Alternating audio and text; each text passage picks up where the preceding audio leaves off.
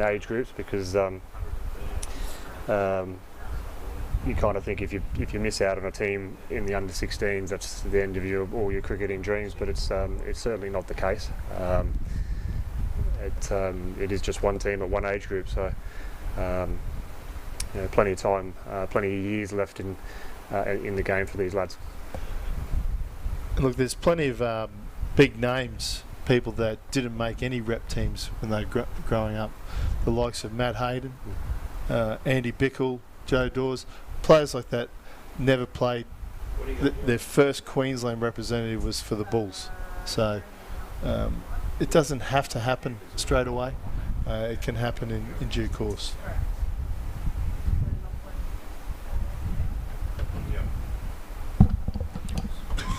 Lachlan Hutchings into the attack at the northern end for the North Queensland Monsoons.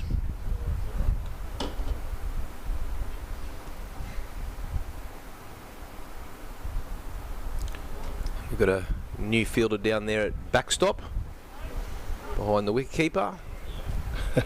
Very conspicuous in the Bulls Masters gear, Matty Hogan. We'll be taking some photos for the Bulls Masters Facebook site and maybe even a little bit of video footage as well.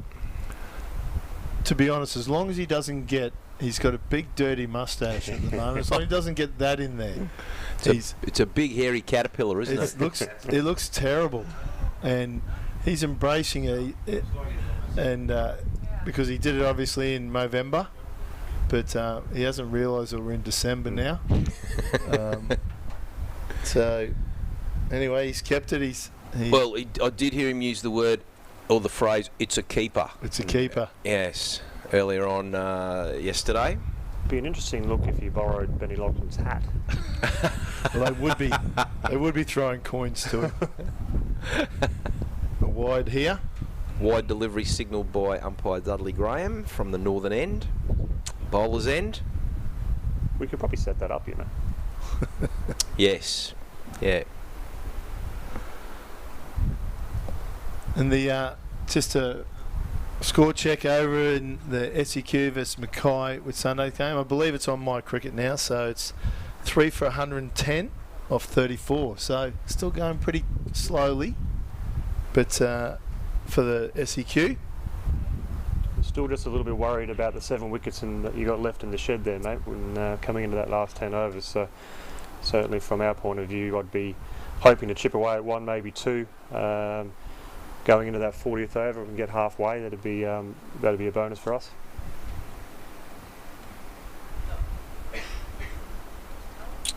The Wide Bay Flames probably in a little bit of strife now. 7 wickets down for 108 in the 37th over, and they've lost Curtis Farrell, who was comfortable in 40 not out earlier on in the innings, and he's now been dismissed for 47 off 82 deliveries.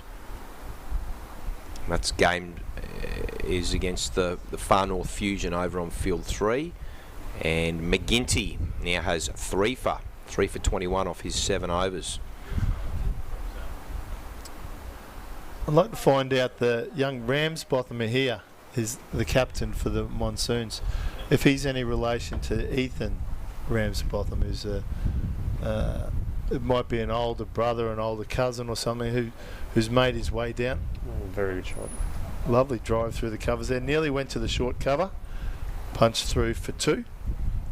Yeah, Ethan lived in Townsville and was part of the Queensland 17s, but made his way down to the Brisbane competition to give it a go. So he's with the Ipswich Hornets at the moment. I wonder if he's related. And you're currently involved with the Ipswich Hornets too, Creeves? Yeah, yep. I help out Hornets there with the 2nd grade, and Ethan's part of that team, so, and also the 19s. So enjoy that, being around, because it's a very young group, like most 2nd grades around the competition, but very young, lots of school age boys. So after Christmas we might be a bit impacted by the GPS competition, but yeah, it's good to be still involved with it all. 32 overs gone, 6 for 117. Scorchers looking to re-establish another partnership here. Harding to continue to bowl from the southern end. Bangs that in. Baker works it down between slip and deepish sort of gully, and they pick up a single. Diving effort there from the fielder in Seth Gulbranson from the Norths Cricket Club in Townsville. How solid has young Baker been? You know, the captain. He's been just working the gaps, just not taking any risks. You know, hitting with the breeze when he's been able to go.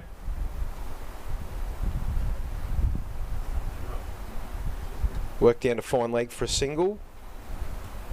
And he's got a big role now, doesn't he? After they lost that last wicket, you know, he really should be setting his mindset to be there at the end of the 50 overs.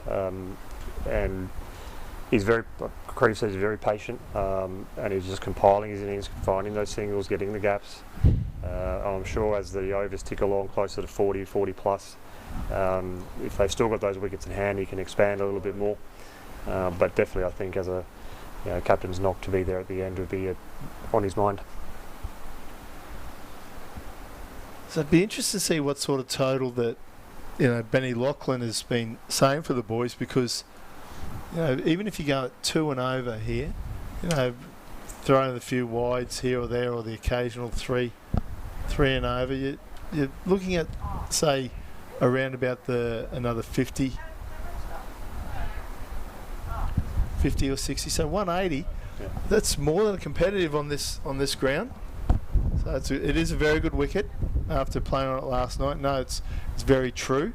It's even better today than it would have been yesterday. So, faster outfield. So 180 is certainly a gettable total, but it is also defendable. That's a nice delivery. Beats Reichert outside the off stump. Probably just died a little bit there. The keeper seemed to take that one down a little bit low. Might have been a little bit of a cutter or something. Yes, it seemed to sort of stop and pop in the wicket a little bit as well. Yeah, it might have been a little bit off pace. Yes. Good skills.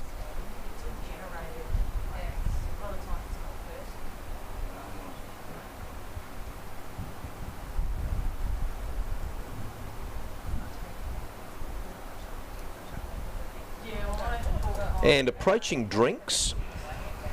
This is over number 33. We'll have drinks at the conclusion of the 34th over. So Scorchers obviously not wanting to lose a wicket before drinks. Monsoons, a nice shot through extra cover. Racing out towards the cover boundary.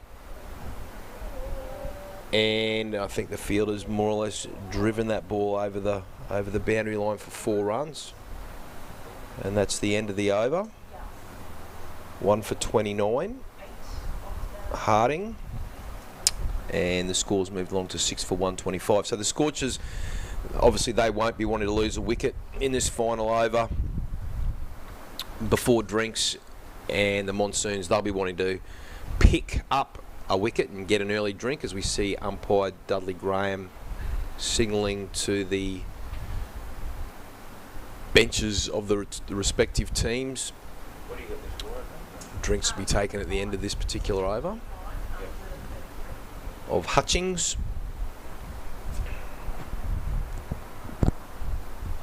And then it'll be very crucial, as we all know, how often does a wicket fall straight after drinks? It'll be something that the Scorchers boys will be wanting to stave off. Wide ball.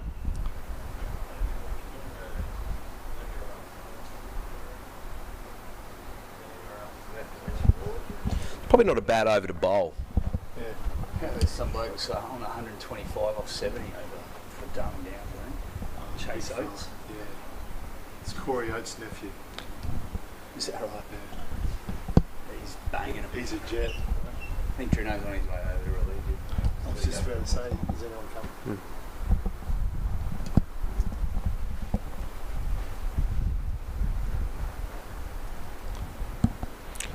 Just mention over on field 4, the Darling Downs Central Queensland Seamers game.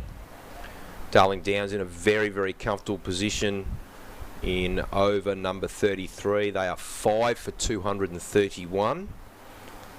Chase Oates batting at number 5 for the Suns. Currently on 133 of 77 deliveries, striking at 172. And the word is he is the nephew of Brisbane Broncos Queensland State of Origin winger Corey Oates. Don't know if Corey was much of a cricketer in his day, but nephew Chase obviously doing the damage over on field 4 there. And judging by that strike rate, I'd say he's been hitting a few boundaries. And he's been hitting them towards the Western Suburbs Leagues Club side. There would have been a few balls disappearing into the drain over there. Well, I know we did a lap walk around there, Mags, at one stage, and I did look over, and he hit 1-6 that was mammoth. What a lovely great shot, Benny Baker. Timed that well. It's a big boundary out there. They'll only get the 2 runs. No, it's good arm. That's a very big boundary out there, particularly even down to the wide mid-off pocket down there. That's a big hit.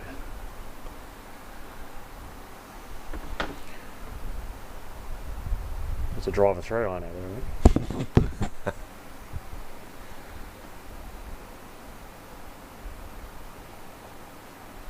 Defensive shot. First class fields that you guys have played on, was there any field that you've turned up to and went, holy dilly, look at the size of that boundary? Is there anything that comes to mind off the top of your head, gents?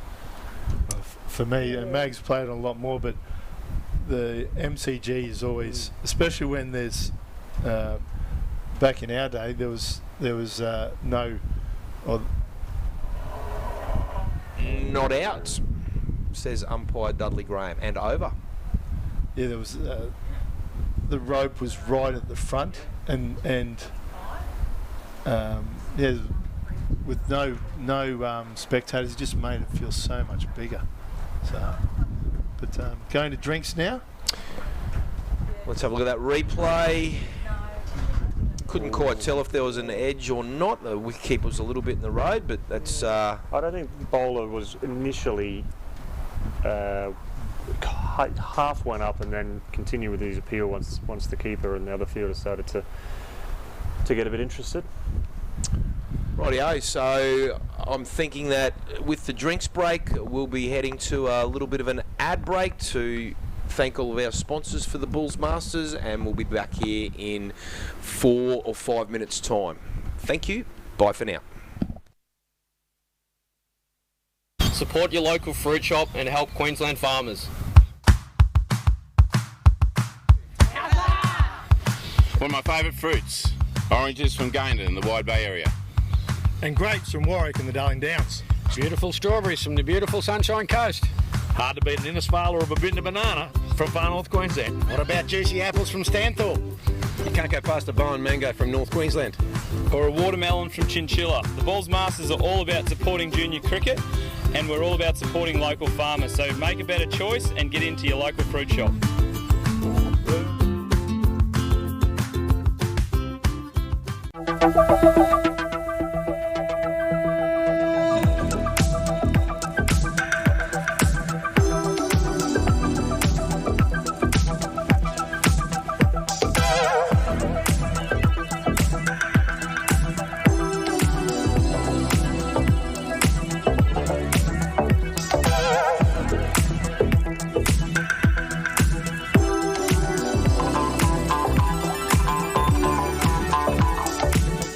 Times are changing. Everything is getting quicker and smarter. As a family-owned Australian business, let us show you how we are keeping pace with the rest of the world. Whether you are a one-man band or the procurement manager for a large multinational, we take the time to understand your needs. We personalise our service offering to deliver safe and effective solutions. At C&W, we are here to be your trusted partner anywhere, anytime.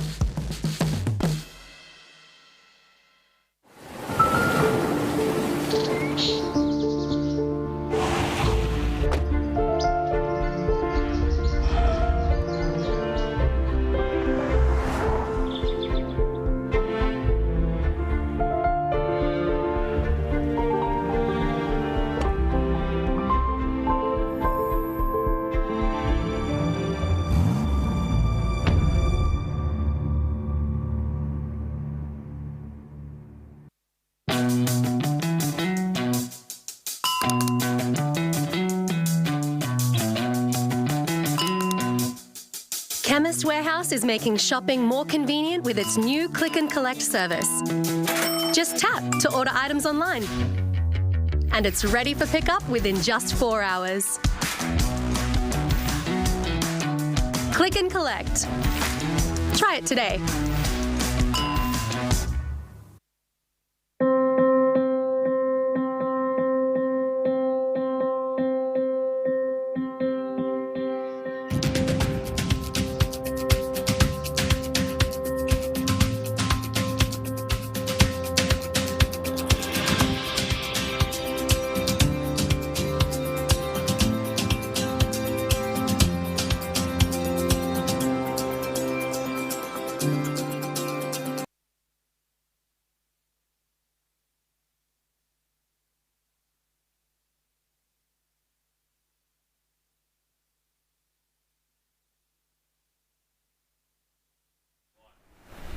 And welcome back everybody to Salter Oval after our drinks break over number 34 in the Sunshine Coast innings, currently sitting on 6 for 132. Still got a little bit of work ahead of them to do to finish off these last 16 overs to put themselves into a reasonable position. Out of the commentary position, Steve McGoffin and Brendan Creevy, they've headed back to their own games out on field 2 and into the commentary positions. Oh, nice shot there, racing out to the boundary from Reichert, 4 runs, and into the commentary position. Probably quite a happy Bulls Masters mentor, Nathan Reardon, who's looking after the Far North Fusion in their game over on field 3 against Wide Bay Flames. How you going, Reardo? Very well, very well. Good to be back up in Bundy.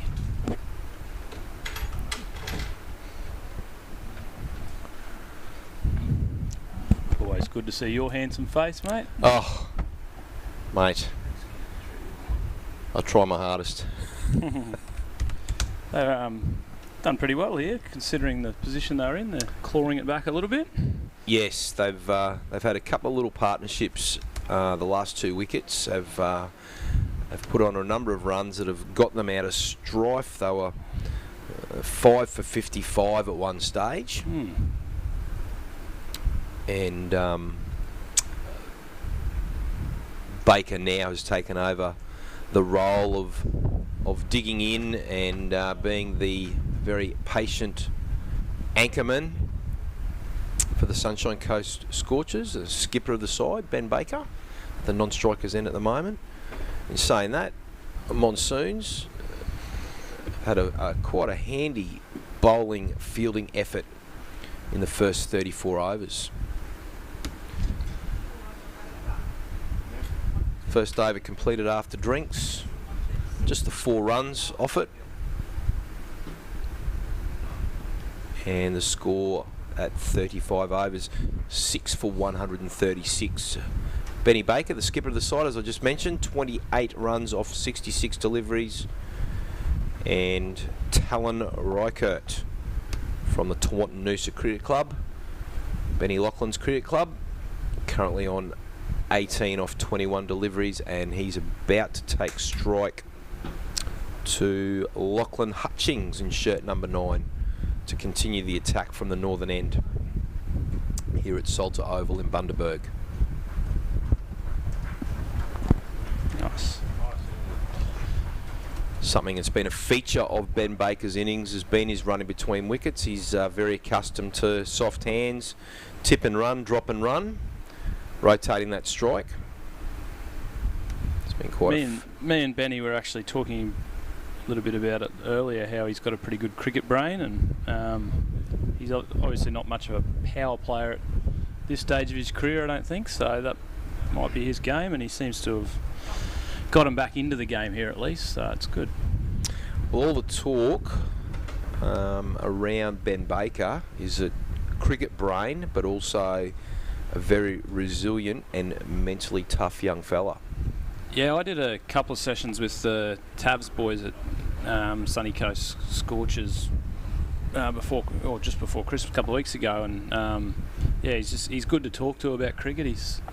seems to understand the game very well, and you can just tell that all his teammates sort of respect him and respect that he knows what's happening out in the middle. And it's very rare on a young kid these days to actually think about the game the way he does, so it's good to see.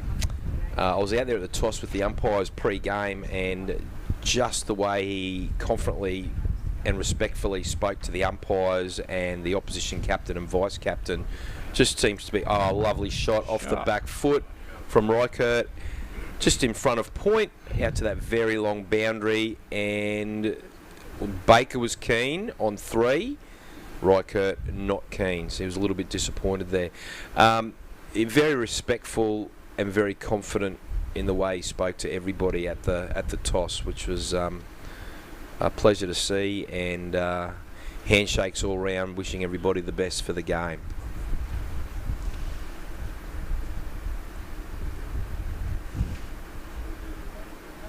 Reichert lets that one go through to the keeper. Dot ball. So in your game, Rito, you'd be pretty happy with the Fusion? 7 for 110 I think when I left to come over here, so we're going pretty well. Wicket playing all right, no tricks? Yeah, it looks like it's playing pretty well.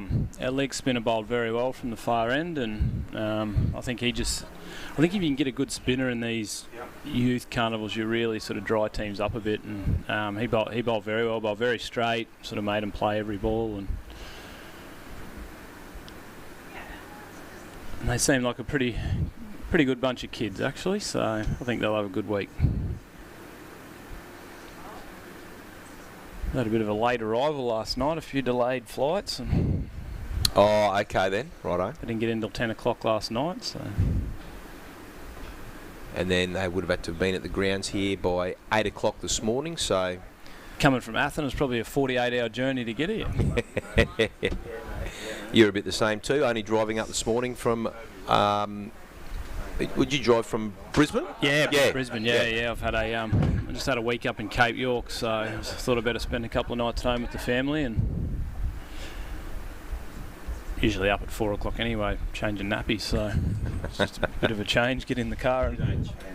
Hey, come on Pete, I've changed a couple in the last 2 years. Change of bowler for the North Queensland Monsoons at the southern end with Toby Woodbury coming into the attack from Suburban Parks Cricket Club, as the Wide Bay Bulls Masters mentor Peter Drinnan joins us in the commentary position. How you going, Drinno? Fantastic, thank you. Good morning. Good morning. Just been over there, and the Wide Bay boys they've just lost the 10th wicket, and there was some discussion about batting 12, so I don't know how that materialises. I'm not 100% sure of the rules, but they've obviously left the field, so they're obviously not batting 12, but they've come up with about 120 over there, all out, so probably 20 or 30 short, so that's going to be an interesting contest, I think. How are we going here? Yes, and apparently if you're batting second and pass the total in the 20th, you just keep batting. That's the word on the street as well. Really? Bat to 50. Okay. Not sure I'd be happy with that. Well, Nathan, we're going to bowl you out before 120, so it won't be an issue. So if you haven't worked it out, we're opposing coaches or mentors or whatever you want to say there. So it'll be a good contest, Nathan, won't it? It will. It will. Monsoon's just slotting in a short cover for Baker. They've used... What's that? We've got a 150 in the back fields. Yeah, it was on 152 on 87. Sorry, I just thought that was... Yeah, that's might get a triple century. Chase Oates. Yeah. Who's going berserk over on field 4 there. I just watched one shot as I was walking over. He's got down on his knee very early and lapped it over fine leg for 4, so he's obviously seeing them very well. Well, you can do whatever you want when you're on 150. 150. No, never got there. me either, that's for sure. Off 87. Nice. So yeah, he's having a day out. When I was on 30. That was the issue. Sunshine Coast look like they're building nicely here. 6 for 145 off 36.5. Yeah, look, they've dug themselves out of a massive hole. They were 5 for 55 at one stage. Wow, they've come back well. And they've come back well through their last couple of partnerships. This looks like a nice partnership here, is it? Yes, they've... Oh, was that a front foot no ball? No, hip high. Hip high no ball. Oh, sorry, I missed that. I was looking down at the phone. Yep. Umpire has signalled free hit. Let's see what happens here. We spoke last night about batsmen losing shape on the free hit, and Baker has smacked that.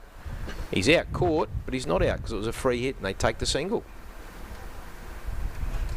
Sunny Coast, what do you think they'll be chasing here? They've still got a lot of time to bat. They've still got 14 overs to bat, so they're 13 overs to bat. So can I see it right? Yeah, 13 overs to bat after this one. So they got plenty of time. Just got to make sure those wickets. Yeah, I think it's just crucial that these two sort of get through to that sort of 44, 45 over mark, and then.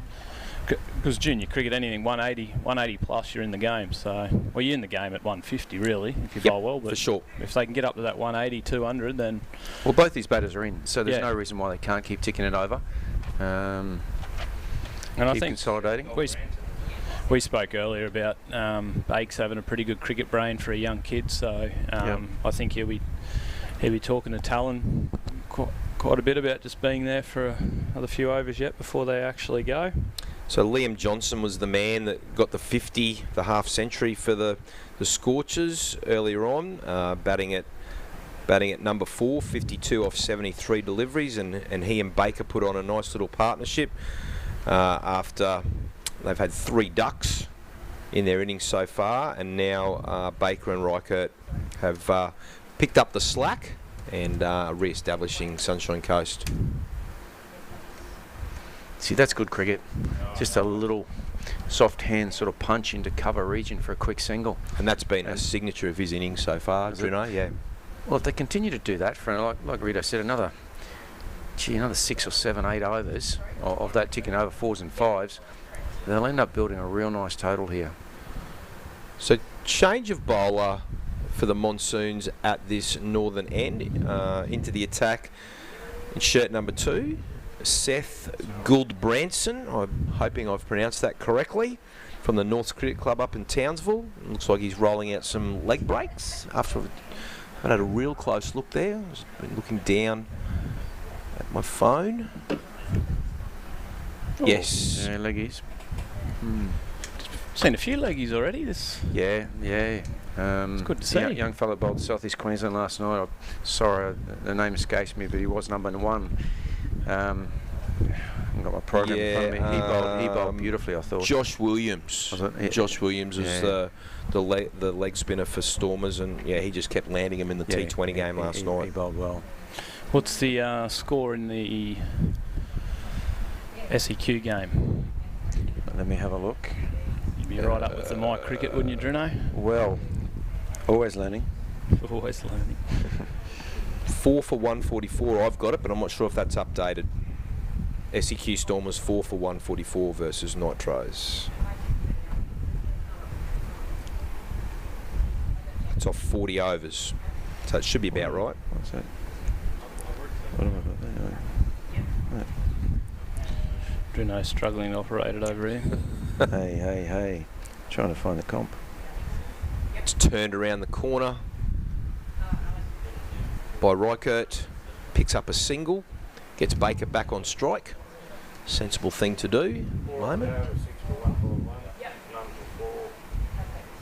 Branston completes his first over, 4 runs off the over, none for 4, and Sunshine Coast 6 for 151 off 38. Look, they'll be looking at 180 plus at this stage, you would think, these two guys. And at 5 for 55, they would have been hoping just to get to 150, but a couple of partnerships have dug themselves out of trouble, and they'll be looking at 180 plus, hoping to even push up to closer to the 200 mark. I think definitely from here, 12 overs to go, with a partnership set, 2 batters set, it's got to be eyeing off 200, I would think, 200 plus. That will be a very tough target to attempt to chase down for the Monsoon lads. Oh, leg side wide, keeper. I think Bakes he'll just keep anchoring the innings and try and get through to the 50, I'd imagine, and let the other boys go around him. I think that's going to be the sensible play.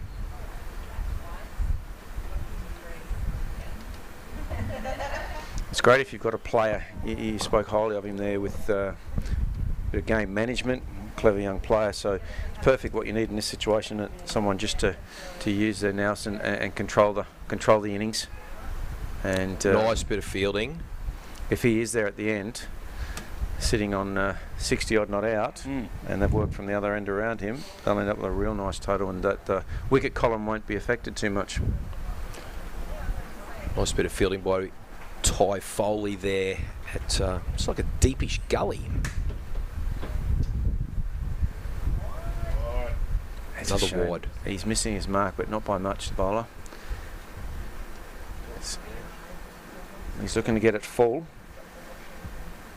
It's the skipper of the Monsoons, Ben Ramsbotham from West Cricket Club in Townsville.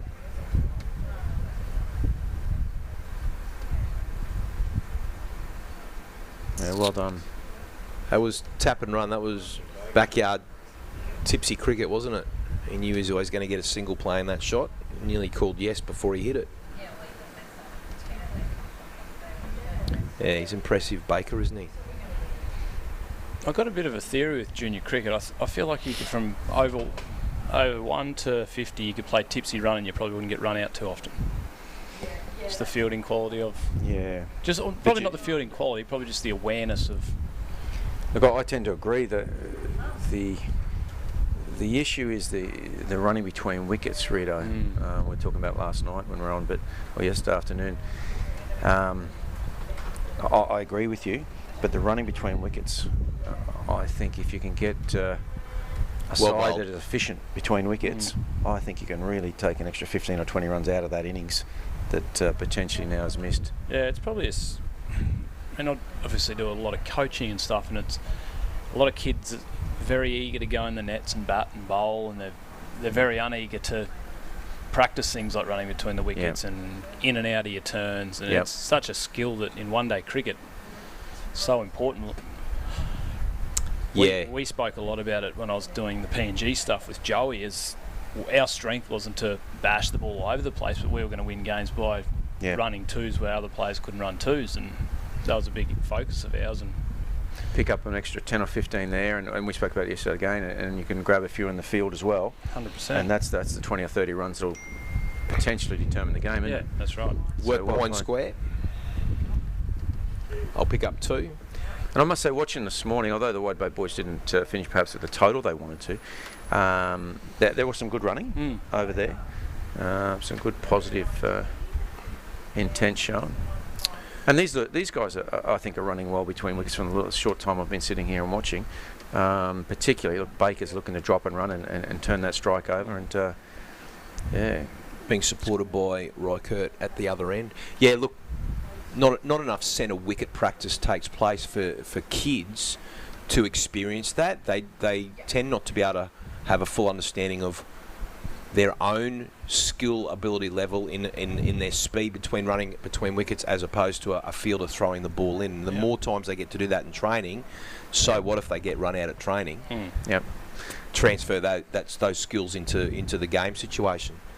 And that judgment. Look, this Baker. That's a big misfield, and that's going to cost them a couple of runs. It would have just been a simple single to the Scorchers, but ended up it's cost them an extra 2 runs. Baker right on the money there. Well, he hasn't overhit it. He's advanced, and he's actually shaped that into that gap perfectly.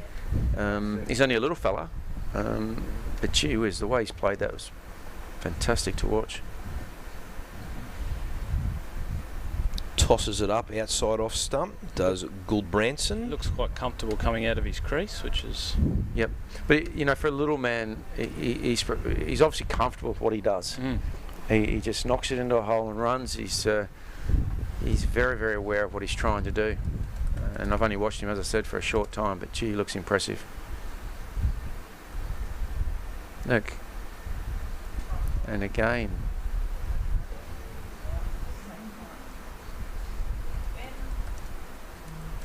So you can just sense the monsoons just having backed off a little bit in the field. They're not quite on their game. Having had two relatively good partnerships for the last couple of wickets, they were full of a vim and vigour at 5 for 55. But as we all know, once those partnerships occur, the talk goes away a little bit, the body language drops off a little bit. Jace, what I like here is I'd be doing it to young Baker, but they've brought short cover in. Baker's obviously looking to drop and run a lot from what I've seen, and you said that was a part of his game that he's been doing very well. Why not try and squeeze him to force him to go a little bit harder at the ball perhaps, because he's getting those singles quite freely. So maybe they can be a little bit tighter in that ring, hunt a little bit harder there, particularly when Baker's on strike. Maybe to force him to do something a little more aggressive or something he doesn't want to do. But by sitting back a little bit, they're just playing into his hands a little bit, I think. Try to make him hit the ball to areas that he's not comfortable in hitting, and take that soft single away from him. Yeah. Well, that might be something that. Here we go. The final 10 overs have been indicated by umpire Noel Cronin. So if the Monsoons choose to, for overs 41 through to 50, now they can now put up to 5 fielders outside the inner fielding ring. Yeah, those sort of little tactics. Obviously, this is the Monsoons' first game in the carnival, and I'm sure the coach Peter Raffles, the manager Graham Pollock, no relation, and Bulls Masters mentor Luke Feldman, I'm sure they'll be those little things that they'll talk to the skipper Ben Ransbotham about for future games in this carnival to expand his cricket knowledge and experience. Short ball dug in and wide delivery. Not a bad tactic though. It's a shame he's just drifting down that leg side a little bit, but you know, to just try him on the back foot a little bit. He's only a little man. It's not a bad idea to explore that option. And they've brought in a forward short leg there under the lid, right under the nose of Baker. So, geez, he's got good hands too. Oh, it's got him on the glove. It's got him on the glove, but he played it beautifully with very soft hands. Not very often you see a short leg in the 40th over. I can't say I've ever seen that in a 50 over game of cricket. No, but look, it looks like a distinct tactic, and again, I like this. Just observing it, he looks like he's going to bang the deck a bit now, he's played that nicely though. Shorter delivery down the leg side. He's got himself inside the line and has paddled that down to deep backward square for a double.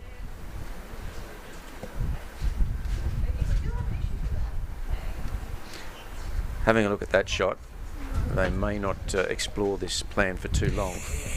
So, there you go. As we speak, the helmet has been placed behind the umpire and forward short legs move back to a traditional mid-wicket type position, and that'll be a wide delivery. But see, I don't mind when you're sitting here and watching. I'm putting the coach's hat on for the moment. At least you can see them trying to do something, thinking. There's a plan there. Whether it be the right or wrong plan, whatever, you know what I mean. But there's a plan. They're actually trying to execute something. I like that. I like that a lot. On this occasion, it looks like the batter is up to it. Shot at the stumps. Oh, that might be interesting on the replay. Would he have been short at the ground if we had short of his ground if we had a direct hit? I'm sure we'll get a replay. Here we go.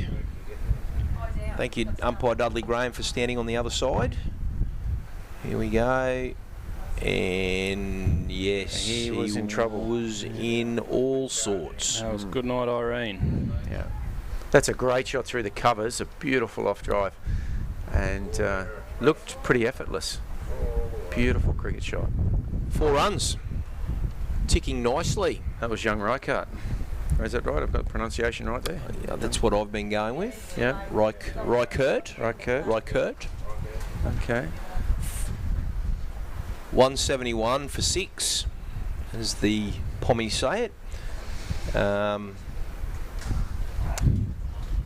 Dare I say it, both batsmen looking quite comfortable. Are you chasing a wicket here?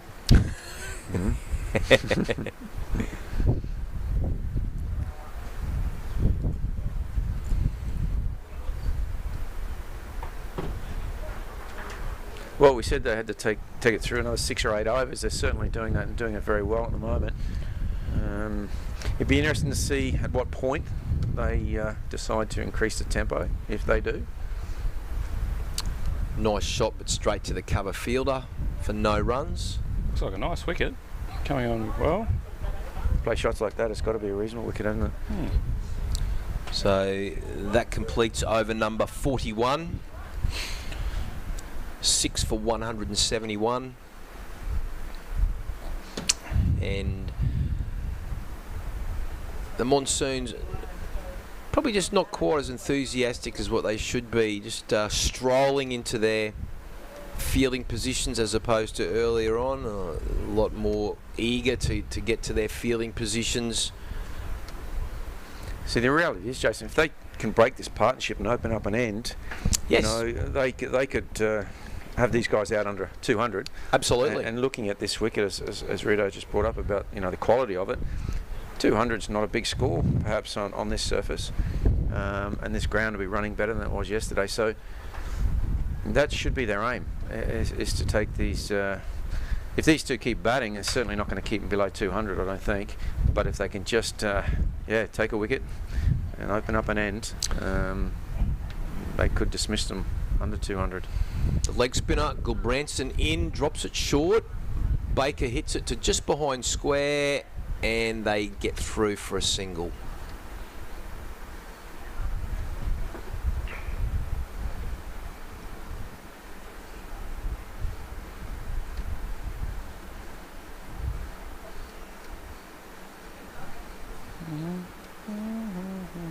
Oh, drifted that wide. Thought the batter was coming, but he's changed his mind. What's he playing? He's got a deep long on and a deep mid wicket. Is it just a 2 out? Yeah, and they've got a three-quarter cover, who will come into play now. And that might be interesting to see where he goes. He wasn't that deep for Baker. No, he's coming in for Baker. He was staying. He goes back a little bit deeper for Rykert. Mid-on's come up as well. Yes. That's nice shot there. Oh, great bit of fielding. Lovely shot from Baker, hitting it in front of square. But the fielding out there was outstanding. Nice dive to the right. Keeps it to 2 runs. Here we go. This should be some good camera work here. 9 for the Monsoons. Lockie Hutchings looking good for all of his fanboys and fangirls out there who might be tuning in.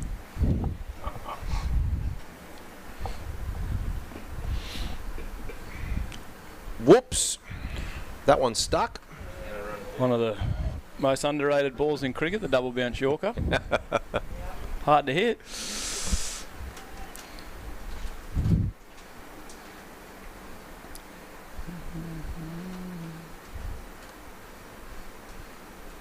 It's a good comeback. Yeah, well played. Just to the right of that short covered position. There's one there all the time. It's interesting with his field, whilst he's playing this 2 back, he's really got to get that ball quite straight, middle leg line, which will take that option for the batter, in theory, away, unless the batter gives himself a little bit of room. So, yeah, he's just got to keep that line quite tight. Was it in the World Cup, T20 World Cup? Was there an incident where that ball got stuck? Was it David Warner that came down and smacked one from? The ball got stuck in the hand and it went off the wicket, and the Oh, he did hit one off the wicket, I remember that. Yeah. I didn't personally see it, but yeah. Yeah, and there were a few people that were a little bit... didn't think he should strike it. Didn't think he should do that, but no, and under the laws of cricket, he did the right thing. Okay, new bowler into the attack in the 43rd over. And this will be Adam Kamer from Norths Cricket Club in shirt number 3. Now, I believe his brother Jared was in the North Queensland Monsoons this time last year. Was down here at Bundaberg when the Monsoons had Alistair McDermott as their Bulls Masters mentor.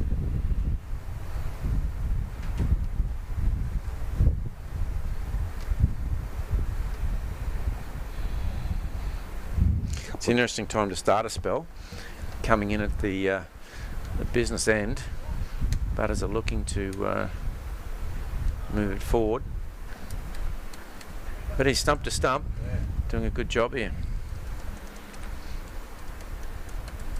Well, that's what the Monsoons, need to do now, is start building up those dots again, trying to get a few maidens back to back as best as they can at this point of the innings and try and put the pressure back on the batters. And Kamer has done that with his first 4 deliveries. Well, he's just banging the deck back of a length, making it a little bit awkward for them.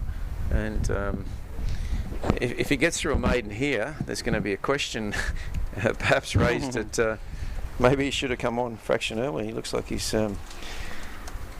certainly started well. Brilliant fielding off his own bowling there. Looks like a bit of an awkward length, doesn't it? Yeah, it's just hard for him to get onto that. That was an outstanding piece of fielding. And he's got 5 dots, so just what his team needs at this stage of the innings, that's for sure. I'm calling 6 are out here. She's a maiden now, it's golden. Oh, no. Oh, great effort Snuck at point. It through point, and they'll pick up 2 runs. Doesn't get the big M for the maiden in the scorebook, but he's done a job there. Only 2 runs off his first over, as you say. Tough to come into the bowling attack in the after the 40th over, the business end. 6 for 180 after 43. You're taking that, aren't you? 2 off the over. Oh, you've done a tremendous job. Benny Baker on 49.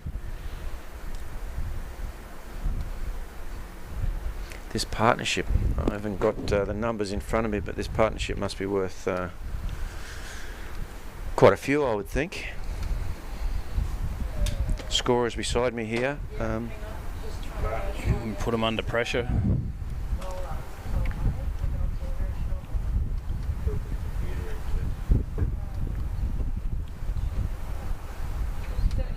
'71 run partnership. Thank you very much. Aileen Jackson, Sunshine Coast. Scorer extraordinaire. And it's looking like they could be a match-changing partnership. Well, you mentioned earlier 5 for 50, was that right? Gee whiz, it's a fantastic turnaround and effort from these two. Is it through? He's got it. Well batted, young man. Good enough, and there's his 50. Benny Baker, 50 runs and a very well-deserved 50 and a very mature innings under the circumstances when he came in. Very valuable innings. And the innings has been built around some outstanding running between wickets. He's not a big lad by any means, but he has done some fantastic running between wickets, drop and run, and has taken toll of the loose ball. Hit the odd boundary, but picked up plenty of 2s and 3s. Has been involved in 2, well, innings-turning partnerships, which will be very pleasing to the Sunshine Coast Scorchers coaching staff. Another fine piece of fielding off their own bowling there. Ball hit firmly back low full toss, and he's fielded it beautifully.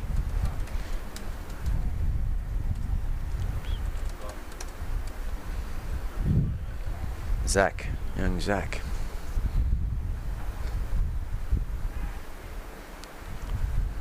Well done, another good single, just pushed into mid-wicket. Nice fielding. Mind you, that ball could have spewed out anywhere, hit the stumps. Fortunately for the Monsoons, it stayed close to the wicket, close to the pitch. We were talking about the running between wickets. These two batsmen haven't missed too many at all. The opportunities there, they've taken it. And he's just coming at him. It's the first time I've seen young Baker do that. Trying to change it up, break the length up. And he's not happy with the umpire there. He's hoping to get the leg side wide call. Umpire Dudley Graham awake to that.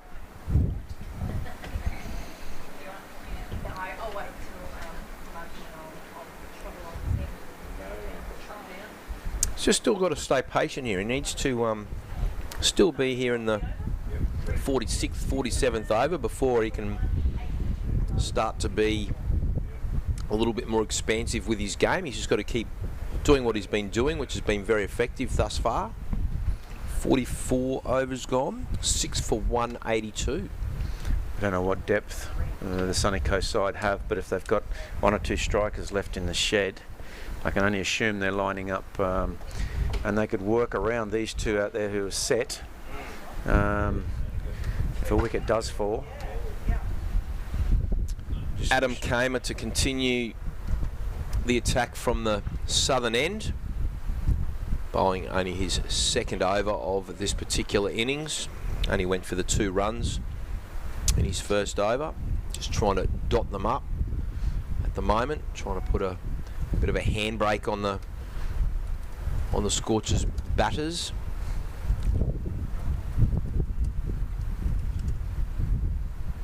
Rykert moved towards square leg on that one, trying to give himself a little bit of room. He's the one that's probably more than likely going to look at start going over the top.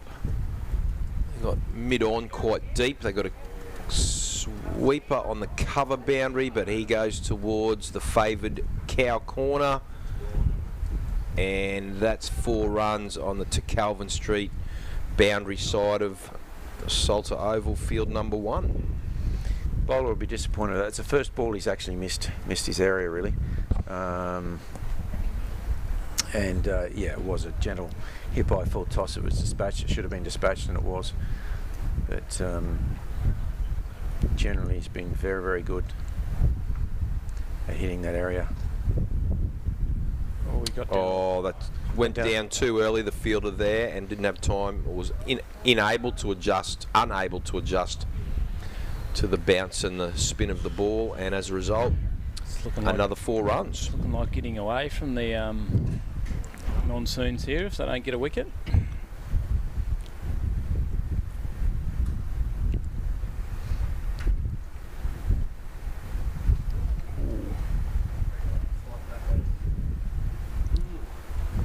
Windy whoosh, outside off stump. No contact with the ball. Kamer needs to finish off the over well here. 8 runs have come off this over with 1 ball remaining.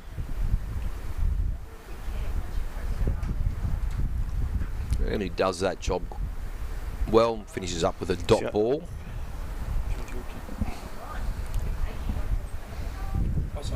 I'm not from a bowling background here, but I do wonder what young Adam, he'd been banging that deck for the first over and did it beautifully, only 2 off, and then he just, I don't know whether he deliberately changed his length for that hip high full toss and then on a slightly over pitch. So I wonder whether that was him trying to do something differently or he just actually got it wrong.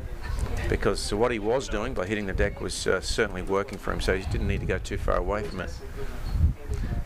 6 for 190 off 45, 5 overs to go.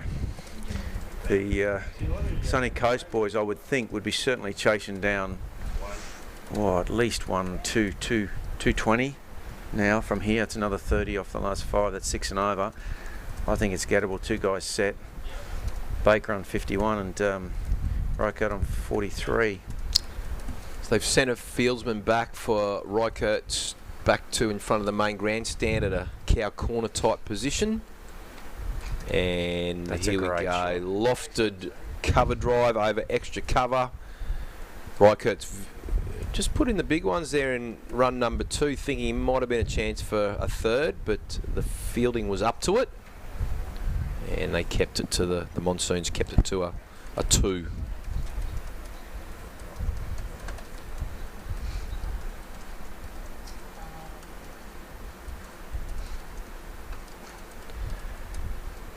Good fielding. Great hands from the Monsoons there at mid-on. Number 11, Jeremy Harding, stuck out the right paw and the ball stuck in there. The Scorchers were good enough to get through for a 1. Just keeping that scoreboard ticking over. It's interesting, they're bringing that man back in the ring for Baker. And wide delivery. So they're obviously trying to keep Baker here, I think, on strike by bringing that deep mid into the ring. I'm probably thinking he's the one that can do the least amount of damage. Yep. So if that's the case, those guys got to be hunting in that inner ring to keep him on strike. And he's good enough to get it past the mid-wicket fielder, and mid-on fielder comes around to allow Baker a single and to get Reichert back on strike, and he's approaching his 50. And that's his job, isn't it, Baker, now?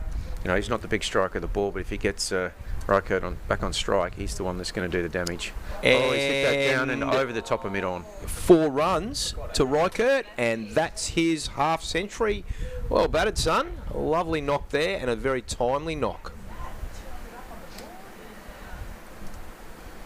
50 off 61, that's a good knock in any Absolutely. form of the game. That's Absolutely, and that brings up the 200. Maybe in the T20 format they might challenge that, but look, in the context of this game, it's been a tremendous knock. Valuable, valuable, valuable. Well, that was an interesting dive by the Monsoons, number 13. That brings up the 200. Ben Ramsbotham. He went feet first on that one. Actually takes him to 6 for 202 off of 46. 4 overs to go.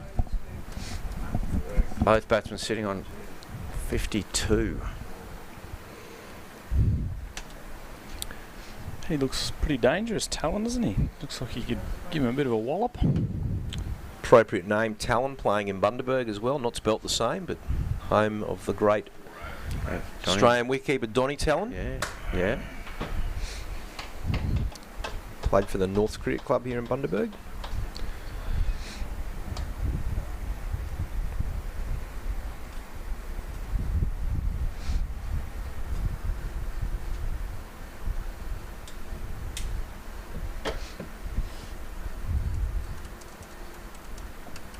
So Kamer to continue into his 3rd over.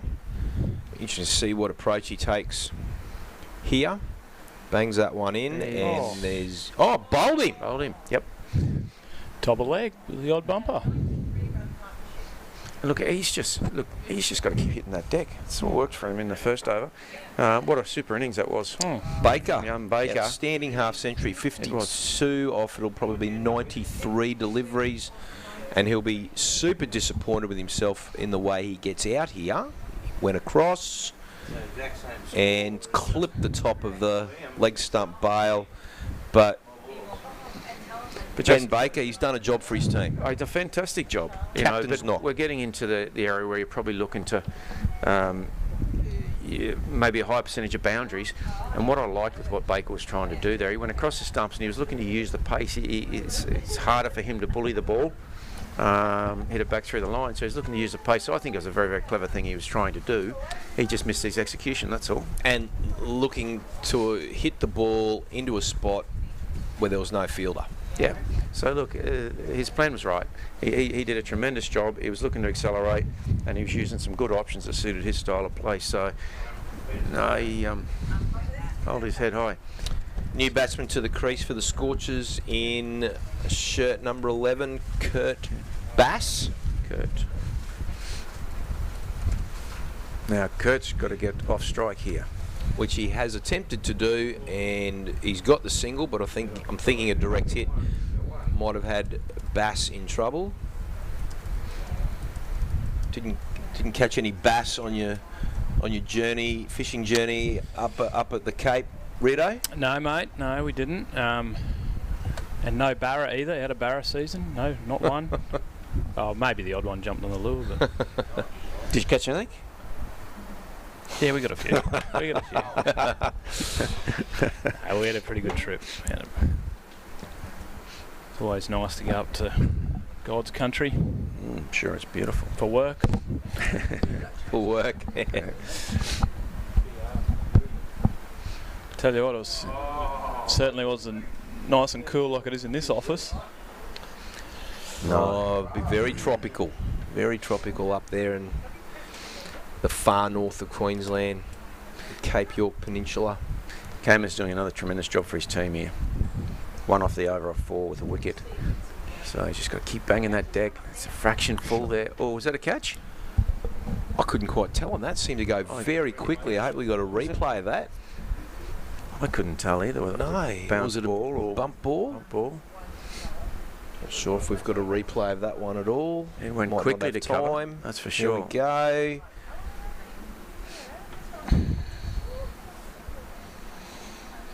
Oh, I'm claiming catch. Yes. You think? Catch? Yeah, I'm thinking catch. It was to the fielder's right. A little bit of a juggle. Short push there just to cover for a single. Back live. Yeah. And Kurt's doing a good job. He's getting off strike there. End of the over.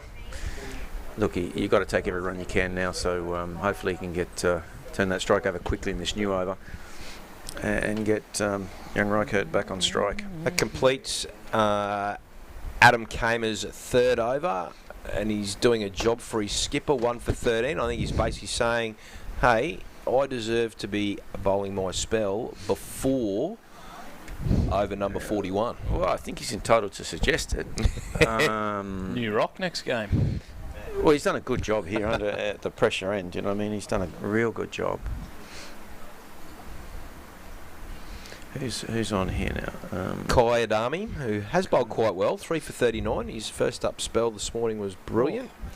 Strays down the leg side a tad. It's squeezed behind square. Batters will come back for a very comfortable 2 runs.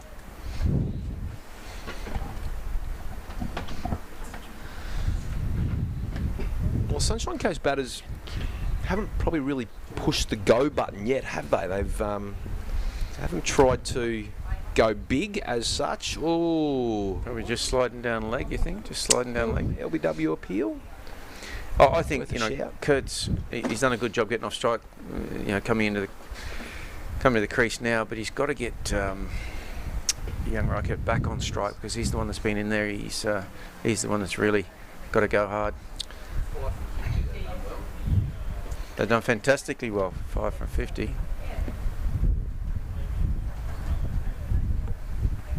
wickets are tumbling over the road. Got him on toast, mate. 8 for 304. Shot. He's going across the line there to a mid-on that's sitting deep on the ring, or he's just outside the ring. A lot of bottom hand in that shot. Yep. See, this is an interesting. He's just outside the ring, this guy, isn't he? You'd just about have him back, wouldn't you? On the boundary. Yeah. Saving 4 at this stage. You're either in trying to save 1 or you. Oh, was that a hot caught and bowled chance? So it's $2 in the tin for a drop catch. You guys are a bit harsh, I think. That's half a chance. Crikey, I think he did tremendously well to get a hand on it. Stop it. He's done well. He has done well. Easy. Yes, I agree. Juno, this guy here at mid-on, Jeremy Harding, at this time of the innings, put him back on the boundary. There's no doubt Especially what the batsmen are trying to do. Yes. Especially to the set batter. Yes. He's looking to go pretty hard. Over number 48, done and dusted in the Sunshine Coast Scorchers innings, 7 for 209.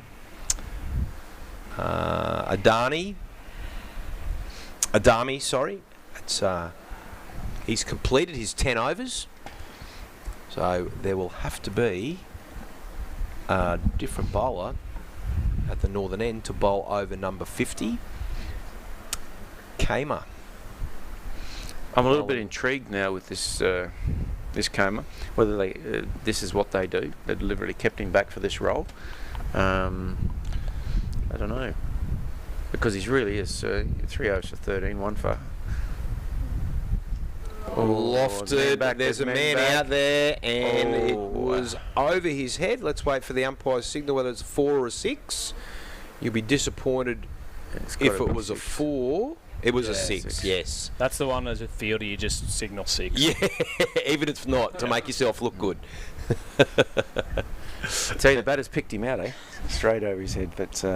Just quietly, that's not a bad shot over That's a cover great for shot. 6. It's a great shot. Peter Drinnan, like in his heyday. Unlikely. I didn't get one out the 30 metre. There we go.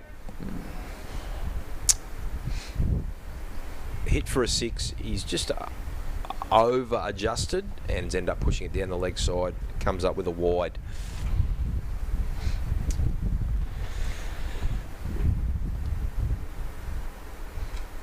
Bold. Got to go. He is going. Working hard here, and great run in between wickets. They come back for the second. Lovely off drive down to long off. Bass doing the right thing. In and out at the striker's end.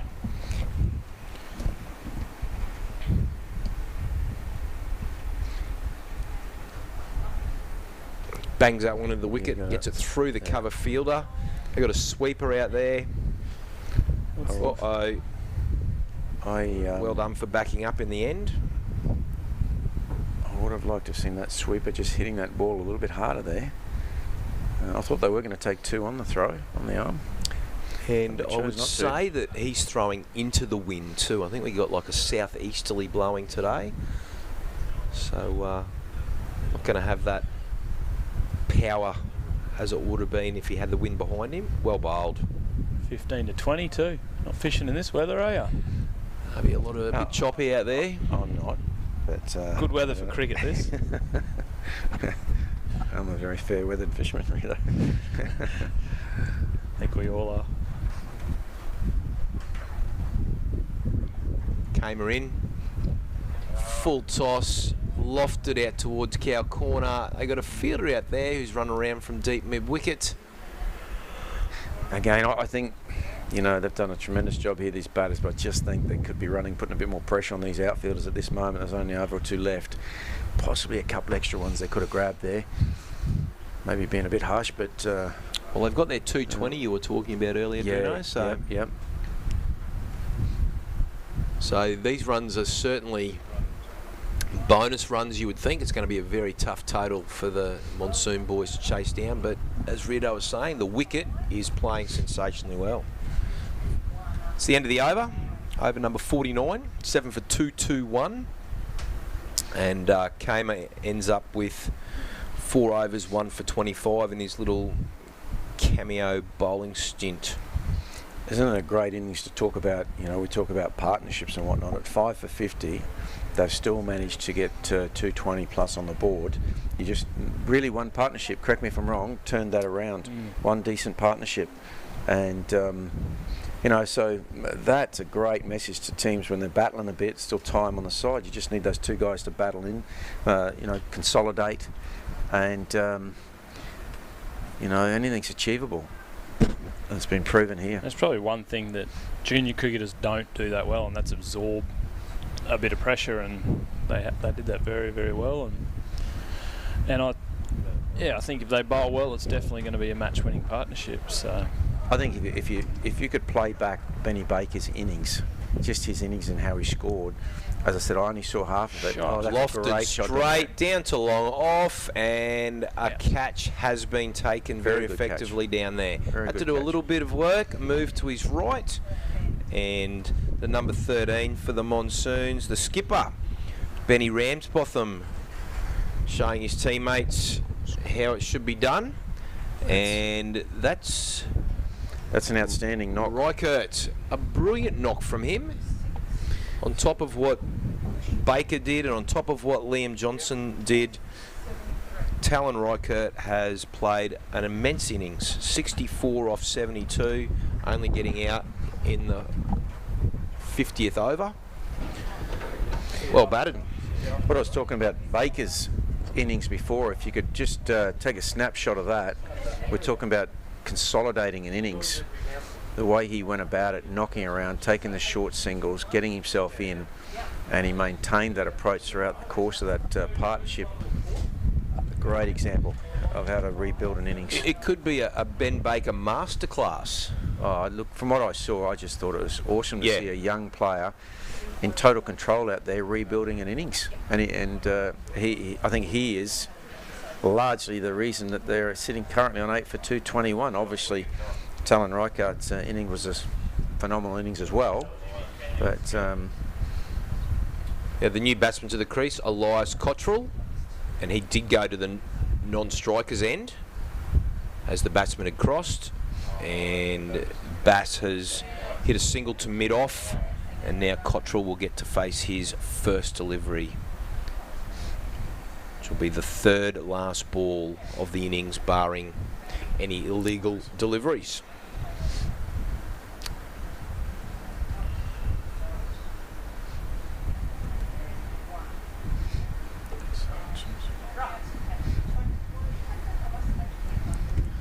Hutchings doing a good job in bowling the last over here. I was just looking at his figures also. Oh, that's pushed out the cover. There's a run out on at the top end. Direct hit, he would have been gone for all money.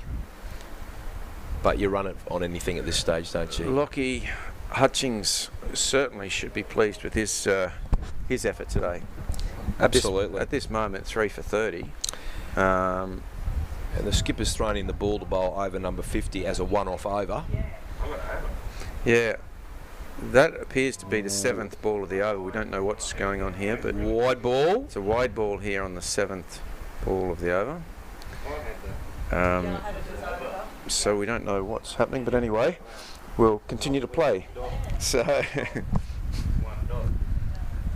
well, we hope that doesn't come into play later in the innings in the game. There could be a little bit of talk about that, if that's the case. Full delivery and that's out. That's a well-judged outfield catch on the boundary by the number 8 for the Monsoons, Kai Adami, and that will complete. He made that look very easy, that catch, and that was it wasn't straightforward, well above his head, and he's done a real good job there. And that's again, that's 4 or 6, that ball, so that's that could be a crucial catch in the. We'll have to wait and see this afternoon how it all pans out. 8 for 224. That was Bass that played that shot. That was caught by Kai Adami out on the mid-wicket boundary, basically in front of the main grandstand here at Salter Oval. So that sees the Sunshine Coast Scorchers end up at 9 for 224, keeping in mind they were 5 for 55 at one stage, or thereabouts, and they have established a massive total, all because of 2 major partnerships throughout their innings, and that's going to give the Monsoons 225 runs to score off their 50 overs, which is going to be a mammoth task. And we'll be breaking now for, was it a 30-minute lunch break, Drino, do you know, or 40 minutes? I'm not 100% sure on that, Jay, sorry. Rightio, so what time have we got at the moment? We've got 20 past 12. If we work on 30 minutes, we're back on air after lunch at 10 to 1. Oh, sorry, we have got some highlights to run through of our innings. It's a new little innovation we've got through here. Here we go. Early on in our innings.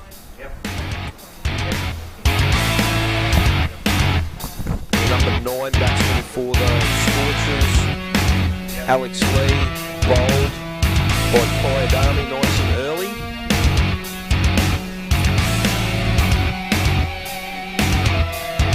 Very disappointed in himself. And that set the ball rolling for the Monsoons early on. Nice quick wicket there.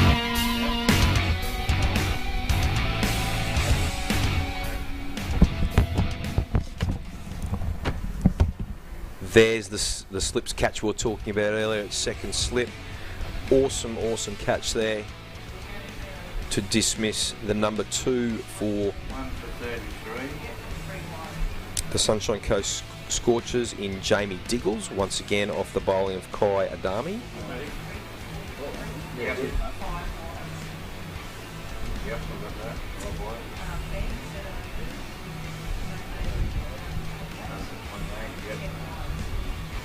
Number 9, Lachlan Hutchings into bowl. And the catch taken behind point there. Some great camera work from John Devine.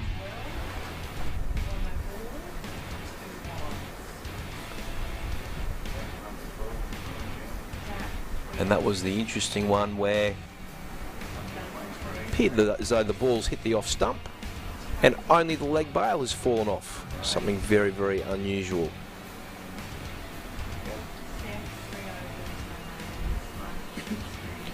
That was number 10 for the Sunshine Coast Scorchers in Jared Jackson, a gentleman who bowled very well in last night's T20 game. And a nice catch taken at mid-wicket. Very good. Yep.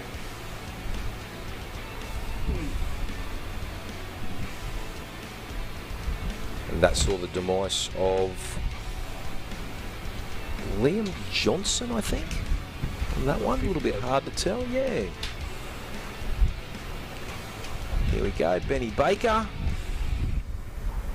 Benny Baker, a lovely 52 off 93 deliveries, trying to do something a little bit different there, walked across his stumps, tried to work it down to fine leg, and the leg bail got clipped.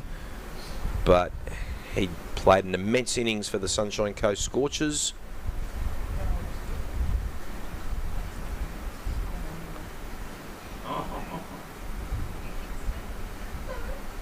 Catch at mid-off taken by the skipper of the Monsoons, number 13, Benny Ramsbotham. The catching team in North Queensland. Monsoons. And that was the number 6 for the Scorchers, Talon Reichert, who scored 64 off 73. And here's the last wicket of the innings. Kurt Bass, the number 11 for the Scorchers, caught out in the boundary. Kai Adami took a nicely judged outfield catch, and that's all of the wickets in the Sunshine Coast Scorchers innings. So we should be back here just before 1 o'clock, ready for the start of the Monsoons innings in their efforts to chase down 225 runs for victory. We'll see you then. Bye for now. Support your local fruit shop and help Queensland farmers. One of my favourite fruits, oranges from Gayndah in the Wide Bay area. And grapes from Warwick and the Darling Downs. Beautiful strawberries from the beautiful Sunshine Coast. Hard to beat an Innisfail or a Babinda banana from far north Queensland. What about juicy apples from Stanthorpe? You can't go past a Bowen mango from North Queensland. Or a watermelon from Chinchilla. The Balls Masters are all about supporting junior cricket, and we're all about supporting local farmers. So make a better choice and get into your local fruit shop.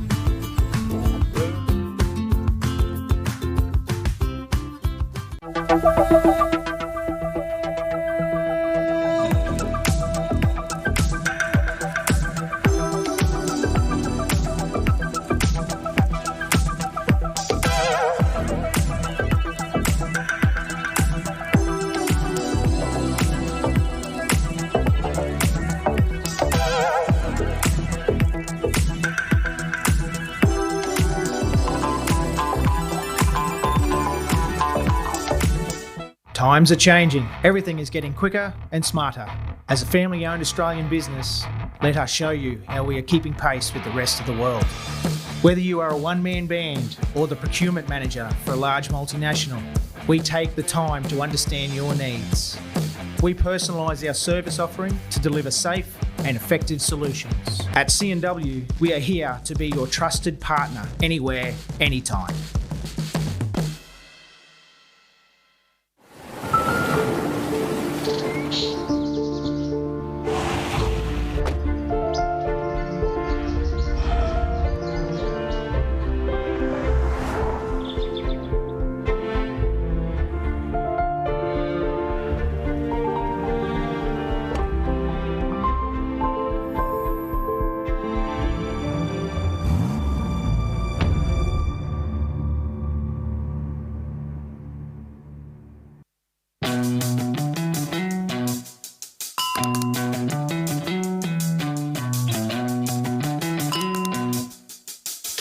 Warehouse is making shopping more convenient with its new Click and Collect service. Just tap to order items online. And it's ready for pickup within just 4 hours. Click and Collect. Try it today.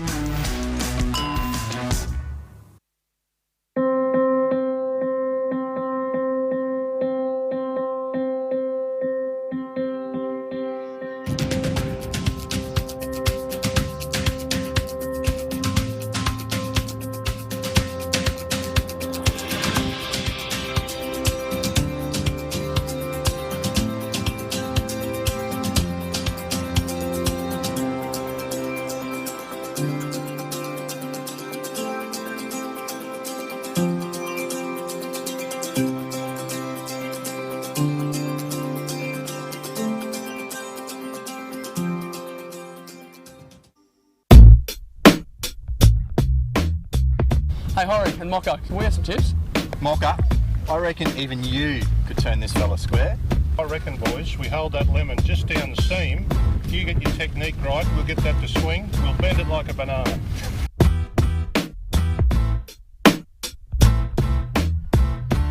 Good, good.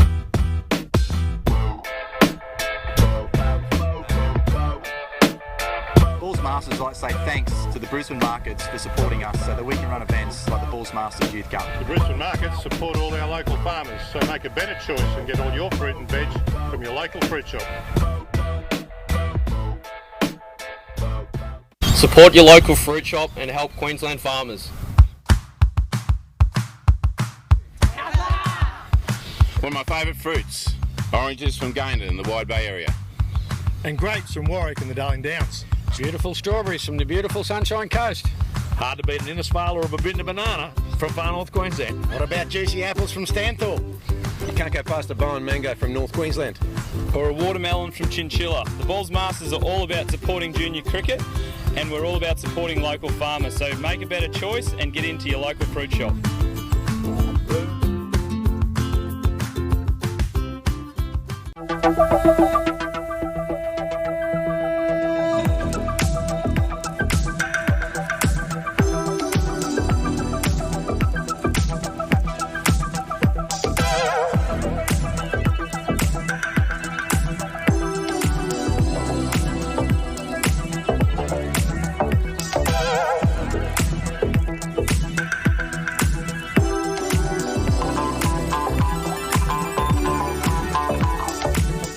Times are changing. Everything is getting quicker and smarter. As a family-owned Australian business, let us show you how we are keeping pace with the rest of the world. Whether you are a one-man band or the procurement manager for a large multinational, we take the time to understand your needs. We personalise our service offering to deliver safe and effective solutions. At C&W, we are here to be your trusted partner anywhere, anytime.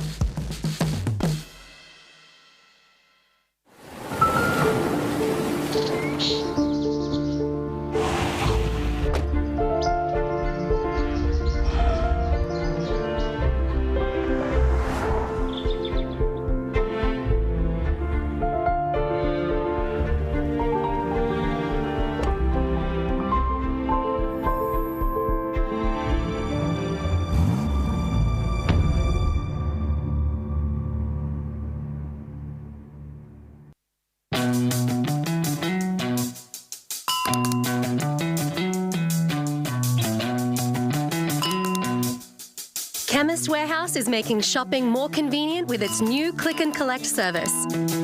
Just tap to order items online. And it's ready for pickup within just 4 hours. Click and Collect. Try it today.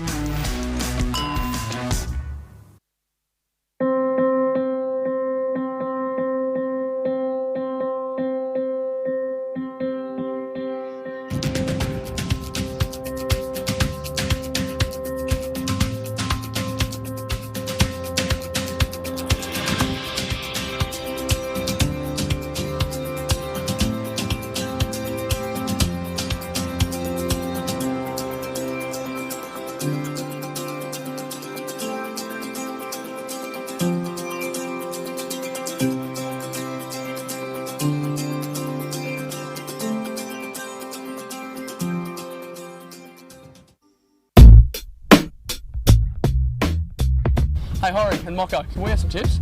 Mocha, I reckon even you could turn this fella square. I reckon, boys, we hold that lemon just down the seam. You get your technique right, we'll get that to swing. We'll bend it like a banana.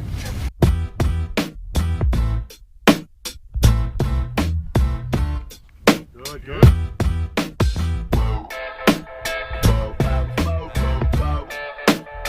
Bulls Masters like to say thanks to the Brisbane markets for supporting us so that we can run events like the Bulls Masters Youth Cup. The Brisbane markets support all our local farmers, so make a better choice and get all your fruit and veg from your local fruit shop. Support your local fruit shop and help Queensland farmers. One of my favourite fruits, oranges from Gayndah in the Wide Bay area. And grapes from Warwick and the Darling Downs. Beautiful strawberries from the beautiful Sunshine Coast. Hard to beat an Innisfail or a Babinda banana from far north Queensland. What about juicy apples from Stanthorpe? You can't go past a Bowen mango from North Queensland. Or a watermelon from Chinchilla. The Bulls Masters are all about supporting junior cricket, and we're all about supporting local farmers. So make a better choice and get into your local fruit shop.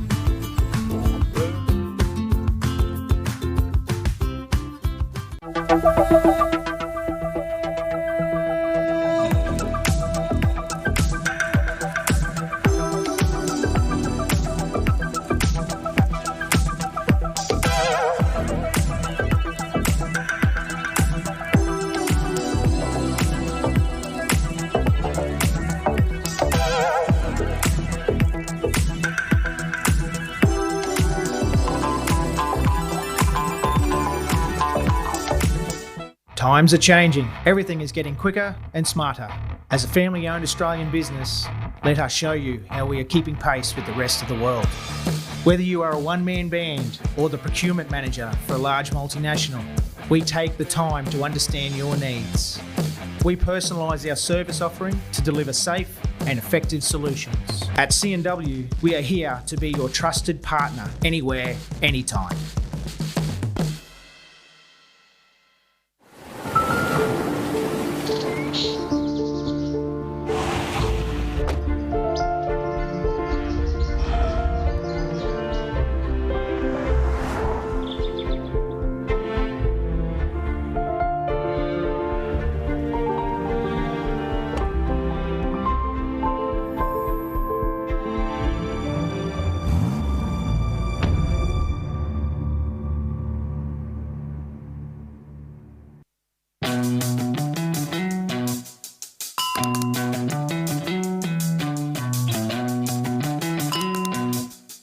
Chemist Warehouse is making shopping more convenient with its new Click and Collect service. Just tap to order items online. And it's ready for pickup within just 4 hours. Click and Collect. Try it today.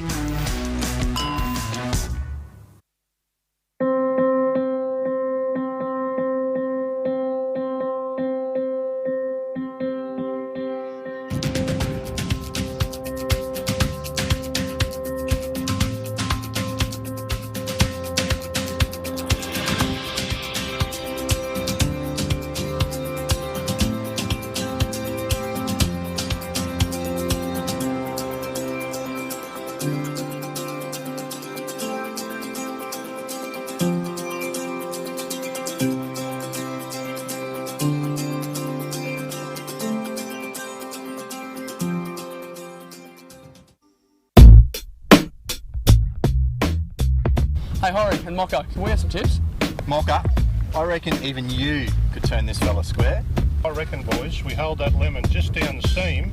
You get your technique right, we'll get that to swing. We'll bend it like a banana.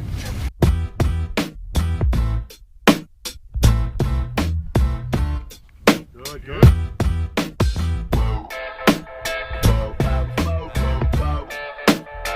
Bulls Masters like to say thanks to the Brisbane markets for supporting us so that we can run events like the Bulls Masters Youth Cup. The Brisbane markets support all our local farmers, so make a better choice and get all your fruit and veg from your local fruit shop.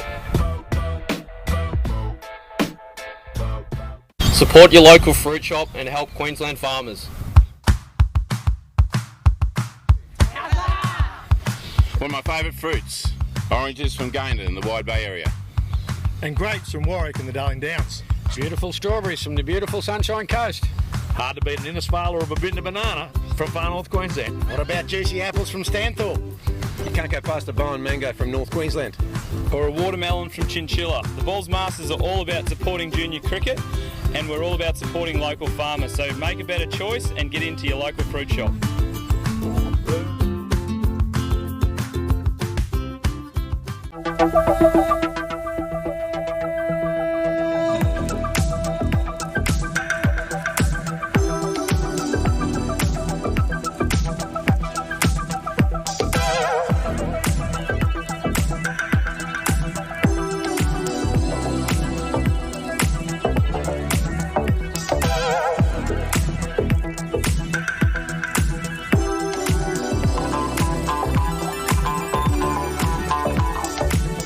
Times are changing. Everything is getting quicker and smarter.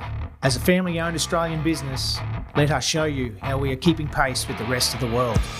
Whether you are a one-man band or the procurement manager for a large multinational, we take the time to understand your needs.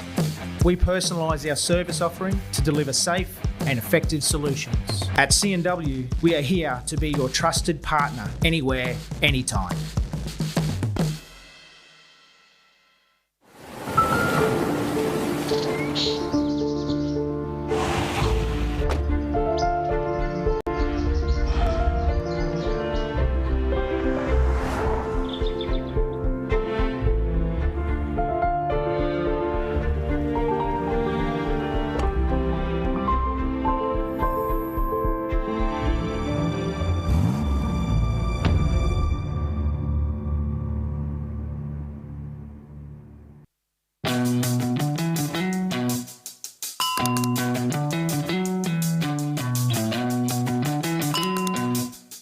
Chemist Warehouse is making shopping more convenient with its new Click and Collect service.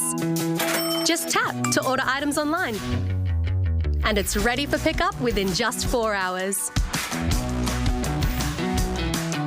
Click and Collect. Try it today.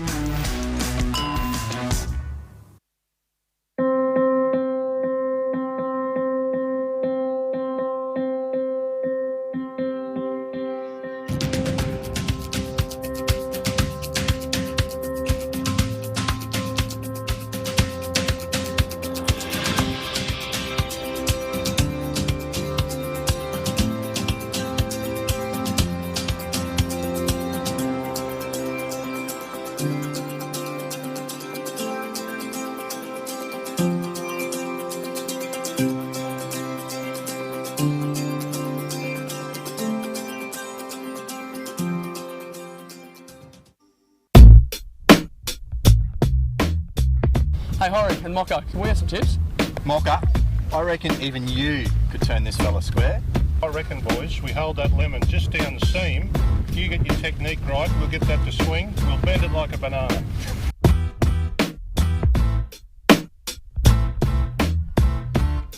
Good, good.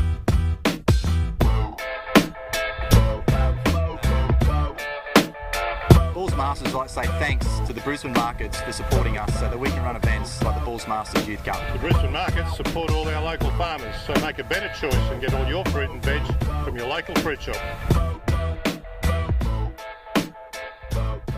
Support your local fruit shop and help Queensland farmers. One of my favourite fruits, oranges from Gayndah in the Wide Bay area. And grapes from Warwick and the Darling Downs. Beautiful strawberries from the beautiful Sunshine Coast. Hard to beat an Innisfail or a Babinda banana from far north Queensland. What about juicy apples from Stanthorpe? You can't go past a Bowen mango from North Queensland. Or a watermelon from Chinchilla. The Balls Masters are all about supporting junior cricket, and we're all about supporting local farmers. So make a better choice and get into your local fruit shop.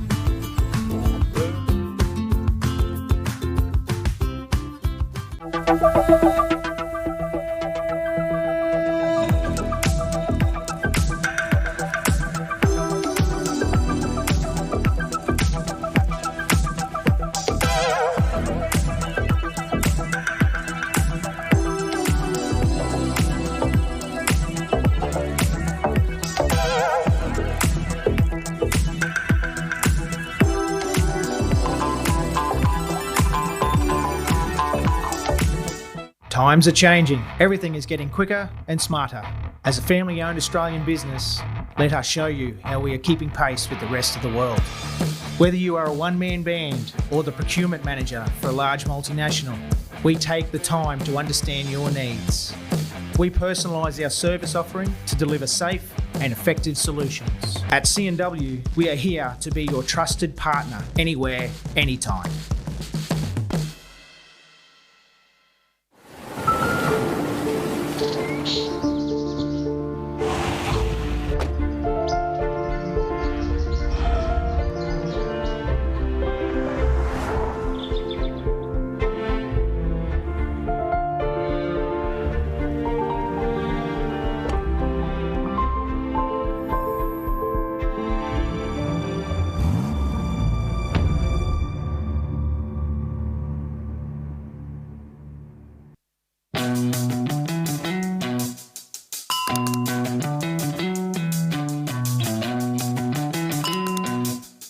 Chemist Warehouse is making shopping more convenient with its new Click and Collect service.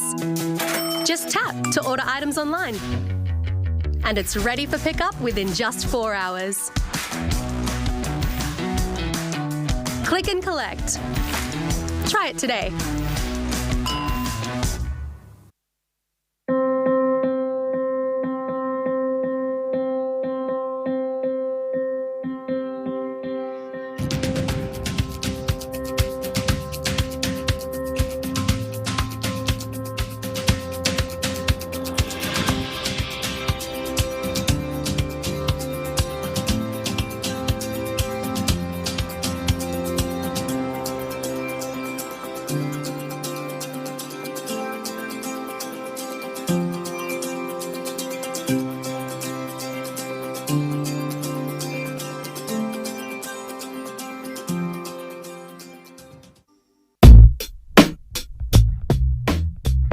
Hey Horry and Mocko, can we have some tips?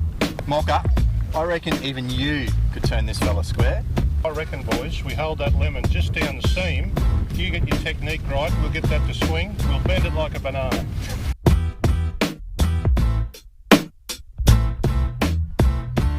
Good, good.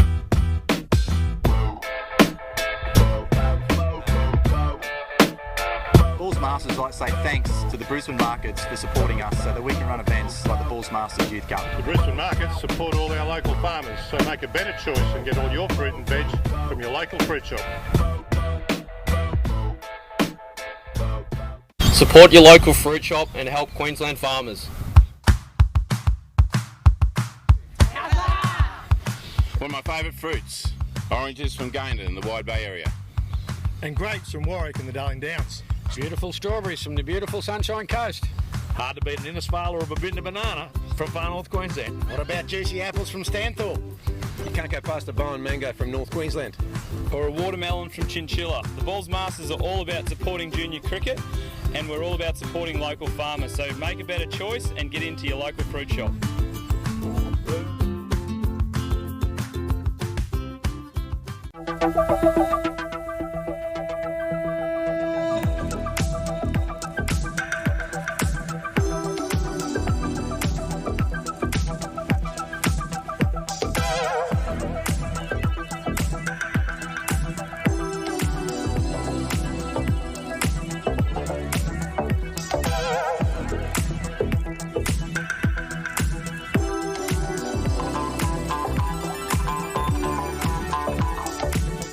Times are changing. Everything is getting quicker and smarter.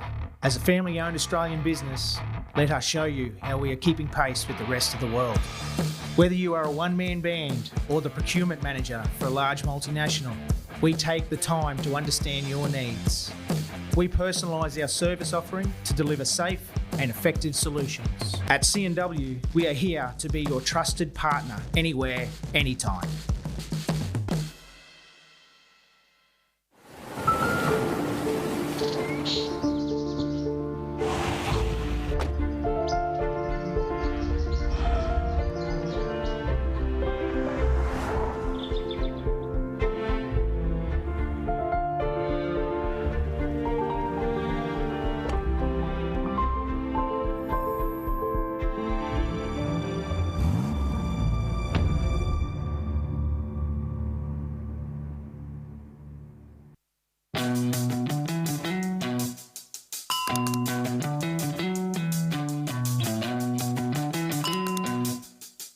Chemist Warehouse is making shopping more convenient with its new Click and Collect service. Just tap to order items online. And it's ready for pickup within just 4 hours. Click and Collect. Try it today.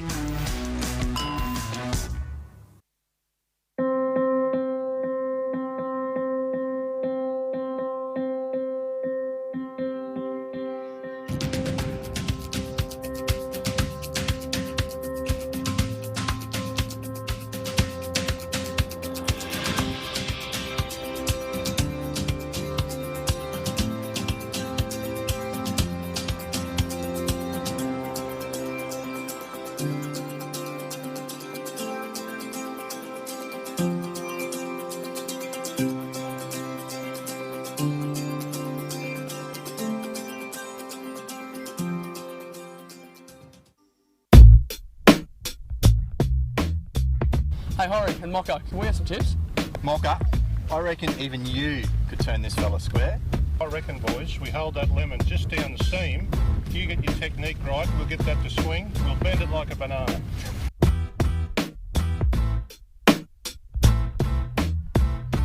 Good, good.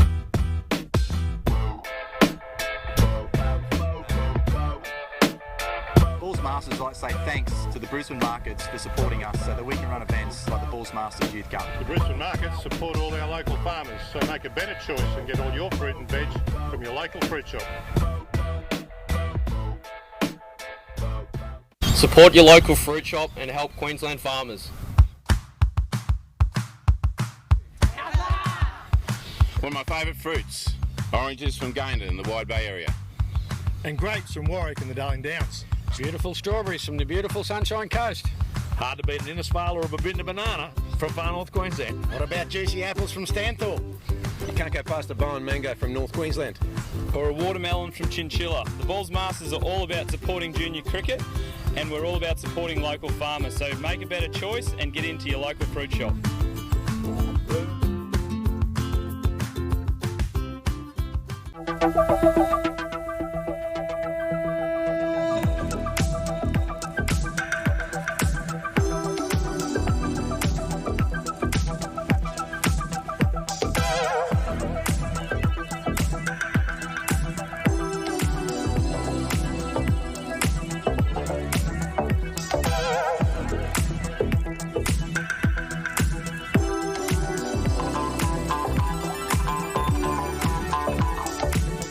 Times are changing. Everything is getting quicker and smarter. As a family-owned Australian business, let us show you how we are keeping pace with the rest of the world. Whether you are a one-man band or the procurement manager for a large multinational, we take the time to understand your needs. We personalise our service offering to deliver safe and effective solutions. At C&W, we are here to be your trusted partner anywhere, anytime.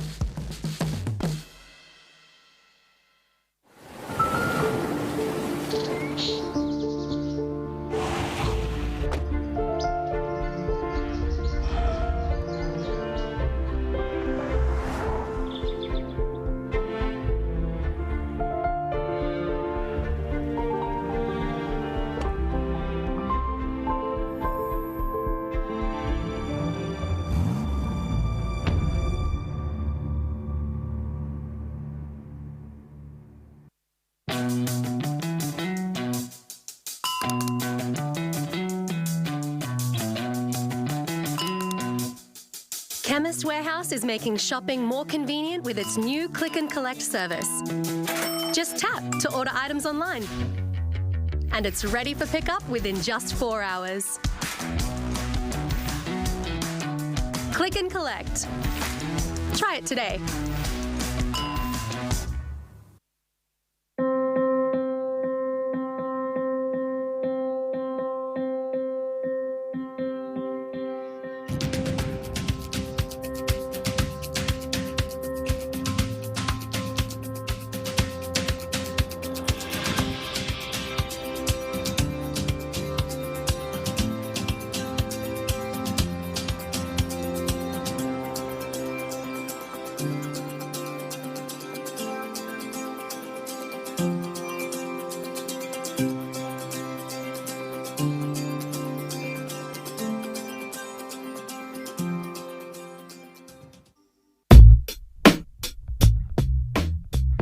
Hey, Horry and Mocko, can we have some tips?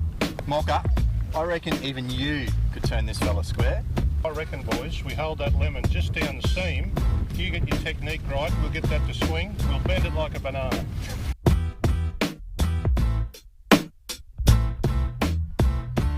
Good, good.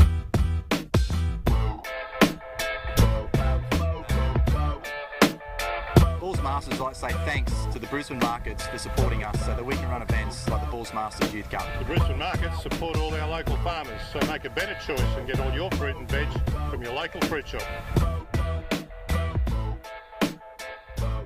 Support your local fruit shop and help Queensland farmers. One of my favourite fruits, oranges from Gayndah in the Wide Bay area. And grapes from Warwick and the Darling Downs. Beautiful strawberries from the beautiful Sunshine Coast. Hard to beat an Innisfail or a Babinda banana from far north Queensland. What about juicy apples from Stanthorpe? You can't go past a Bowen mango from North Queensland. Or a watermelon from Chinchilla. The Bulls Masters are all about supporting junior cricket, and we're all about supporting local farmers. So make a better choice and get into your local fruit shop.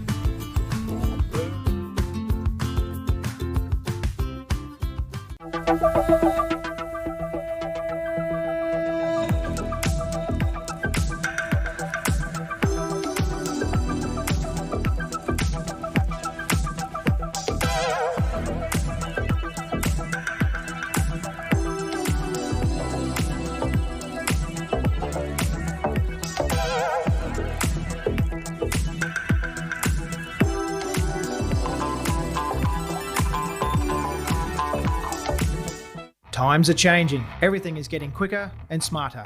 As a family-owned Australian business, let us show you how we are keeping pace with the rest of the world.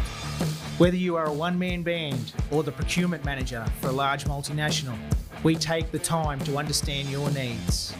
We personalise our service offering to deliver safe and effective solutions. At C&W, we are here to be your trusted partner anywhere, anytime.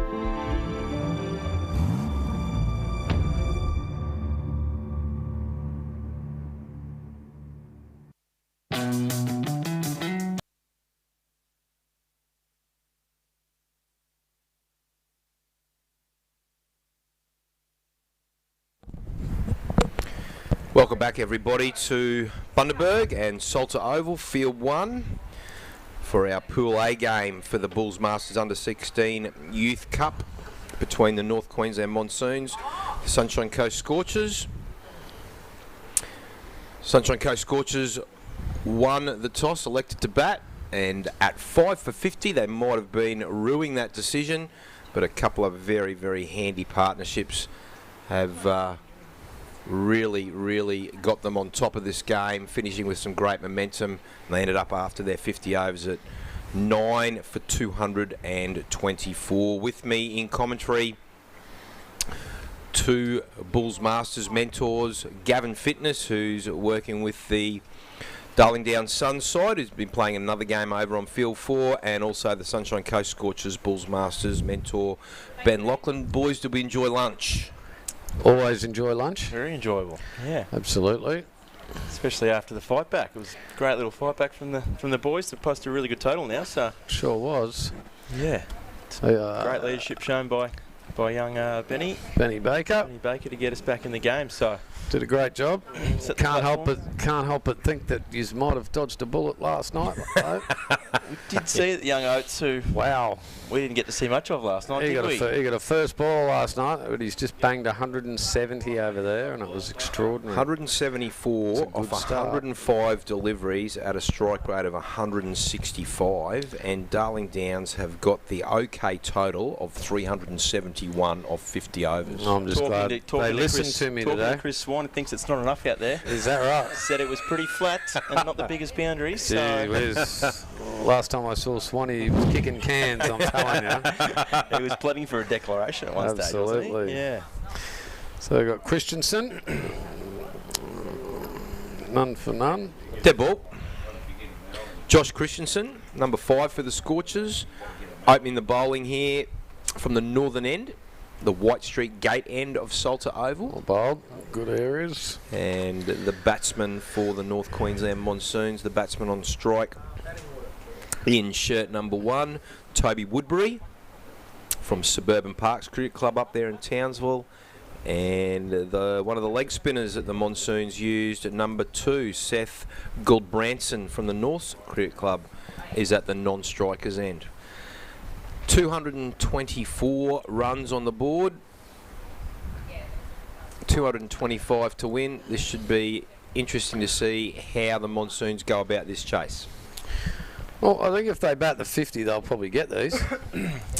Yep, it does look like it's, once you get in, it's a nice place to score. However, the Sunshine Coast bowling attack looked very good last night. Did we see Christensen last night? I'm trying to think. I don't remember. I recall. I remember Jackson. I remember Jackson. And Jackson got runs today too, so he bats bowls. Kenny Field. He moves all right. Yep, the mullet does most things. Mini Benny Lachlan then. No, he bats much better than I did, that's for sure. And what have we got on the other ground, Jason? The Wide Bay game, Wide Bay, far north Queensland. Yeah, Wide Bay, a little bit of ordinary batting in some ways there. All out for 121, and the far north Fusion currently 2 for 39. But a couple of more wickets to the Wide Bay side. There's a young kid in there, Will Hanlon. I have a bit of interest in him. I've known him a long time. I think he was batting 4. For Far North, I think. Good start there from the Scorcher boys, 1 off.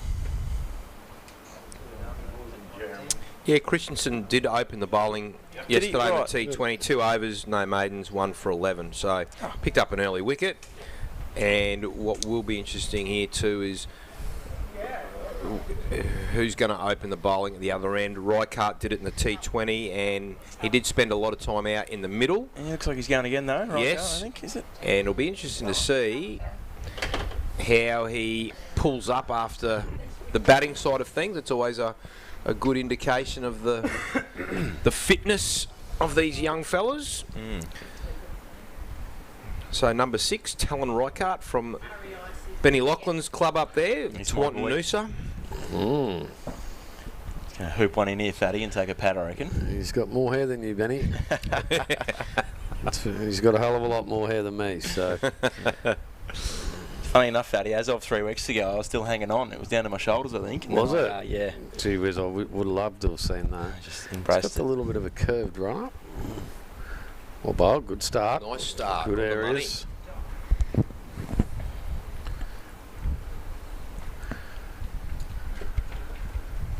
He's got a bit of the... Oh, it's probably almost Nathan Remington-like sort of take off. It is a little bit, yeah. Similar haircut to Remo at one stage. Definitely. Can take the boy out of Caboolture, but not the Caboolture out of the boy. Yeah. Remo. Hello to all our Caboolture viewers there too. Ooh. Oh, Remo was a gun. It's actually a fair bit of Remo in that, isn't it? It's not quite as long as Remo's run up there, right? No. But it's got a little jump as well halfway through. Good start that from Talon. I remember the first time I saw Nathan Remington, someone was pushing him around a car park in a shopping trolley. As a 15-year-old, he made his first grade debut a few weeks later. Right. Fell in love with him immediately, Fatty. I remember he misfielded a ball off Brendan Creevy in his first grade game. He'll never forget that. It's not something you want to do, is it? No. I remember my first grade debut. Kenny Healy, one of our lovely balls masters, was at mid-off, and I was at cover or point or whatever, and you had to throw the ball to Kenny to give to the bowler. Right. And I've never been so nervous in my life. Throwing it to him. And if you miss Kenny by maybe a foot, he'd stay in there and you'd have to go and get it and give it back to him. So I spent half my day going to get the ball from Kenny and giving it back to him. Ball struck on the pad. It'll be leg buys, I think. Oh, they're coming back for 2. Well run. Not interested. Well run. And look, maybe the Monsoons are going to take a leaf out of the Scorchers' attitude towards running between wickets. They are outstanding with their running between wickets, particularly with Benny Baker in. He really pushes the guys at the other end. He was a great way to change the momentum of the game, wasn't it? Looks like a good player. Looks like a clever cricketer. Well bowled again. Good areas. Hitting the wicket hard. Left by Gulbranson. Outside off, straight through to the wicket keeper. And Curtis McAllister. Well, you'd be hoping that the Sunny Coast Scorchers will wrap a big net around this quality of these kids and get them into the Scorchers programs as soon as possible. Absolutely. I think they've done a real good job. I think they've changed all the teams now, Scorchers, all the Sunny Coast teams, just to really give it a bit more of a pathway and a channel through. Absolutely. Through into the next step. Yeah. Yeah, because I guess the reality of it is if you're playing on the Sunny Coast, if you're scoring hundreds for Maroochydore or Glasshouse or Caboolture, you're still not going to play first-class cricket from there, are you? No, that's the stepping stone. You've got to go to the Scorchers. I think guys are aware of that, but yeah, there are some challenges with the Scorchers, with just logistically, I suppose. It's a lot of travel to play, but that's your pathway. If you want to make a career out of it, you've got to go and play for the Scorchers. So, as much as we encourage these young kids to get in there, and either that or you travel to Brisbane and play for Toombul. It's an option. No thanks. I'd rather play for Toombul than Wynnum, Benny. So Reichardt's first over looked good, considering he has spent a lot of time out in the middle with the bat. He hit the deck hard and got some good carry through to the wicketkeeper. 2 overs gone. North Queensland Monsoons none for 4. Christensen into his second over, opening the bowling from this northern end, Solder Oval. Bob? Probably also the option for, there's probably a few wide bay guys that definitely logistically you can probably still get down there, and that's your avenue to sort of get up to higher. They have a big pool or a big catchment to draw on, don't they? You got wide bay and all that. So Scorchers are currently fielding Brendan Schultz, who's playing a fair bit of first grade for the Scorchers and a little bit of second grade, but he still lives here in Bundaberg. Yeah, right, okay. Yeah, he trains with the Waves boys. That's his club. Yep. He can't get down there, obviously. He's been going well, for hasn't training, and he's been going all right. Yeah. Actually, a junior tennis star. Is he right? Okay. Yeah, but gave tennis up. Yep. Much prefers cricket, but a very good tennis player. But I remember talking to his mum and dad about this. He'd never sit down and watch a game of tennis on TV. Yeah, right. But he'd sit down and watch cricket. Right. You know. Interesting. I reckon his pay packet might be a bit better in tennis. Yeah. Then again, depends on what number you get to, Gavin. Yeah, correct. Yeah. I think he works here at the IGA in town. Right. Well, that's great to hear that they're. Because the Scorchers have such a massive role to play in that catchment area there up the Sunshine Coast. Well, they've also benefited in the girls' game with Lucy Hamilton. Magnificent. I saw her. I actually kept to her the other day, and I sent a wicket at where were we? Oh, at Caloundra. We had because the Test match was on in Brisbane. We decided that, or Noffers decided that we'd train at Caloundra. So, and then of course the 2 wicket keepers wanted to bat. So how'd you go, Gav? Oh, they went in. How are the feet? Went in like a dream. And then Georgia Presswich got big on me. But no, good fun. I like working with the girls. They're a good group. So. Well bowled. Yeah, so Lucy Hamilton. Exceptional set there. From here goes down. Taylor Stoomer was also in the Scorchers side that won the women's first grade championship up there last year. Gracie Collins, a leg spinner from Maryborough, goes down to play, and there's a couple. One of the Staines girls who originates from Monto. Okay. Outstanding. Martin Kent type country out there. Yeah, right. So it's a bit of a pathway. I saw. As I said, I remember seeing Lucy Hamilton here about 3 years ago, and I thought then, wow. And then she's in amongst the girls.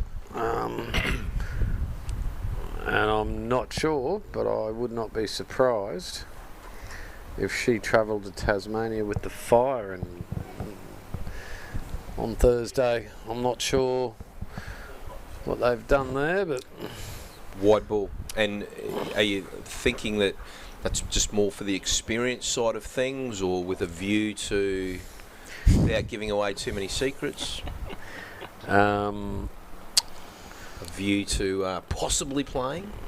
Yeah, I reckon she wouldn't. Well, is that something? It's hit something out there. Everyone went up. Bowler, keeper, all the other fielders. Maybe been a bit of bat on pad. I don't think she'd be Good far area. off playing. Got a replay? Or have we? Maybe not. Back live. Well, she does put in a lot of work. She has her own personal coach here. Right. Ooh, hits him on the pad. Works that? a lot with Noel Stitt. Right. Stitty, Well, he's doing who's a good currently job, up so- in Agnes, playing a fair bit of golf. But yes, they get together at least once a week, if not twice a week. Fantastic. And he does a lot of work with her, both with her batting and bowling. Very, very sporting family, the Hamiltons here in Bundaberg. Mainly rugby league.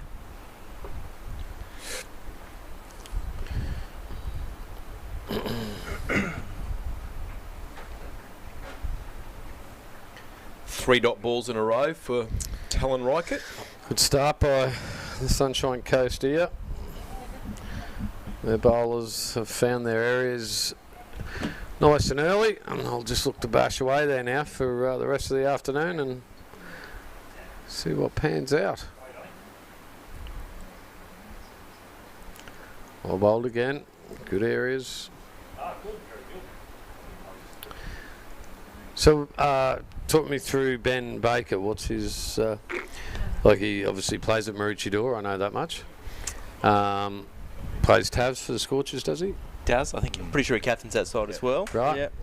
So they had a pretty successful, lost the final. Yeah, I see that. Yeah. Good run. But I'm not too much. Yeah, I don't know Benny that well, but just chatting to him, I think everyone's pretty impressed by the way he talks, and yeah, which is his knowledge fantastic. seems pretty good. Yeah. I'm not sure. I definitely didn't have the knowledge like that at 16 or 15. No, How old these boys are, so no, good to see. I'm not sure where it comes from. Well, I think the learning process these days is a fair bit different. I mean, for us to learn the ins and outs of the game, we had to sit in the dressing room and talk all night. However, these kids, they go to the internet, they get, you know, they have so much. So as an example, well, as you know, Majib learn how to bowl on the internet. Yep. Or bowl a little Lofted straight. over towards square leg boundary. That'll be 4 runs. First boundary for the North Queensland Monsoons. That's amazing, isn't it, that a bloke like Majib can teach himself to bowl off YouTube videos. Yeah, yeah. I think Zahir is probably pretty similar. Zahir Khan. I played with Chris Green a little bit overseas at the who plays for the Sydney Thunder, and he's even watched lots of Nabby. Has he? Nabby Yeah. online, working out how he bowls the out swingers and things. So yeah, it's amazing what you can pick up and what this generation have at their fingertips, I suppose. Whereas back in your day, Fatty, geez, our day, was there highlights and Sunday nights on TV or something, wasn't it? That's The black, about it. black and white. That's about it. You had to roll the big projector screens. It was an interesting footage after the Big Bash the other night with Majib and Ashton Agar right in having a chat heavy with that. conversation, Yeah, right. and they both had a ball each, and they were just going through all their different grips, and you could see thumb position here, and it was quite. It looked interesting. Would have been nice to be a fly on the wall. That's the amazing thing about these comps, and I reckon there's, especially with the leg spinners, there seems to be a bit of a they're almost like their own cult. They don't really care who they play for. Great running. Got That's to play a with run, little dab. Got to play with Imran Tahir in the CPL a couple of years ago. Excellent bowler. And amazing bowler, and one of the nicest people I've ever met. I think he's Is that where you learnt your celebrations from?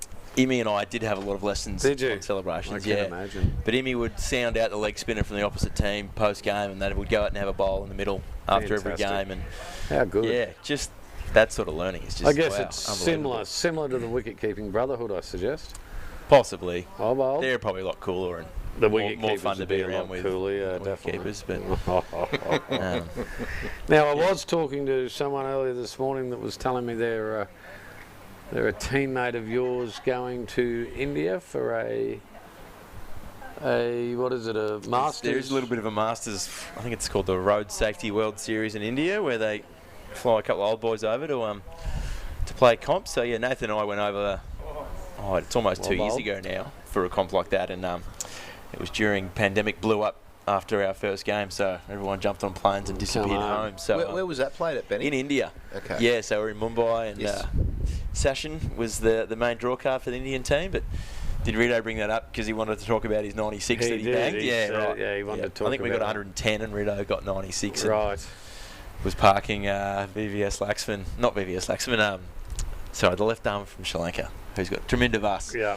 Scared of Rito, you reckon? So Rito kept parking him in the top tier, but it was amazing. We would have had 20, 30,000 at. Yeah, that's what he said. Yeah. Yeah. Fantastic. By watching it. So, yeah, hopefully that gets off the ground. The world changes pretty quickly, so sort of keeping. Whereas is it back in India or is it in Dubai? Don't know. There's always question marks over where things will end up, but hopefully they get it in India because you'll get a lot more crowds and.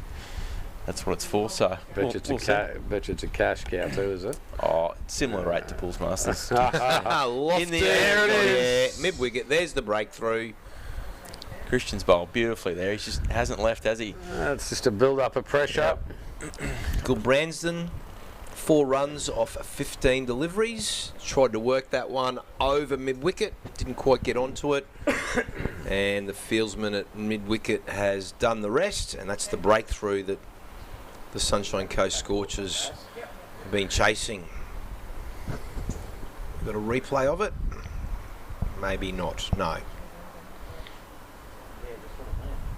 So Christensen, well deserved. He's bowled very well. He's into his third over. He's only had 2 runs. I think he's limping off. Is that what I'm saying over there? Is that end of the over? And no, there's one.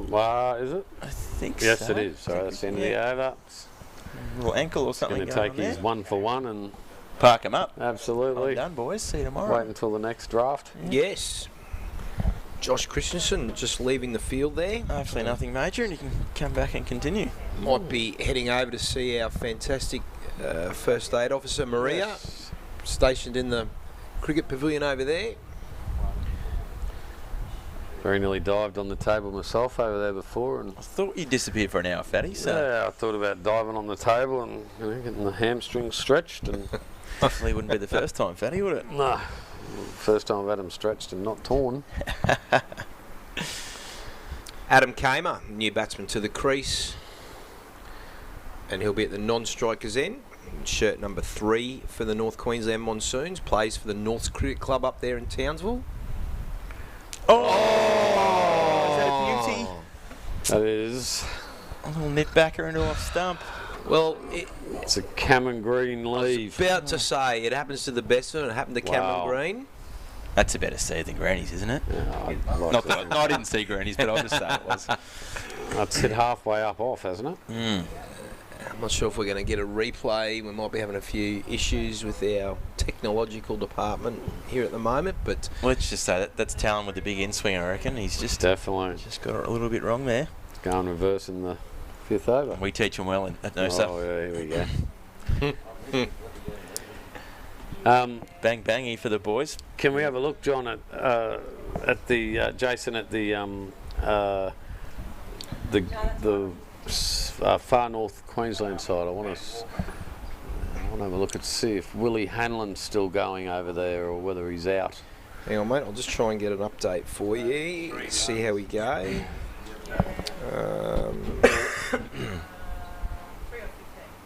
Hanlon 5 off 12. Far North Fusion 2 for 55, chasing Wide Bays 121, and they're only in the 17th over, so they'll just be coming out for a drinks break. So nice, very good. Happy there, Gavin? Yeah. I just have a bit of. He's a good friend of of my young bloke. He's Lovely. spent a bit of time at my place over the years. Lovely parents from up in Mareeba. They've just recently moved back up there. But Will Hanlon played BNJCA for Brisbane North, etc. And now they've moved back up north, so it's good to see him pursuing it still. Oh, it's another good one. There it is. Oh, is this the wicket or? Look at this bat left. Yeah. Makes me. Oh, that's nipped back. Yeah, stayed a bit low too. Yeah, that's a good bit of bowling. Yeah. It took us through the run-up for Reichert. It's a little bit Merv Hughes-ish coming out very wide of the crease. Bowled again. It's a heavy ball for He bowls young very man. well for a young fella. He's got some good skills. Been working on him going around the wicket to the left-hander a little bit. It's something we've sort of worked on with his big angles. So, no, his run-up's good. I just love all the individuality and definitely, and everyone having their own little thing. And yeah, just when he gets close to the crease, it all lines up, and he looks really good. That's the most important thing, isn't it? Benny Walker, new batsman to the crease in shirt 10. Big shout. Big shout for LBW on Benny Walker. Umpire. They're being fairly Noel Cronin. consistent with the LBs today. They haven't really had too much interest in many of them. Well, it's certainly not going over. No. That's for sure. As we found out last night from our umpire groundsman. Yes. Yes. Mr. Paul Denning. As I said, you just dodged a bullet yesterday, Ben. The way Oates banged him over there this afternoon was very impressive. Down leg side. And no interest from the umpire, except for checking that there was 2 deliveries, and it must have been just inside the danger zone marks there, because it was definitely down the leg side. That's not a bad bit of glove work either, just quietly. So, do we know where the wicket keeper's from? Another glasshouse boy, is he? Oh, the next wave is looking fantastic. Very good at glasshouse, isn't it? Curtis McAllister. Wicket keeper. So they've got the 2 big quicks and the keeper. I'll be retired by That's then. all they So need. it's all right. Yeah. I can't wait to get in their ear and make sure you get fed.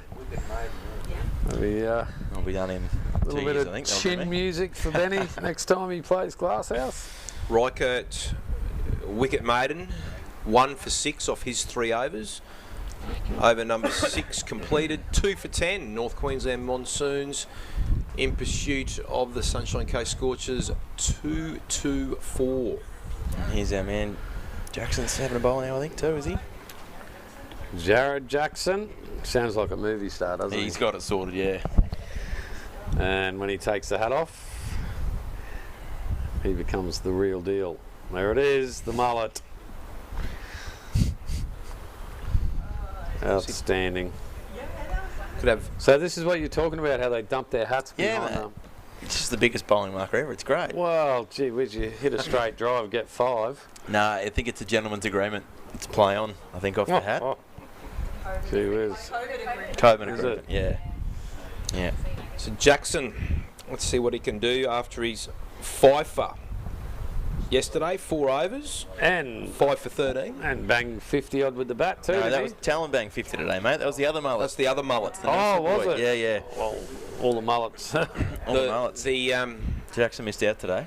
The Heat have the Bash brothers. The Scorchers have the the Mullet brothers. The Mullet brothers.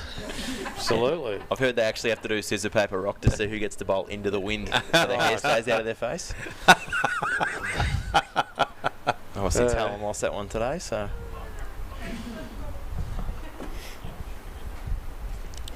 Good start though. Definitely. 2 for 10.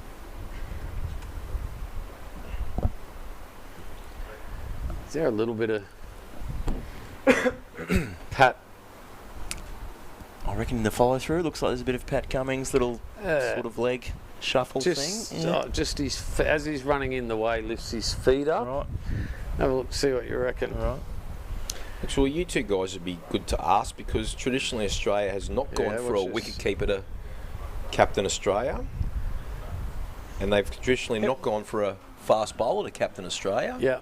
And we've gone with both. Pat Cummins. Interesting. And replacing a wicketkeeper in Tim Payne, yeah. I'll have to be careful here because I did play in a lot of teams where B. Creevy was captain. Used to bowl at the tail and the tail only. Well bowled. Nice delivery. Miss. Stick the knife in while he's not here. Absolutely. Can't defend himself. That's right. Right. Gavin? They all Cash count, in. Gavin. Absolutely. They all count. I'm sure he doesn't miss me when he's up here. I think Paddy's... I think the tactical side of Test cricket is probably the easiest side to captain. I think it's pretty. Your plans are always quite simple, and you don't really need to be too invested in what's going on as much as the T20 sort of stuff. The top of off hasn't moved, does it? But I think from a leadership point of view, as in leading men, I think Paddy's always looked like the guy that just says, "Get on my back and come with me, boys." His effort he puts in. Yeah. I don't think people sometimes take it for granted that we have a few guys that can come out post-tee and bowl 150 absolutely. After they've bowled 20 overs. Yeah. There's only a handful of blokes in the world that can do that. That's such a special skill that I think is definitely probably underrated how hard it is to do that. So, Maiden, Jackson, great start. Great start. Back-to-back maidens for the boys. So, but yeah, I think Paddy's going to be. Hopefully, his body's been really good for a few years now. Hopefully, he can keep that. That's probably the only issue that I see with it, that you're always one stress fracture or the hamstring or a side strain away from missing a decent chunk of cricket. So hopefully Paddy, fingers crossed, can keep his body going as well as he has and have a good run at it because, and it just takes... Steve Smith's obviously a brilliant cricket brain and he's always going to give his 2 cents to Paddy, and I'm sure Paddy's going to go with it most of the time and just sort of takes all that pressure off Smithy as well. So And I think that's the backup plan there too, you would think. Oh, work down to a fine leg for a single by Walker. If Cummins does have to have a spell, then you would think Steve Smith would just have they named a vice? Steve Smith vice. Yeah, you're right. Okay. You would assume that would happen, but that's going to bring its own media fuel and stuff, isn't it? So it's water under the bridge. It's done and dusted. That's the way I look at it, but I'm sure there's other people there that like to hang on to that sort of stuff. Stories coming out, wouldn't there? Absolutely. Look what happens when someone sent a few text messages at the wrong time. Sort of ruins your life, doesn't it? When the media get hold of things. So yes, it's been a horrible 6 weeks for Tim Payne. But I suppose that's the role, isn't it? When you open your life up and want to get paid big money to do these things. Correct. It's, got to take the good with the bad, don't you?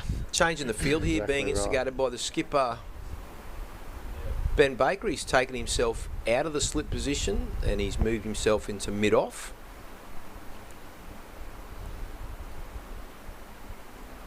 It's well bowled again. He's bashing away at good areas. He is. Hitting the wicket nice and hard. I think the NQ boys will be looking to consolidate a partnership here, and I think they're going to have to take this game as deep as they can to get these. Curtis McAllister looks like he gloves them quite well, Gav. Very good. Very good. Yes. Well, as you know, I have a special interest in the Sunny Coast cricket. I was lucky enough to have 3 wonderful years up there. Lucky enough to win a grand final up there with the Scorchers, and that was it was a wonderful 3 summers up there, and got to catch up with a heap of them on Friday night at Ashley Nofke's wedding. That's leg buys, and that will go. Or is he going to cut it off? He's done well. It's good anticipation. The big unit, number 2 for the Scorchers, Jamie Diggles. Fine leg. Right. So he's paid it as runs.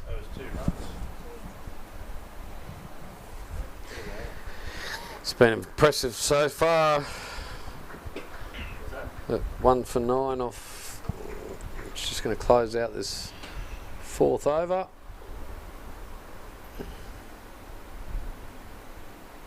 Well. And he closes it out with a dot ball. 4 overs. Reichardt's spell so far, 1 for 9. And 8 overs completed in the North Queensland innings. 2 for 13. 2 to 5 seems a very, very long way away at this stage, doesn't it? The blueprint is there, though, isn't it? They got shown how to do it this morning, so hopefully they take some learnings out of that.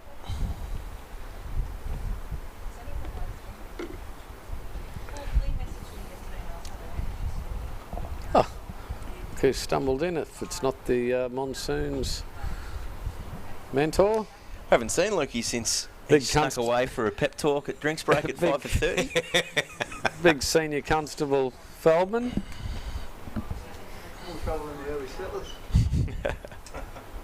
Jackson in. Bob.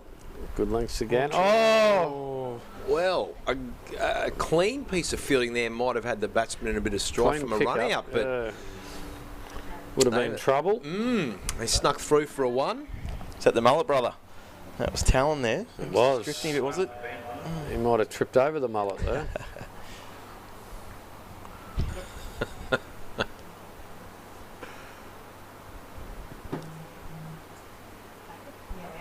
What about the Mullet mates? The Mullet mates, yes, that sounds good. Kevin? That's got some. I like that. Very good. Jason, can we get a score in the Darling Downs game? I think I've heard Swanee's boys are off to a flyer, aren't Are I think you're going to be fairly. They want to be. 1 for 24 in the 12th over, chasing a handy 372. Just setting the platform, Fat. Laying the foundations. Just might leave themselves a bit too much in the back half there, possibly. Rome wasn't built in a day. Very true. Jackson again from the town end. It's a little bit shorter. Bangs it in. Straight to cover to Benny Baker. Looks quite tough to score off from that back of a length, Gavin. It does. It does. Now, have you spoken to your bowlers about varying the pace? Oh, no, we basically spoke about just not floating. Yeah. Just keep bashing in. No long half volleys? No, looked a bit easy to score when you went full, so yeah, keep bashing into the wicket. There it is. Right about there. Yeah. What's that line? Is it full stump, you reckon? Or looked it. Happy with that, Kev? Very. It's a good area. Reckon he'd get a cult following too, Jackson. Bob. Works it behind square. Drifting it fine leg. Batsman. He's done well. He has. He saved himself. He's. No, he hasn't. Get the 2. Oh dear. The sleeping deserved to anyway. Yeah, so I was just thinking. The cricket gods. Yep. Yeah. Cricket gods have got him. He was having a little nap down there. Put that in my notepad. It's the old fielding coach killer. There was a little bit of slippage by the. A little bit of Maxi Bryan about that, wasn't What there? about the other night? When, All right, what do we got? One of the heat fielders went to take a catch, threw the ball back in, but then stopped to pick up his sunnies before he picked the ball up and throw it in. That was one of the English That was imports. Ben. It was. Is it Ben Duckett? Ben Duckett. Ben Duckett? Duckett. To be fair, I think we normally say 2 to the ball, and when you're throwing it back to someone, I'm not sure where Hazlitt was run to, but he wasn't helping him. No, he wasn't. He didn't follow him. No, and it is a 4,000 metre boundary out there, so it's big. I think he good was under catch, the though. assumption that someone was going will to help be me. there. Oh, someone will help me. Yeah. So where are the heat tonight? The Gabba or Metricon? They're at Metricon tonight. Well, all last night on the Big Bash, all they wanted to keep telling us was that it was at the Gabba. All night. Unless something's changed late there, Gav, with a bit of a COVID scare or something. But what I'm thinking. I don't know. Kurt Bass pretty into sure the they attack wouldn't be getting a for the wicket up. Scorchers. Isn't the test supposed to finish? When was that? Yesterday or today? Yesterday. Yesterday. So. Oh, well bowled. Good start. What's that? Big bass. This is another Angled glasshouse in, nipped one. away. Made a bowling change. Yep, bass from the glasshouse into the attack from the southern end. They've really got a bit of a team of fish, haven't they? A couple of mullets and a bass. Very good. Boom. Matty, that could win the weekend, that one. Thank you. Thank you. Bass bowled 2.3 overs yesterday in the T20 for number 15. Leg buys, is it? It'll go. There's no reel on that in. Runs. Boundary for. Wait for it. Well, inside edge. It's off the bat. Showed some good pace last night, didn't he, Bass? He did. Oh.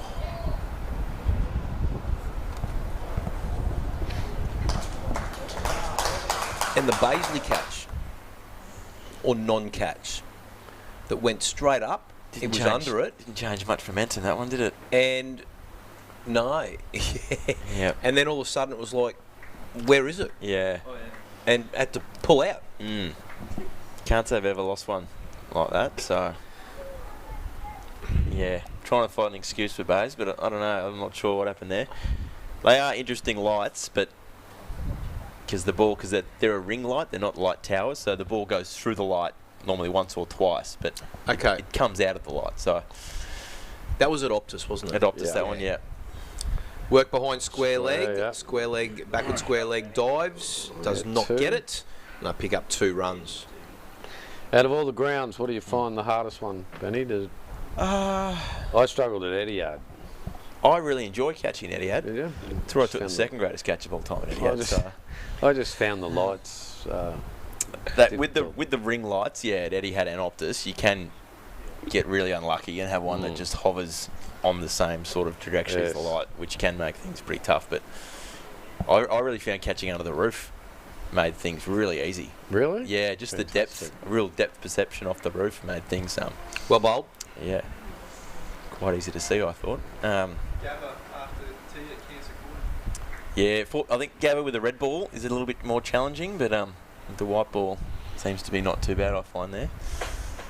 I've had a pretty ordinary nights at Hobart when it's been absolutely howling breeze at Hobart. Cold. Freezing cold, howling, so it's hard to catch with your hands in your pockets. It is, yep. So I think I've dropped them everywhere though, Fat. So well bowled, another good one, hard into the wicket. Well, they've been impressive, the Sunny Coast bowling attack, both times so far that I've seen them. Some good variety too. In swing, out swing. So I hope this is all travelling back to Big Edo. I'm sure it has watching, mate. Farmer. Hopefully he'd be pretty excited about this if he saw it. Yep. Good crop coming through. Definitely. Oh, well bowled. Feel like Bass just needs to, even last night, he's got that sling and it all sort of seems to go into leg. He's just got to get his little angle right there and he'll be challenging that off stop a lot more. Does he just fall over a bit? Should he be? Oh, I don't think it's anything with I think it's a good thing. It's just where he's actually sending it sort of thing. So he's just got to straighten up a little bit. But I think the angle will be really good for him. It's looks like he's going to grow into a fairly good Yorker bowler, I would assume, with a little low arm and good sling on it. In the state championships for the primary school boys under 12s, I'm pretty sure that Sunshine Coast has won 5 state championships on the trot in the under 12s. So that's going back from now. Well, and they had made the final this year, right? But that was supposed to be played here, but as a result of the rain, it got washed out. So I'm pretty sure they're going for 6 state championships in a row. So that's an impressive effort. So how do we capture that and turn them into Scorchers? That's a great question, Kevin. You know, hopefully. Hopefully could be a chance. Oh, Benny Baker. 2 Dukes, Benjamin. I'd have backed him to pick that up and throw the stumps down. Well, it's basically the same. Like they'll be coming from the Noosa Tuamotu area all the way down. I think from an educational perspective, the Sunshine Coast region pushes down into Redcliffe. Yes, it does. Yep. Yep. So, and obviously those boundaries change for junior representative cricket. I mean, the guys are there and the population's just exploding on the Sunshine Coast. That's exactly what I'm saying. So maybe that's what we're seeing. Yeah, maybe it's just been the 5 years now, and it's the new breed, and so many families up there now that hopefully with the wave just keeps going. And the last first-class player to come out of the Sunny Coast setup, besides James Baisley, who obviously is now at Redlands, was Ashley Nofke. Bryce Street, great shout. Bryce Street from the back bleachers. He's a lovely budger man. He's a Sangay He's a lovely budger man. Learnt all his skills up at the. But he did originally come from the Sunshine Coast. Yeah. Yeah. So obviously, and then. What about Alex Day? In New Zealand? Yeah. Oh, right. Okay. Jeez, we're getting... great questions, Fatty. We're getting picky now, aren't we? When you're asking questions, Fatty, you should probably know the answer. Alex Day. I don't think I've ever seen him play. Nick Selman. First class cricket. Oh, wow. First class cricket in England. Yep. Who did Selman play for in England? Glamorgan, yeah. For a long time, isn't it? And has just been down in Melbourne, I think. With I'm the not sure if he Renegades. got signed as a replacement for the Renegades for the first couple of games, but he was down there trialling, so hopefully something pops up there and he gets an opportunity. Well bowled.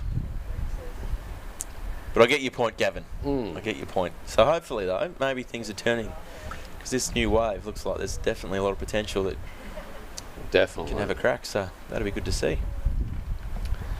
It'll be interesting to have a look in 5 or 6 years' time and see where Matthew Gale, Victorian,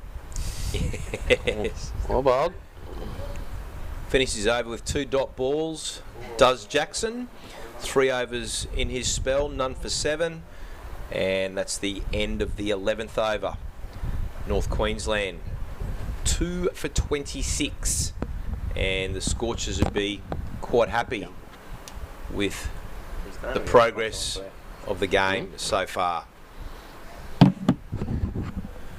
Ben Lachlan stepping out of the commentary position, and into his position comes the Bulls Masters mentor for the North Queensland Monsoons, Luke Feldman. Good afternoon, Luke. Good afternoon. Good afternoon, everyone. G'day, Luke. Hello, Gavin. How are you, matey? Good, thank you.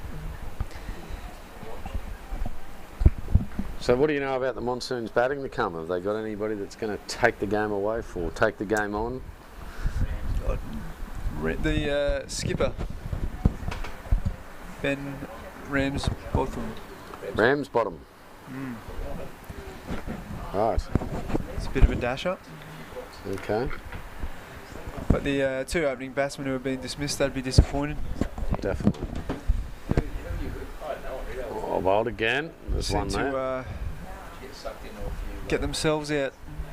The little chip to mid-wicket, and then they leave. 2 types. Wasn't a great lead, but we got a good shot of it from behind, and it looked... nipped in. Yeah, it looked like it came back down the hill almost. How's the YB going, Jason? Is sorry, mate. I'll just. Will Hanlon still batting? They have lost another wicket, Okay. and yes, Hanlon's been dismissed for 17 off 29. Okay. Caught Murray Bowl Loveridge, and Funnel Fusion still looking fairly comfortable there in pursuit of Wide Bay's 1-2-1. They're currently 3 for 76 in the 24th over, so they should get those. Yes, they should get them, barring any unforeseen circumstances. And have we lost any wickets over in the main game, the Darling Downs? The game that's currently on Fox. Game of the day, yeah. From Field 4. Yes. What's buys? 2 for 36, the Seamers. Okay, yeah. Chasing 372. And in the other game, for those people interested, South East Queensland Stormers were all out for 189, and the Mackay with Sunday Nitros currently 1 for 54, and that would be in the 13th over. Sorry, 1 for 57 now. Looks like they're struggling under the guidance of Creevy, I would suggest. Could be worth a shout.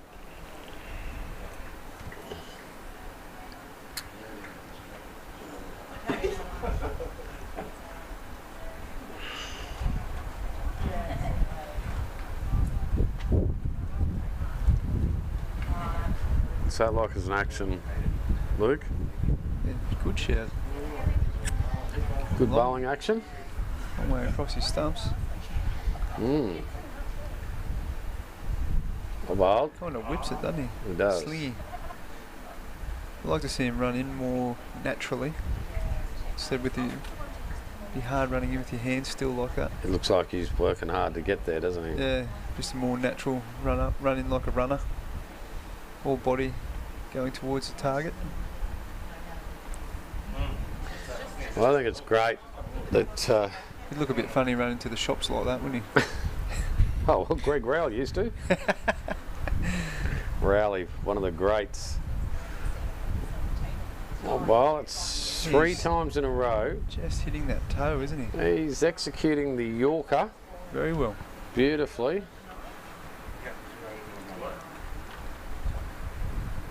Yeah, we were just saying before, it's exciting. It's great to see the Sunshine Coast doing well. Well, I guess I need to be careful considering at Toombul we played the Sunshine Coast on Saturday, and the boys, they went for 490. It's a few runs. Wow.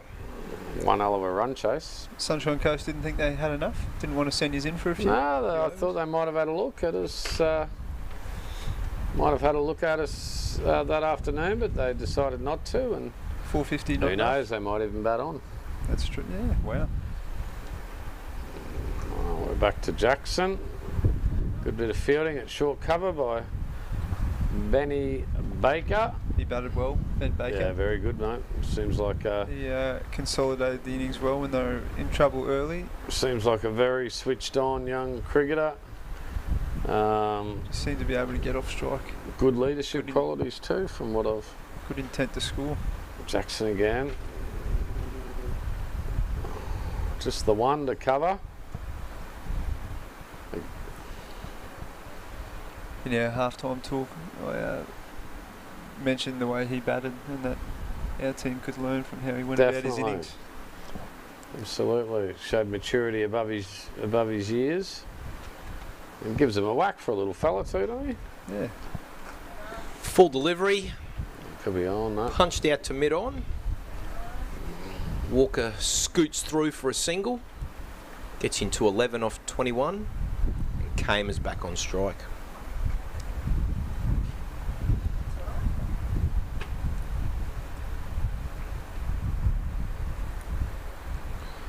Looking to close out his fourth over here, Jackson. A little bit over pitch, no run.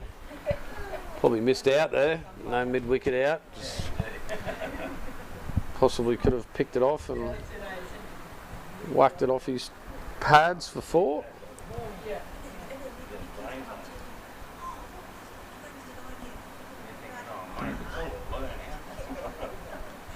So to most of the Sunshine Coast. That's a good shot too. That's a good shot. Through behind points, racing out to the boundary at the Calvin Street side of the field. Back cut. Got 2, and they'll come back comfortably for the 3rd.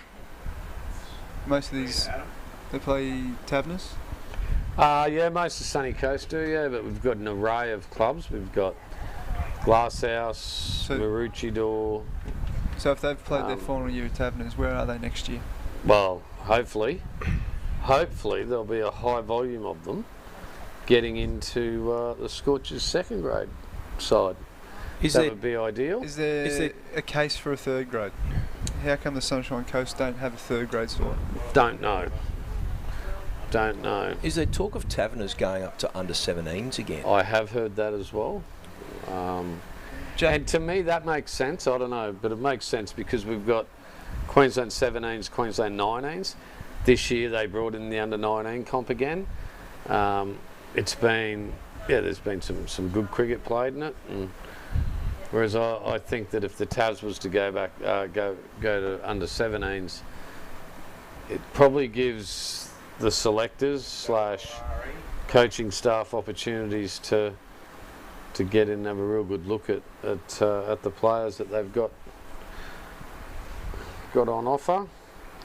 So Baker bringing himself on to bowl. Isn't it more? Is it? Oh, sorry. Charlie Moore, yeah. Stake. I like the under-19 concept. Absolutely. Charlie Moore in number 3, sorry, yeah. Starts with a fully. No run. We seem to lose a lot of kids around the time where they turn 18. Yeah. For various reasons. Yeah. And that under-19 comp, it's just another way to keep them involved. That's it. Old. All of a sudden, mum and dad aren't paying the registration fees. Yep. That's right. And it's just one more way to keep them playing with their mates. That underage comp. Spot on. Wasn't, when Taverners very first started years and years ago, wasn't it originally an under-17 competition? I don't know. I can't remember. How long ago did it start? Oh, I can't remember. I just vaguely remember. I didn't think it's always been 16s. It might have been under 15s. Yeah, I don't think it's always been a 16s comp. Oh, it's changed. I know Jack Wildermuth, I think he played Taverners for 4 or 5 years because the age group kept changing. So he's got a record that would probably never be matched. And C. Muff was out of the heat side the other night. Yeah, I heard he's got a, don't want to break any news, but I heard he's got a little bit of a niggle. Oh, has he? Okay. So that could be the reason for that. Right.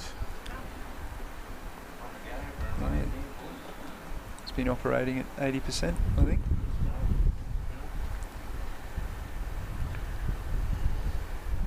Had a few injuries this year, the Bulls, the bowlers, the Stocks. Stanlake, Bartlett, Sully. What's Stanlake's injury? Well, he was the back end of when he was in England. That was the off-season injury. He did his back. He's always in the gym at QC. When I say that, I've seen him the last couple of weeks. I've seen him in there working away. Is that when you were in there as well, working away, Gavin? Trying to get bigger, stronger, faster, all that stuff. Yes. No, I was coaching the girls, coaching the Heat girls. Charlie Moore, very impressive first over of leg spin bowling there from the number 3 for the Scorchers. Pulls out a maiden, which is always pleasing to the skipper. Double bowling change, it's Cottrell. Elias Cottrell, number 7 for the Scorchers from Caloundra Cricket Club. Caloundra Cricket Club. And he's got a little bit greedy there. Strays to the leg side. I'll field it out there for more. Walker picks up 2.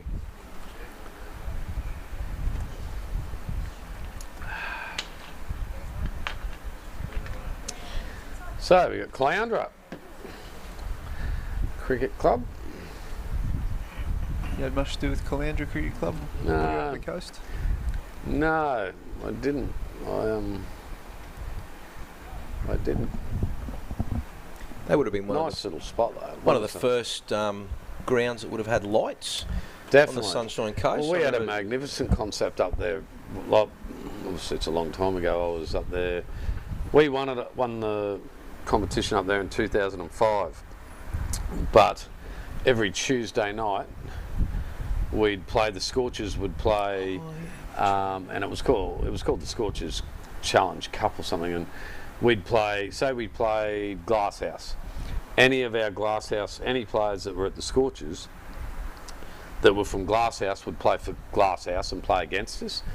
And it was a great setup. Under lights, they'd get decent crowds in, all this sort of thing. It was really good. And was that a T20 type concept? Yes, it was. Yes. Yeah. All leading edge, straight back over the non-striker. Bounces short of the mid-on fielder. And no run, no wicket. There we go. There it is. Little leading edge, closed the face of the bat. Landed very safely. One bounce. Starting to kept low. Keep a bit low. Into Jamie Diggles. Now, we had a discussion here last night with Jason Luke that you'll be happy to know that apparently the lights have been rather heavily improved. Have they? That might help you. Last time you kept in, holy. Just going to. It's funny you say that, Luke. That did come up in conversation. This is what he sent me.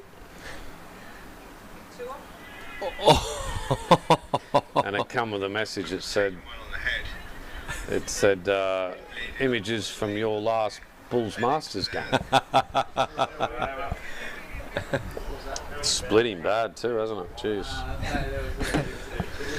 I'm glad you find it funny, Luke. Oh, if you pack gloves instead of stimbles, we'll be halfway home. Yeah, I'll hop into them actually. Can't wait till you're 50. I was just saying it was it's tough work at my age to come up and keep to a Feldman. Throws it up. Full toss. Full toss. A Feldman that's only just recently retired from first class cricket. A Boyce who's spinning them. A Benny Lachlan, who was still playing Big Bash. Recently retired. This was 3 years ago. He's still not playing. recent. Nice bit of fielding there in the covers. Who's that? Jared Jackson. Johnny Devine, nice call. David Lee Roth in the covers. Leif Garrett. Leif Garrett, oh gee whiz. Stop it, Molly Meldrum. Showing our age now, John Devine. Here comes Moore again. Oh, bad. It's been tidy. Yeah, it's been his landing. Been saying that. So he's looking at back-to-back maidens here. Well, bad. No run there.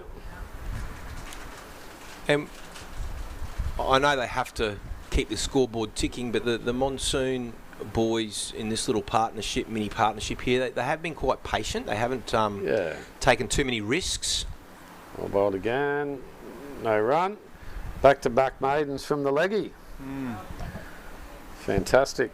It'll be very pleasing to the coaching staff at the Scorchers and the captain, Benny Baker. Doing the job for him. He is.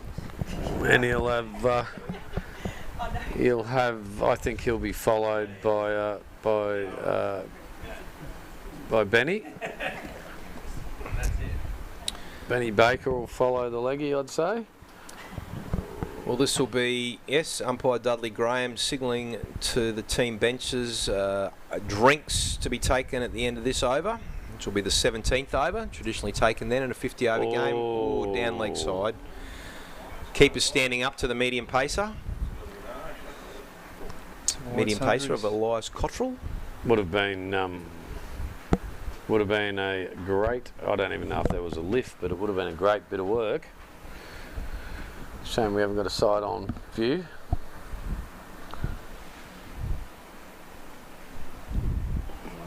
One to fine leg. Come back for two. Good running. Did it easily. Well did it comfortably. That wicket's got a real shine on it now, hasn't it? It's the colour you want, isn't it, for one-day cricket, T20 cricket?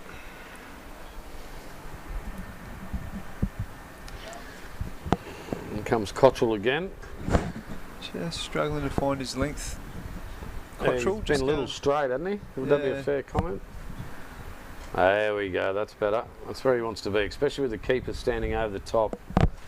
The keeper over the top creates a little bit more, just brings obviously the stumping into play. However, blokes want to hang in the crease a little bit, and on a wicket that's keeping low, he could be a big chance of having his pad blown off here. So what are you saying? Bowl at the keeper in this instance, Gav? It's good to have the keeper up when the wicket is keeping low, because it keeps blokes back in their crease.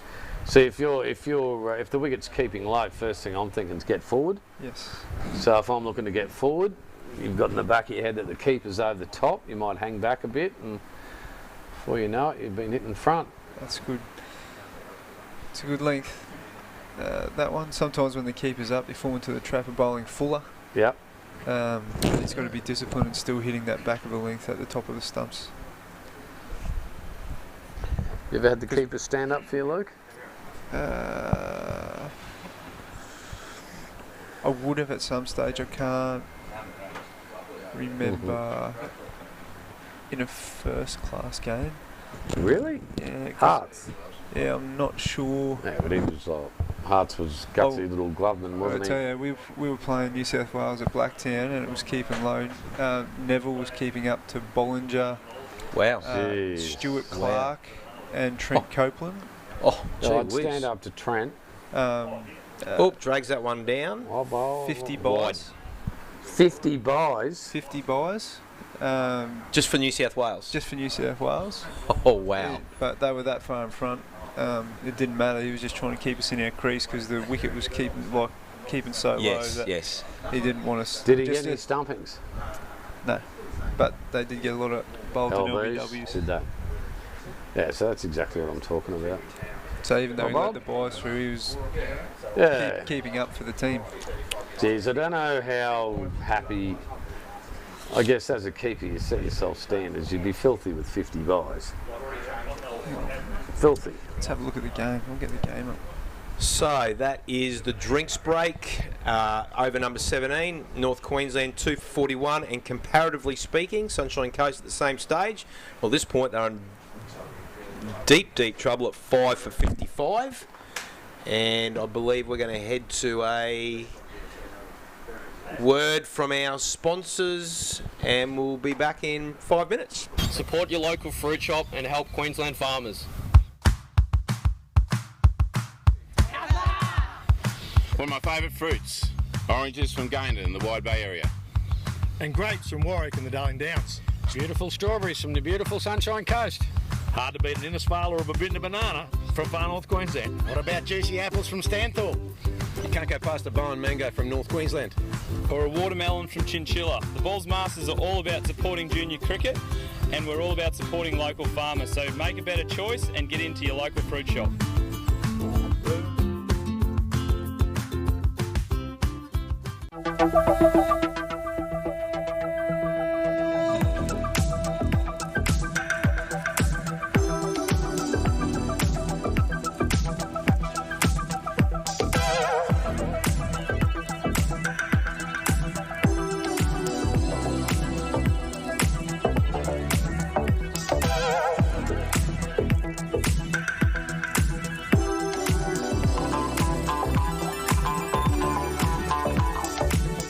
Times are changing. Everything is getting quicker and smarter. As a family-owned Australian business, let us show you how we are keeping pace with the rest of the world. Whether you are a one-man band or the procurement manager for a large multinational, we take the time to understand your needs. We personalise our service offering to deliver safe and effective solutions. At C&W, we are here to be your trusted partner anywhere, anytime.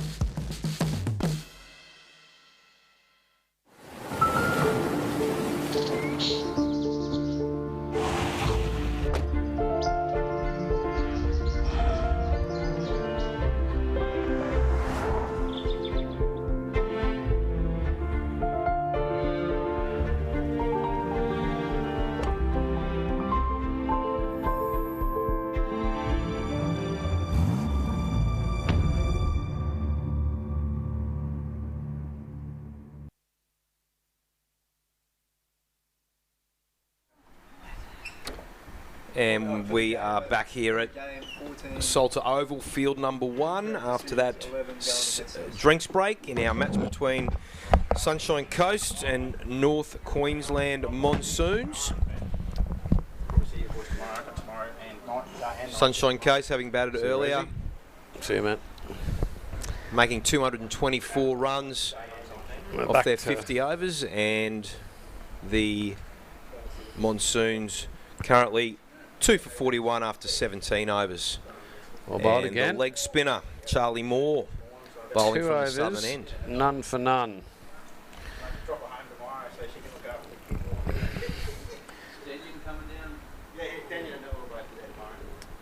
North Queensland, this is good. They've got to make this partnership count now.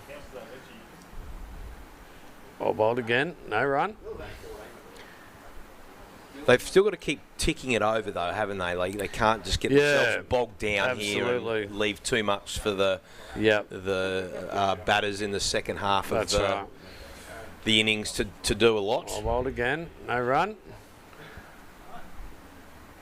You'd think that if they're bowling 3 maidens, well, if he gets 3 maidens in a row here... Well, it's 15 dot balls in a row from that end. It creates pressure at the other end, and there's a possibility we could find ourselves wild again. Straight no to run. The fielder, and the fielders are really working hard to support Charlie Moore here. They've been impressive in the field as well. That's for sure. Lays Another back, bowling very well to his field, young Charlie Moore. Outstanding. Slip, backward point, cover, mid-off, on the offside.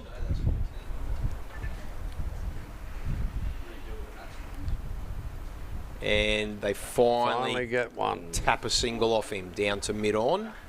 3 overs, none for 1. Good figures, those. And Walker gets the strike for the next over.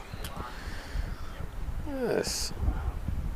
I'm sure there'd be plenty of people tuning in from the Sunshine Coast area. It's fair to say you've got some wonderful talent coming through the ranks there in the cricket world. As I said, it'll make Edo very happy, make Gail Gardner very happy. Edo Brandis. Big Edo Brandis, the chicken farmer. The Zimbabwean chicken farmer. Fantastic Rhodesian coach, full of knowledge. Just turn the steering wheel for a double. It's a good throw. 2 runs to Walker. Oh. Look what the look what's waltzed in out of the heat into the aircon is everybody's friend. Dead ball. Brendan Creevy.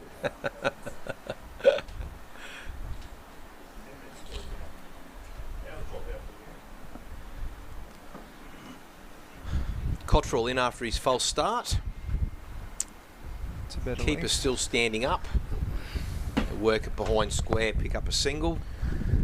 Which, that's the other thing too, is I see the Scorchers have got sides in the T20 first and second grade final coming up. Short format cricket. Short format cricket. High priority at the coast.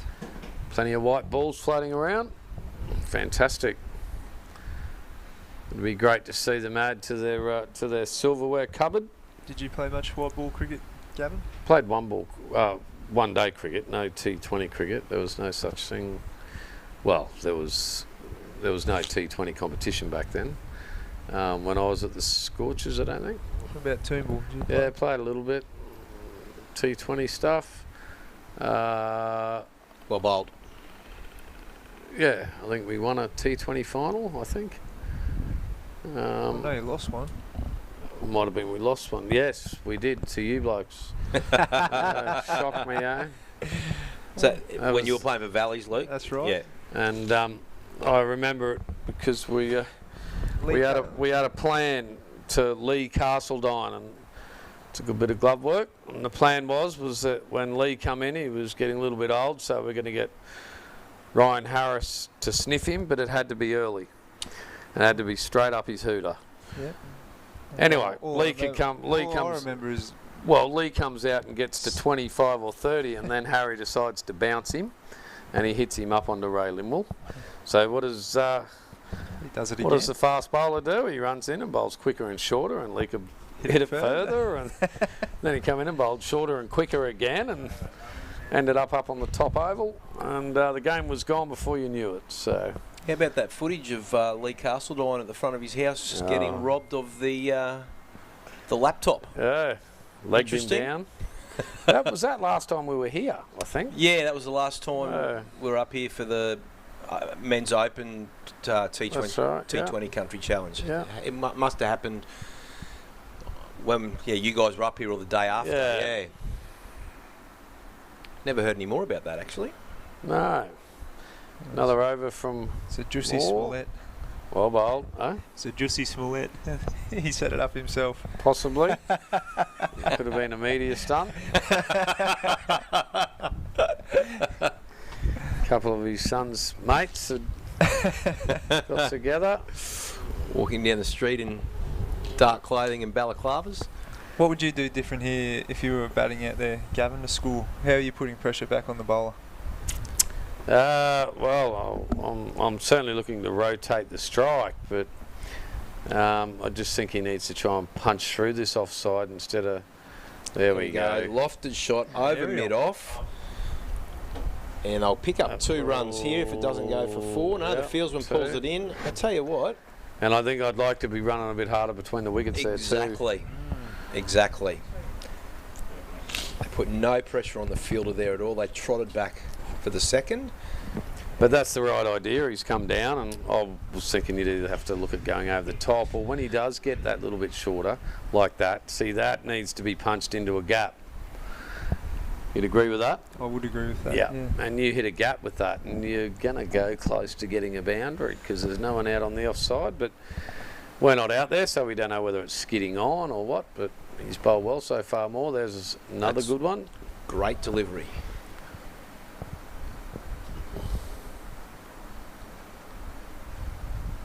Dots it up again. We got time for a quick around the grounds, Jason. Yeah, we'll see if we can get up some scores to see what's happening out on fields 2, 3 and 4. Wait until after this delivery. I'll bowl again. And they sneak through for a single. Gapped him. Now on field number 2, South East Queensland Stormers, 189. Mackay with Sunday Nitros, 1 for 91.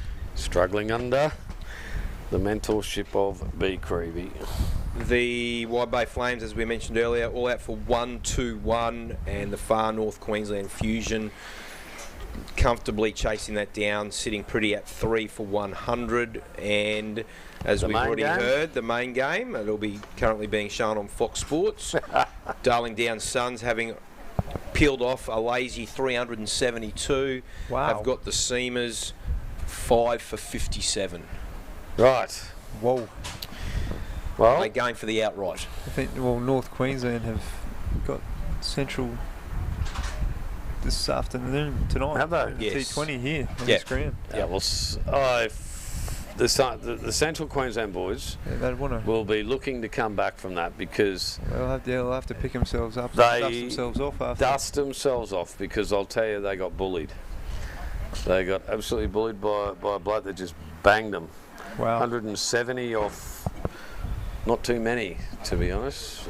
Pogoed them. Chase Oates. Chase Oates. Nephew? Rolls? Nephew of... Rolls' brother? Uncle Toby. Nephew of Corey? Oh, sorry. Yeah, apparently he is related to Corey Oates, somewhere down the... brother to Rolled Oates. Yeah. But yeah, big strong boy, hits the ball very, very hard. Very hard. In comes Cottrell again from the town end. Bowls played into the offside. I think he just played that just a little bit later. Just to get it to that fielder's left.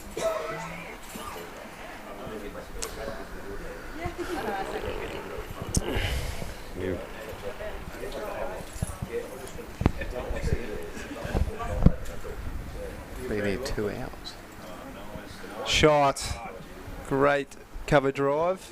Gapped him. That's what I want to go.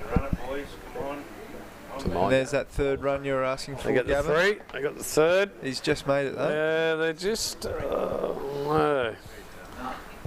want to see some urgency between the wickets. See, this the thing is this is still game on here, Fox. This is definitely still game on. You know, especially if they've got a little bit of hitting power in the sheds. Yeah, 52's correct. Well played. They're doing enough in just building a partnership, no wickets falling. And the golden rule of wickets in hand coming into the last 10 overs. We could have a game of cricket on our hands there. Sunshine Coast have been more disciplined with the ball so far in their innings than North Queensland. They would have been disappointed with the sundries. They've been more disciplined than any other side in the North Queensland 35 sundries. Wow. Another over from Moore. Different story, chasing 190. Definitely. Well bowled. Straight to cover. He's been good. He's obviously had a growth spurt over the last few months. I can see those black socks under those trousers. Oh, it's a wide. It's a wide. Hasn't he bowled well though? Hasn't he just landed them? Yeah, he's been very good. And he bowled well yesterday as well on the T20.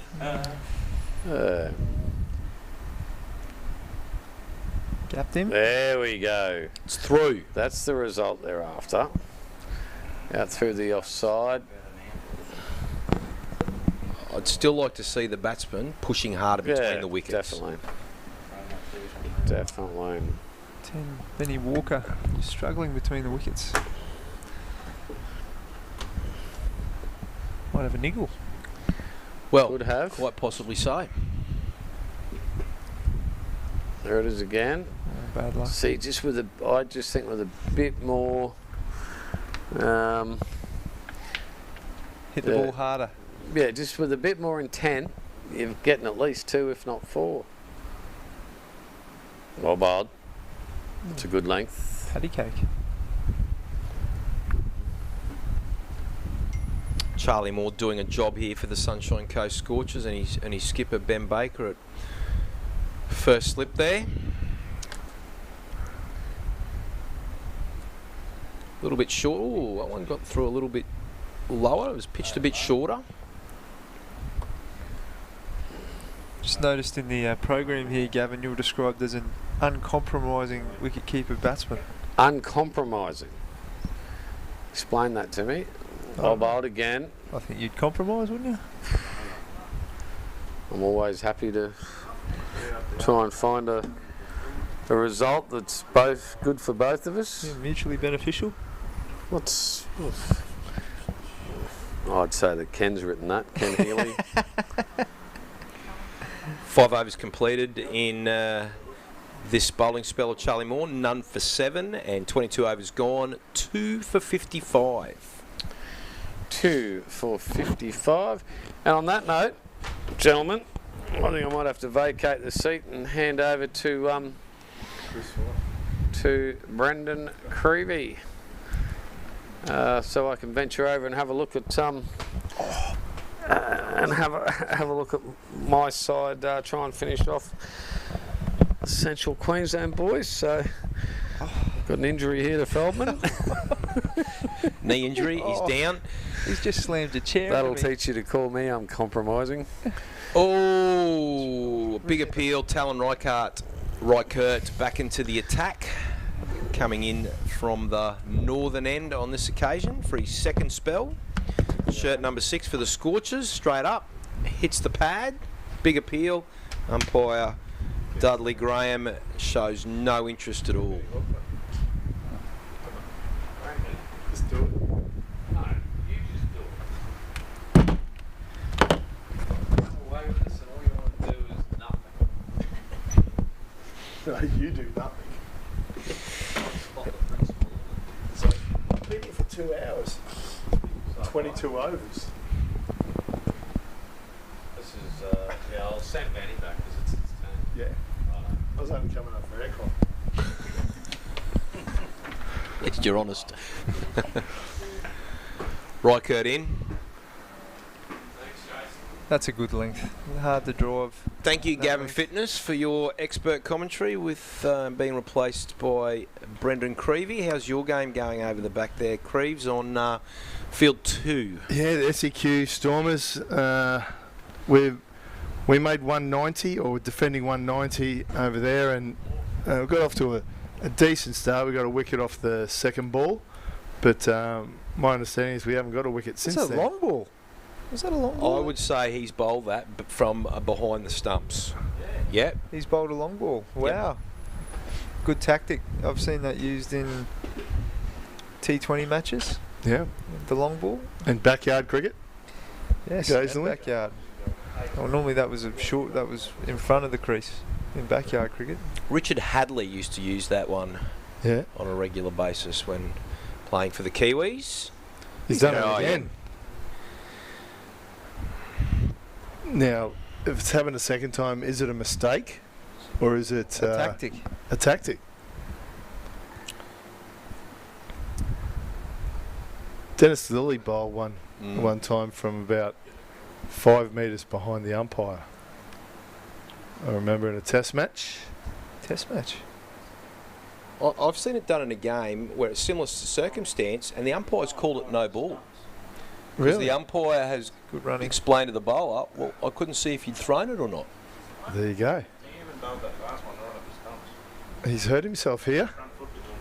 Is that... trying to slide we in. just said Walker, he was looking ginger between the wickets. Calf, cramping. Dr. Ben Baker's over there. He can do everything. He must Calf. be cramping. Calf. A bit of calf happening. A bit of calf action happening. Trying to stretch it out. There's a bit of cramping around the grounds too, just quietly. A few of the boys are going down with it, so maybe at night when they're having their dinner, they're having soft drink instead of the water. Yeah. It's lack of water amongst the lads. They need electrolytes. Lucozade. They can have that too. He's very... So Benny Walker, very ginger, isn't he? Grasping at his right calf. Might be calling for the first aid officer, Maria Crothers, who's stationed over in the BCA Cricketers Pavilion over there. She was doing a little bit of work at lunchtime, sticky taping a few of the players back together.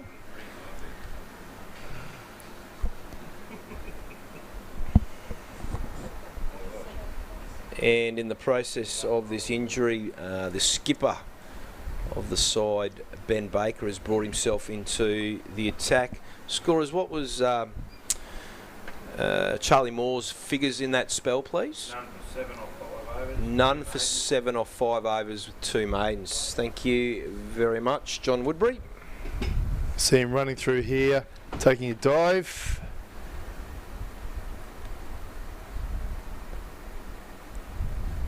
And then that's when the cramping actions happened. He seems to have recovered sufficiently enough. He's taken up his spot again at the non-striker's end to start this over from Benny Baker. Still stretching. Wouldn't like to see a quick single happen here though.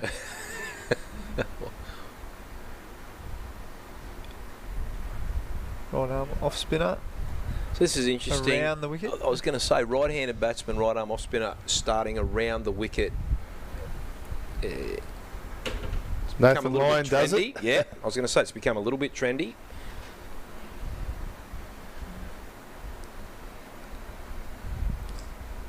Lofted straight down the ground. Has it got the legs to go all the way to the boundary? It's plugged a little bit. And Walker struggling to come back for the second. What is the rule for runners these days? I did know at one stage they totally outlawed them, but now they seem to have... my understanding is it's still outlawed. Okay, righto.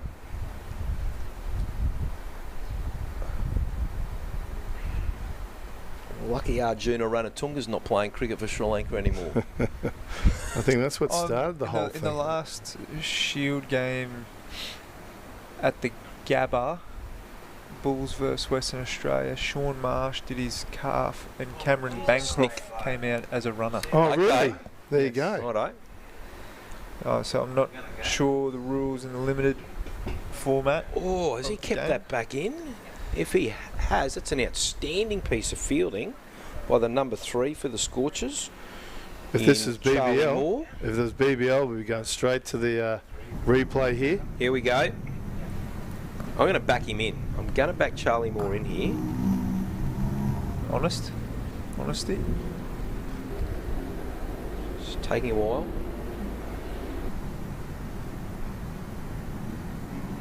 Oh. Yes, well, Ben Lachlan is the mentor. That is all I'm saying about that. That is all I'm saying about that. It might be on the highlights package at the end of the game if the Monsoons get up by one run on the last ball with 1 wicket in hand. I did see Ben Lachlan up and about cheering over there when he did that. Yeah, well, I'm not clapping. Surprised. Yeah. Here it is again. Takes no prisoners for a win, Ben Lachlan.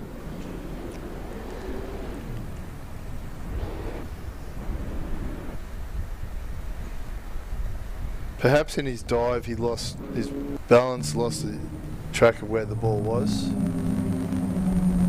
Maybe he just didn't see the ball on the line. Yeah, maybe. Well, good point. Maybe he's focusing Yeah. so much on the ball, he didn't see the boundary.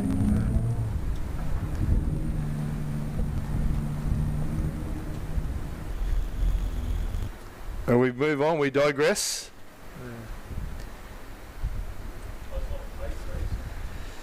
Talon?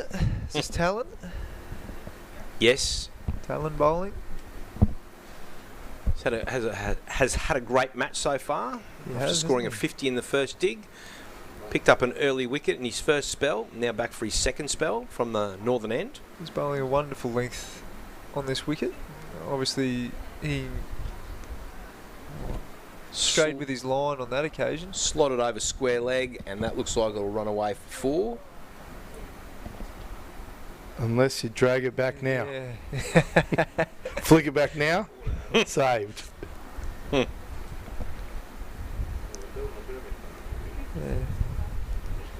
The all-rounders, they've got the advantage of spending time in the middle, so they know what deliveries were hardest to score from. So they've got that advantage, so they know what to bowl. So that hard length at the top of the stumps seemed to do the trick. Has he bowled that from? That's from behind the stumps. He's bowled that a long ball again. I think it's. I'm not certain if it's on purpose. I think he's happy to bowl from there. There's maybe something he's used to. I'm not sure. Do we have a side on from the crease where he's delivering from? May not even get to see him at the crease because he's not even reaching the stumps there. So might try to work on that to get. No, that was fine. And has that gone all the way to the boundary off the bat? No, 4 runs. Little inside edge. 4 runs, little inside edge there. Got on the batsman a little bit quicker because he was up another 1.5 metres. Yeah. So 62-run partnership between these two batsmen, I believe, at this stage. So last wicket fell 2 for 10. So these guys have really steadied the ship.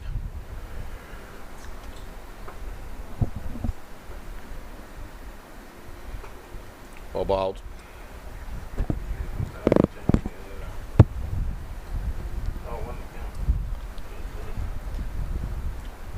Bowling coaches in the past have told me to use the crease. Yep. Never used that part of the crease. Well, you're not even at the crease yet to use it. It's more the left and the right of the crease, not forward and back. But people interpret instruction in different ways. End of the over there, is it? 6 overs for Talon Reichert. Here's the side-on view.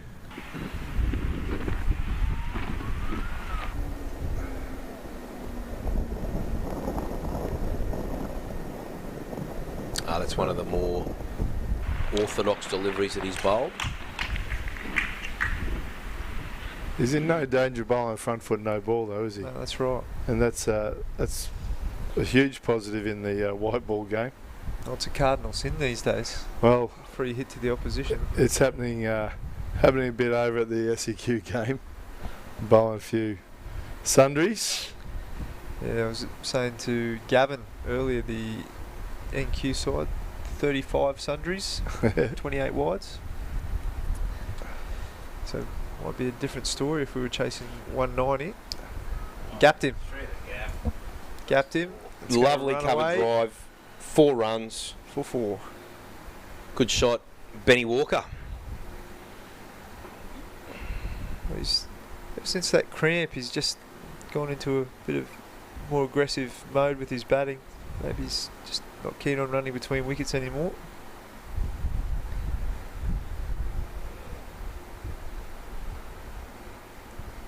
Certainly not giving up the fight here, Fox. It's a uphill battle, but certainly not giving up yet.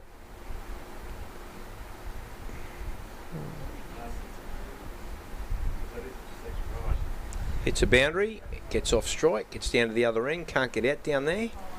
Good job. It's a single, not a boundary. Oh, did I say yeah. did I say boundary? Yeah. Sorry, mate. Sorry, yeah. He dragged that one back. Boundary, single, other end. Sorry, boys.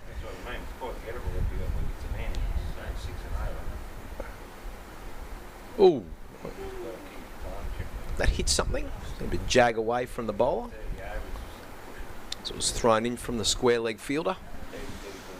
Not looking after his skipper. Notice the Sunshine Coast boys preferring the well bowled. Well bowled. Preferring the floppies to the new caps that they're adorned with. A lot of floppies around. Ben Baker was wearing the white floppy in the night game last night. I think you'll find that because they play Taverners, their floppies are team floppies anyway. Oh, there you go, hey? The Sunshine Coast Scorchers logo on the floppy. Growing up on the coast, in the surf, very sun smart. Yeah. The coasties. What's your take on the leaving the hat on the ground behind the umpire? Not a fan. Everyone's double vaxxed these days. The umpire can hold the hat. I agree. We've opened up the borders. Yep. Surely you can hold a hat. You'd think. Test umpires are doing it, aren't they? Well, they're holding the hat, aren't they? Yeah. They've got a little clip. They Yes. grab the hat, put it in the clip, let it dangle. Baker 2 overs, none for 12, and after 26 overs, North Queensland Monsoons 2 for 79, and they're just sneaking along. They're just ticking it over. They're not going berserk. Change of bowler at the northern end for the Sunshine Coast Scorchers. Coming into the attack, number 2. Jamie Diggles. Jamie Diggles. Awesome name. Jamie Diggles.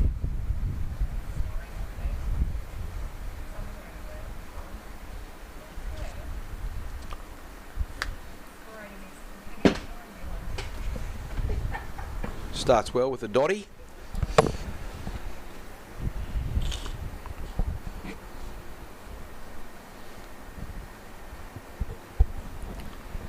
Good line, good length. I was just going to comment that the lad that's gone into slip there, he was very close. Would take a miraculous catch in there, but he's moved out to gully now, or backward point. Or he's swinging a miss.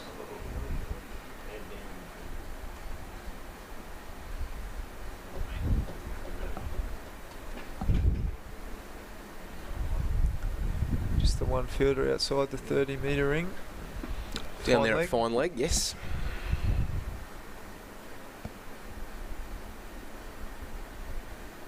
And that's over that backward point that you were just talking about, Brendan Creevy.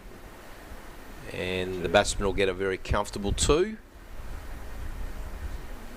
I'm going to say outside edge. I don't think he was 100% in control of that shot. Yeah, I think he meant to go downtown a little bit. So try to lift the run rate a bit, take a bit of the ascendancy there. They're looking at about 6 and over from here. He's just got to... Lost his shape a little bit there, didn't he? Tried to go a bit more keep his eye on the mid-wicket. ball. And straight away, Ben Baker has seen the intent being shown by Benny Walker, and he's dropped his mid-on back to long on, being the number 6 for the Scorchers in Talon Reichert, one of the mullet mates.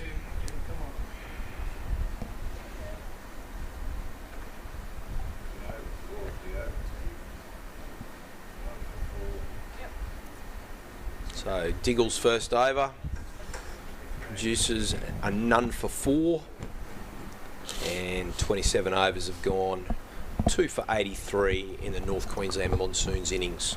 So Fox with over 6 and over now, which is very hard to do for a extended period of time for boys this age, but it is gettable. We have seen it done. The idea of getting a big over, is that something that you think your team, the Monsoons, would be aiming at, or they just want to keep trying to keep to that 6 and over at this point in time?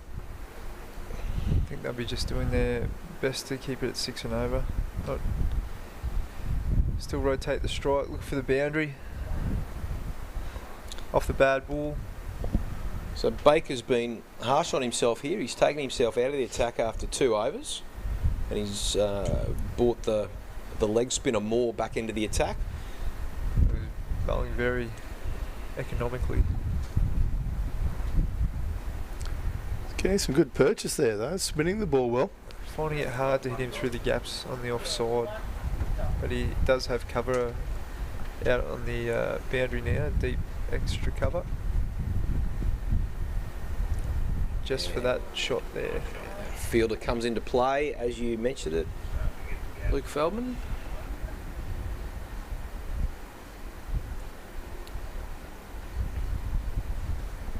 He's got the deep forward square, if he drag short to the leg side as well. Yeah, Baker 2 overs for 12 runs with his off breaks. Obviously wasn't happy with himself. Dragged himself. Just drop long on back. Throws it up. Oh. He's getting good, seeing the replay from behind there, watch him deliver that from behind.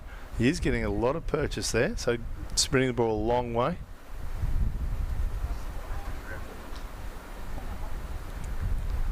Pulls that out in front of square. Fieldsman comes off the mid-wicket boundary, and they push through for a single.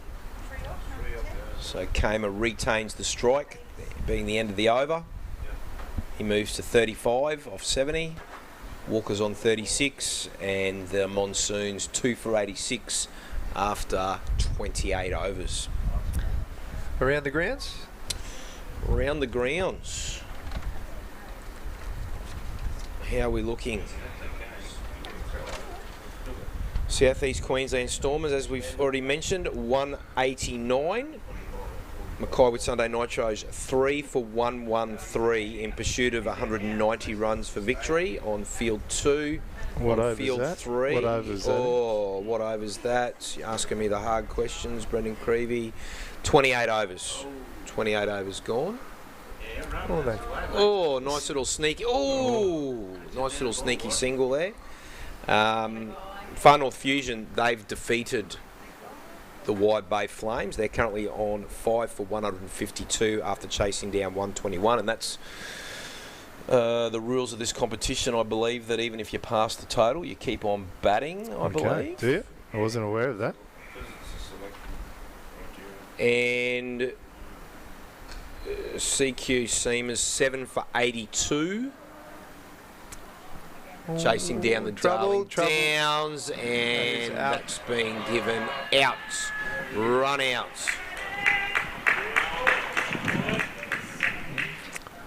Don't know whose call that was there. Was, while we were watching those replays, there was a run out that had taken play.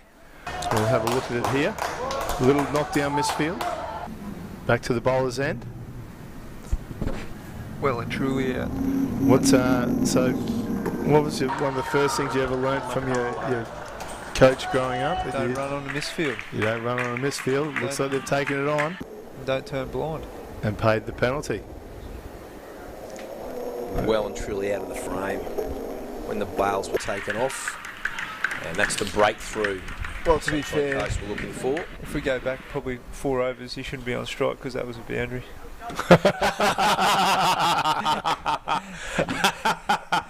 So it's just come to fruition. The Ben Lachlan mantra has just paid off for the Scorchers there. Hasn't it? Twofold. Yeah. So the new batsman to the crease for the North Queensland Monsoons. It's the number 13, the skipper of the Monsoons, Ben Ramsbotham, from the West Cricket Club in Townsville. He'll be at the non-strikers end. Now the word on the street is he is a little bit of a goer, and they probably need something. Oh, there's still a lot of time. There's still 22 overs left, so I hope he just gives himself some time to get in before he start showing us his flair. He's Ben is actually, he have confirmed it, that Ben is the brother of the Ethan that I coach at Ipswich Hornets. So leg boys. But he has to get busy real quick here. Doesn't have to hit sixes and fours. There's still time. Just has to get busy. Still time a lot more time than he probably thinks.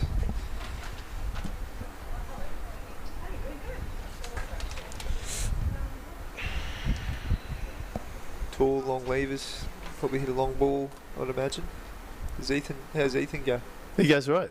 Yeah, he's similar height. Working down Ipswich Grammar at the moment. Boarding master down there. He's come down to have a go in grade cricket. So yeah, he was on the verge of first grade this weekend.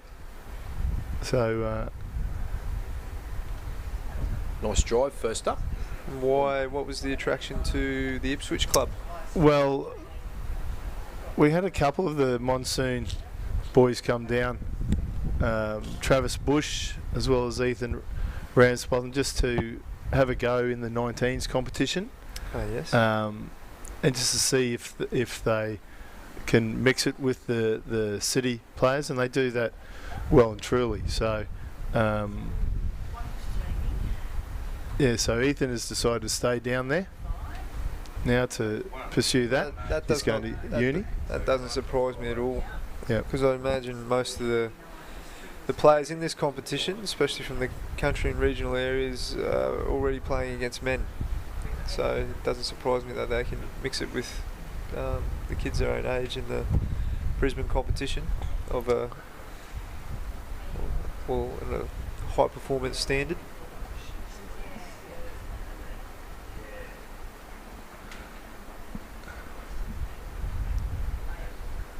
So Benny Walker on strike now, 37.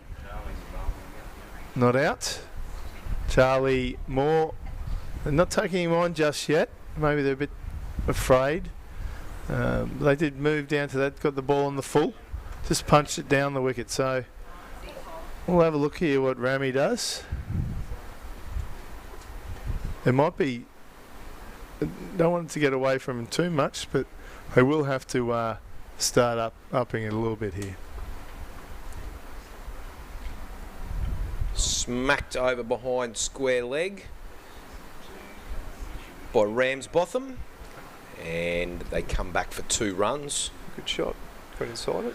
And there's not often that we've, especially in all the games that we've seen here, that they've got someone out defending on that boundary. So smart by the Sunny Coast boys.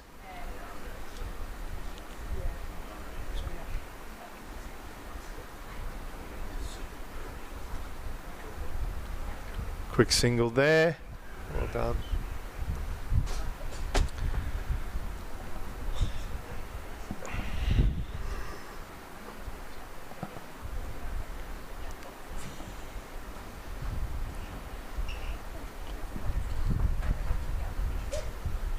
throws that one up and beats the mid-wicket coming across on the angle. They sneak through for a single. Another one to Walker, takes him to 39, sorry, off 71.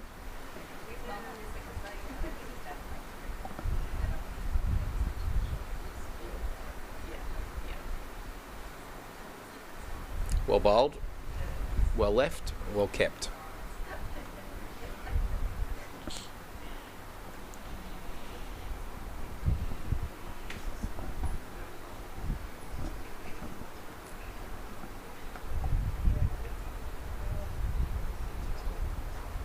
And just tried to guide that one down through the slip region.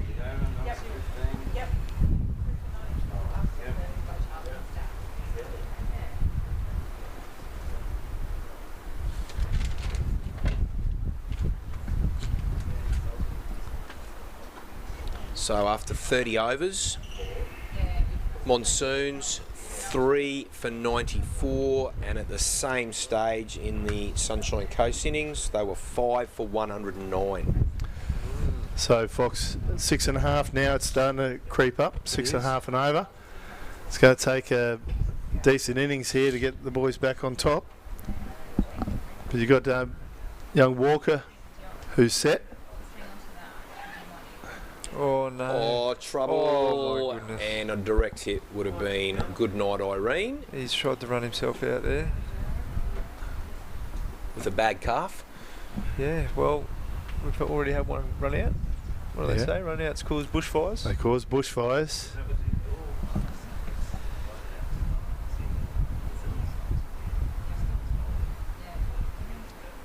Shot. Struck that nicely.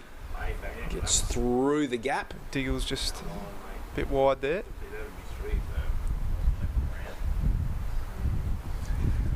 He's done really well there though to pierce that. Have a look at the ring field when they get back into format there. Got onto the back foot, punched that through the gap between point and cover point. We got 5 in that ring outside off stump. Ooh, wide delivery. Wide. And he didn't get away with that one. I thought he may have got away with that.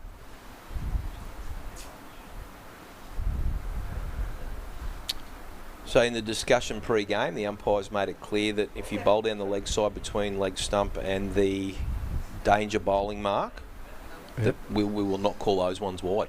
Oh. Wish that happened in my career.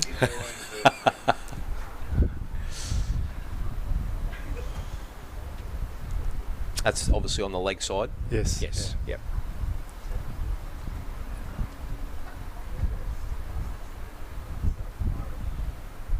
So we've got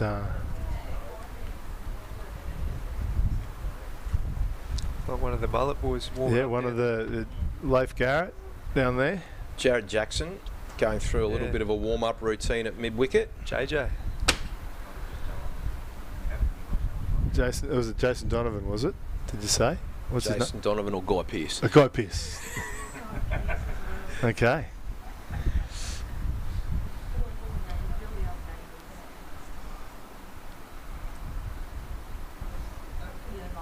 There's probably some musicians too that surely Johnny Devine's got a few vinyls of. He mentioned David Lee Roth. Yes, good one. Earlier on.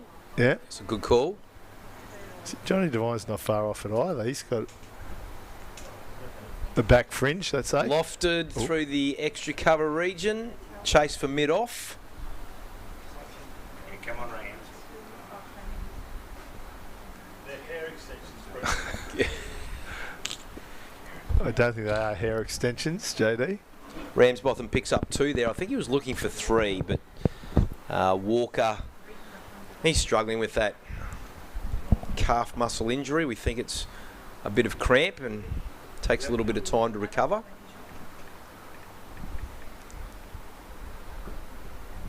So at the end of the 31st over, 3 for 100. Billy Ray. Billy Ray Cyrus, there's one. Wow. What number's he? I'm going to make the call on The Voice. Oh, yes. Oh, yeah. Bit of Johnny. Johnny Yeah. Farnham. Bit Johnny, you know, that blonde Johnny Farnham. You're The Voice. Andre Agassi. An early Andre Agassi. John, not Johnny. Not Sadie the cleaning lady, Johnny Farnham. He gets very Maureen. protective of his Johnny Farnham, doesn't he? Down there, Johnny Devine. Oh, he's coming back for 2. Second, good running between wickets. Shy at the bowler's end. Yeah, wicketkeeper being very alert, throwing the ball to the end where the injury-stricken batsman is heading towards, trying to put him under a little bit of pressure. All the notes, they're all coming out now, aren't they? Yeah, Holy dooly. And not one of these big down the ground. Oh, it's over mid-off. I think he'll pull it in. Well, we don't know, do we? And they do come back for 3 runs after we believe it's been stopped just inside the boundary. Oh, this would be gold. Please tickle over. There's just a little question mark over everything these days now. Oh, he's done well there. He has done well. The number 13 for the Sunshine Coast Scorchers there, Liam Johnson. Scored a lovely half century earlier on in their innings.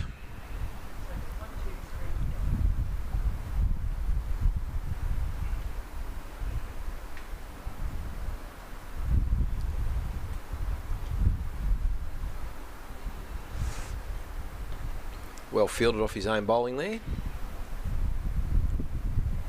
Charlie Moore, Glasshouse Cricket Club.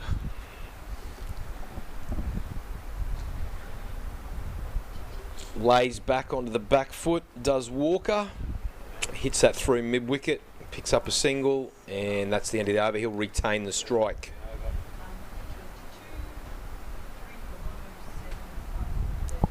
.32 overs completed for the North Queensland Monsoons, 3 for 107.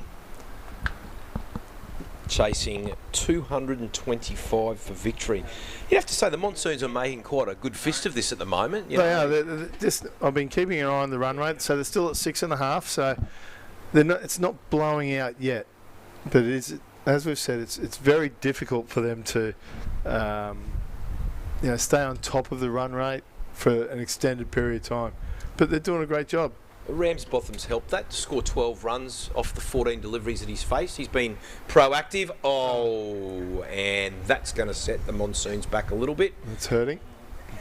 The in-form Walker has hit that one straight to the mid-wicket fielder, and that sees to the demise of Benny Walker after quite a solid knock of 42 off 76 runs. There was another longer delivery there from JJ. First ball back. Is he behind the stumps again? Yeah, foot just touching the popping crease. Okay. So let's look at the replay from the other angle. See what he was trying to do there, trying to step across a little bit and work it onto the leg. Number 4 coming in, Casey Jeffrey for the North Queensland Monsoons. Plays for the Wanderers Cricket Club.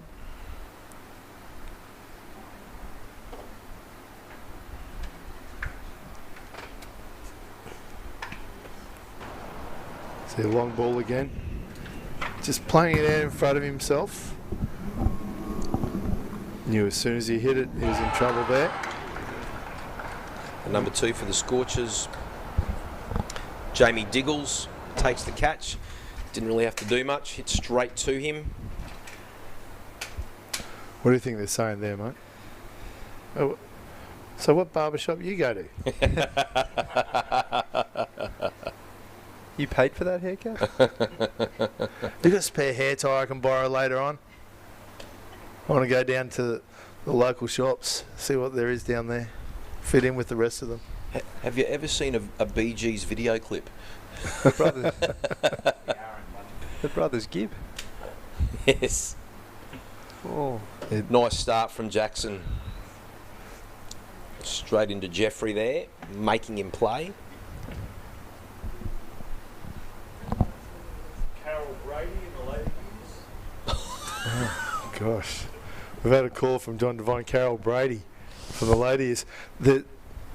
Please know there is not one boy out in that field that would know any of these people that we are saying. And there's probably only about 10% of people at home. Gapped him. Backward point. Now there's some running between the wickets. The skipper was very keen to come back for the third there, the Monsoon skipper.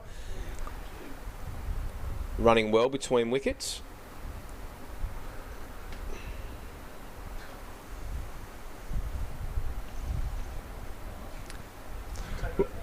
They did a great job, Ben, that innings, after stabilising after the loss of those 2 early wickets. Did his job. Chance of the bowler's end. Running. Misfield. Bit of pressure on the fielder there. Just tapping it down and Ramsbottom making the call to get there. Jeffrey was a little bit reluctant, hesitated, and eventually took off. Pressure on the square leg fielder. He misfielded, and they got through for that single.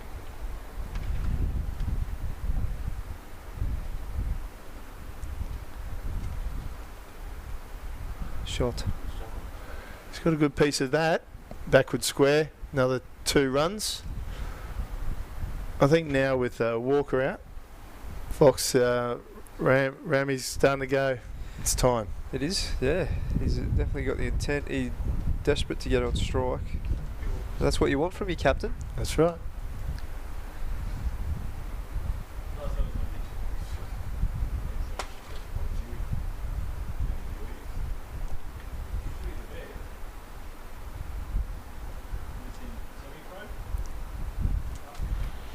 End of a very successful over there for Jackson. 5 off, but a wicket. A very crucial wicket there. Looks like drinks. They're calling for drinks in an over or 2. So maybe it's an opportunity to reassess at drinks to see where they're at.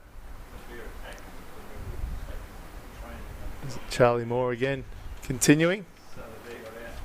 Over number 9 for him, and he's just controlling his end, isn't he? He's doing a fantastic job for the Scorchers, and he probably deserves a wicket.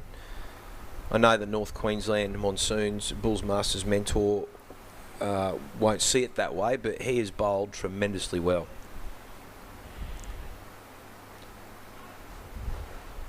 Once again, for a young leg spinner to be landing them as he has done. No one's really decided to really take him on. No one's got down the wicket to him, used their feet.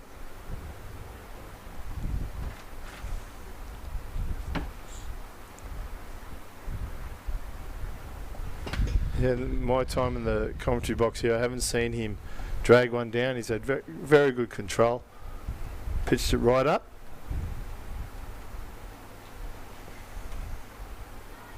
Outside edge. Outside edge. Backward point comes around, cleans that up, and Jeffrey gets through for a single to take his tally to 4 runs off 6 deliveries. See the field now have spread a little bit. We can see 3 out now. Ramsbottom has shown some intent since he's come out. Oh, chipping. Bunts it back down through mid-on. The long-on fielder comes in. Throws the ball into the ground in its return to the bowler. Moore.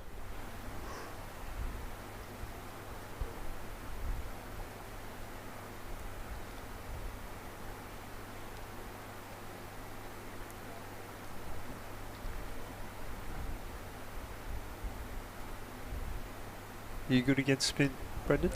Oh, look, I didn't want spinners to ever dominate me, so I'd always try to dominate them, let's say. Occasionally it would come off. More often than not, I would be trudging off. Yep. I didn't mind off spin. I didn't mind the ball coming back into me, but yeah, leg spin. Tail end is kryptonite. Yep.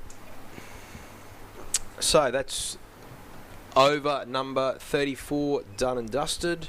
That sees the score at 4-4, 114 at the second drinks break, and just comparatively there, Sunshine Coast Scorchers, that was 6 for 132 as we head into drinks, and we'll have a short 5-minute break, and then we'll be back here very shortly for the final 16 overs of the North Queensland Monsoons innings. Support your local fruit shop and help Queensland farmers. One of my favourite fruits, oranges from Gayndah in the Wide Bay area. And grapes from Warwick and the Darling Downs. Beautiful strawberries from the beautiful Sunshine Coast. Hard to beat an Innisfail or a Babinda banana from far North Queensland. What about juicy apples from Stanthorpe? You can't go past a Bowen mango from North Queensland. Or a watermelon from Chinchilla. The Balls Masters are all about supporting junior cricket, and we're all about supporting local farmers. So make a better choice and get into your local fruit shop.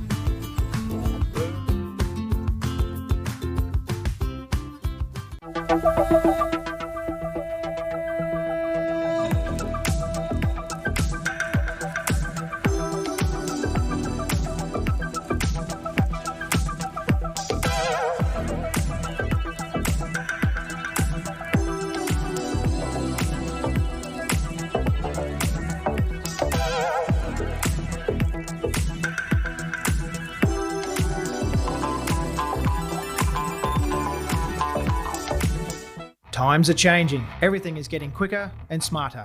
As a family-owned Australian business, let us show you how we are keeping pace with the rest of the world.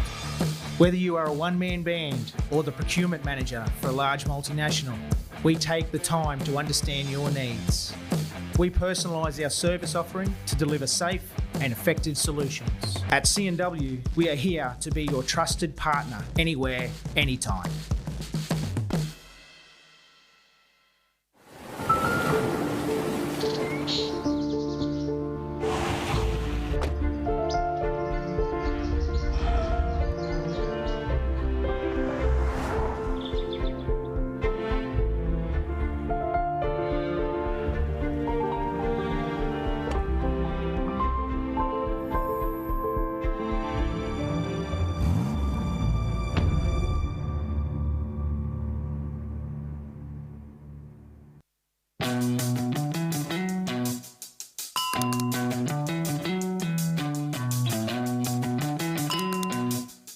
Chemist Warehouse is making shopping more convenient with its new Click and Collect service.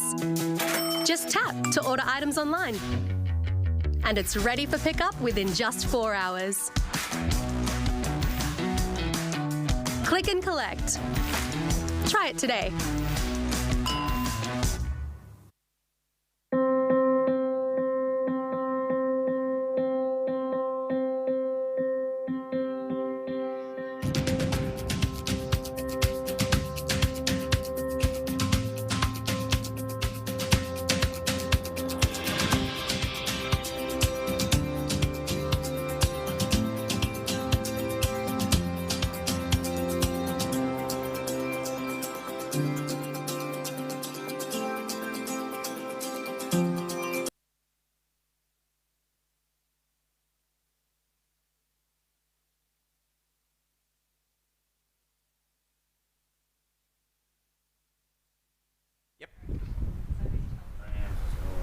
And as you rejoined us, viewers, a wicket has fallen for the North Queensland Monsoons straight after the drinks break.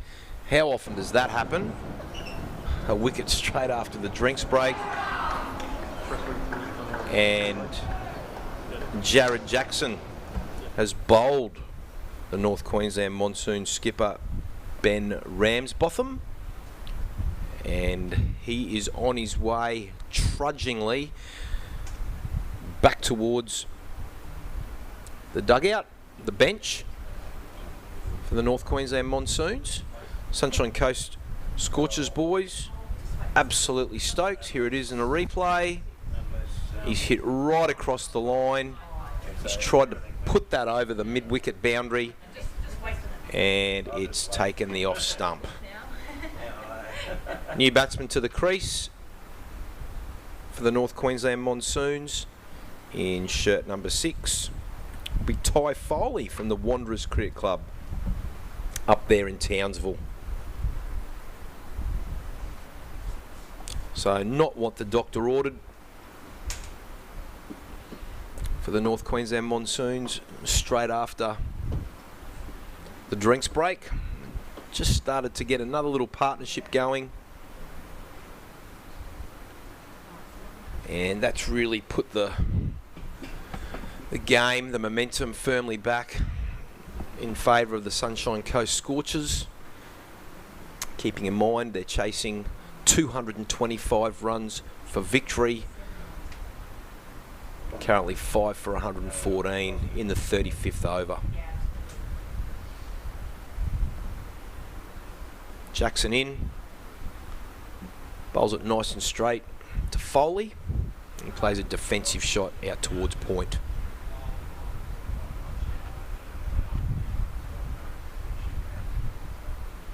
Still quite warm. Popped outside our lovely air-conditioned commentary box here.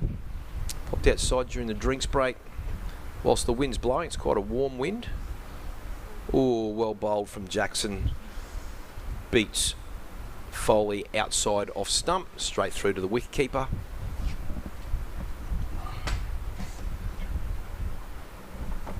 As I'm joined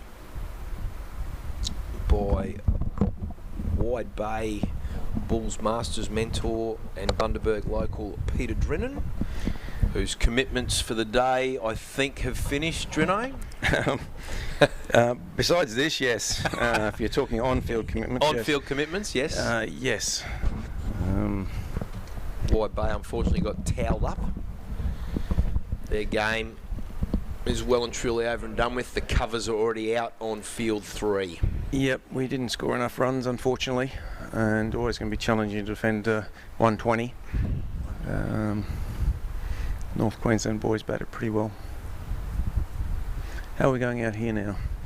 5 for 114. Yeah, it was 34. It was 4 wickets down at the drinks break, but first ball back after the drinks break, the skipper got bowled. Skipper for the Monsoons got bowled by Jared Jackson. So it looks, you'd suggest that Sunshine Coast are on top here.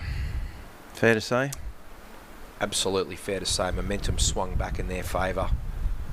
Well, they've probably been on top. To be fair, they've probably been on top for the majority of the innings.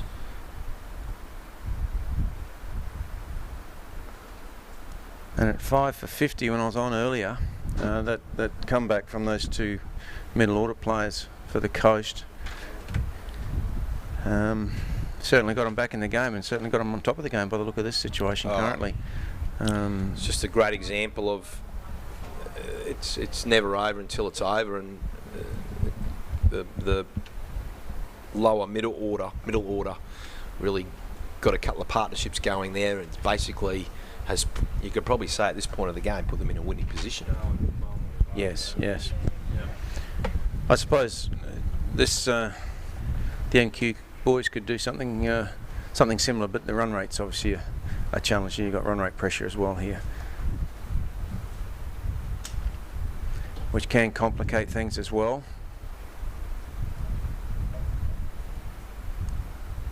What have we got left? 15. And they've got to get 110 off 15. Yes, 110 off 15 overs. My maths is not very good, but just over 7 runs an over. Sevens. Which young Charlie Moore bowling here, leg spin. And once again, he has bowled sensationally well. And hasn't got a wicket, but none for 24 off 9.1 overs. It's probably deserving of a wicket. No one's really got after him at all. He's landed them pretty well, although as I speak he gets pumped out towards the square leg boundary, but they've got a sweeper out there, deep square leg, and they just keep it to a single. Charlie bowled straight through his 9? No, he bowled a 5 over spell. Ben Baker brought himself into the attack at the same end to bowl a couple of overs of off breaks. Yep. And very mature decision. He went for 12 runs off his 2 overs of off breaks, took himself off and brought Moore straight back into the attack. This could be his first wicket here. Oh, he's been put down at mid-off. Look, everything looks pretty straightforward from up here, but that looked a relatively straightforward opportunity at mid-off, gone through the hands of the fielder. So been challenged. First wicket. Here we go. He's in reasonable position, and he shelled it. Well, it's an run-out opportunity at keeper's end too here. Oh, good gloves. Yes, excellent he's picked gloves. that up well, considering no one was backing up. Ben Baker was having to come from square of the wicket all the way round to try and back up, just in case. And the wicketkeeper McAllister, Curtis McAllister, gloves it beautifully. Actually, he's done quite well behind the stumps. It's just he's done that real well when you look back on the replay. Yes.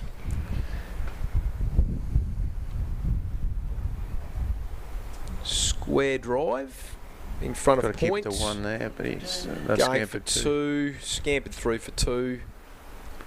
Look, they've got to be doing that, haven't they? This situation, they need 7 plus and over. Got to be putting pressure on that outfielder, and look, it wasn't all that risky in the end. That second run, they did it well.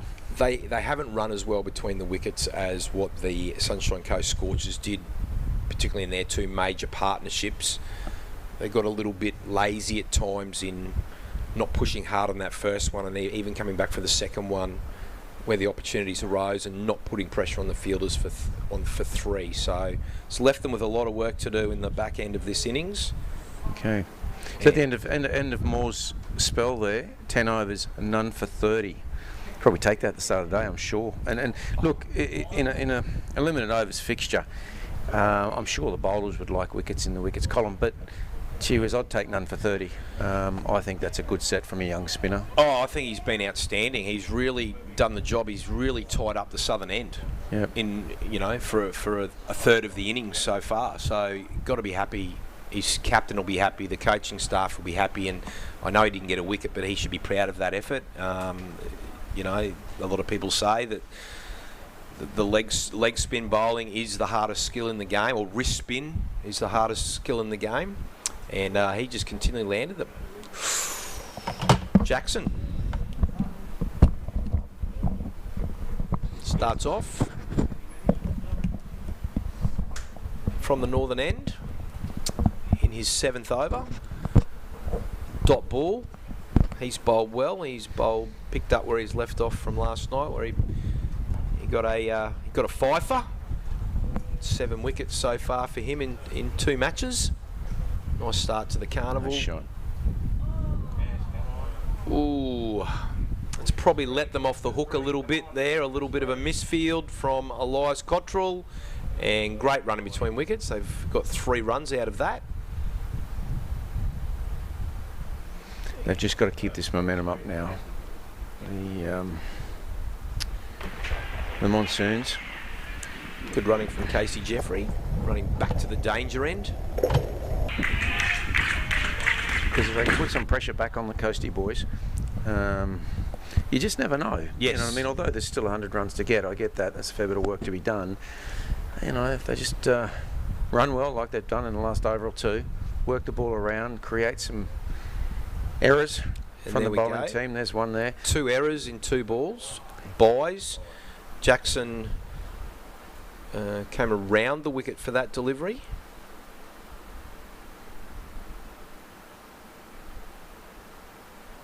And looks like he's coming back over the wicket.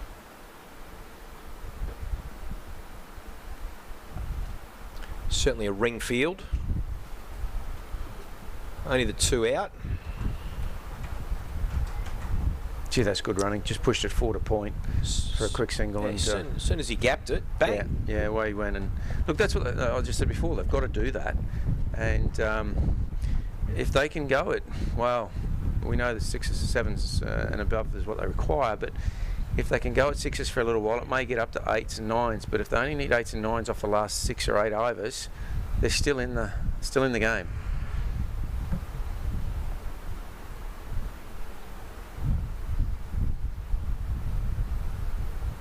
Well bowled from Jackson. Got to be happy with that delivery. Foley trying very hard to get something on that. Ty Foley from the Wanderers Cricket Club. Nice for the batting team just to squeeze this away for a few. Get that 7 off this over and keep them with that rate. Oh, that's a quick single. He's done it well again.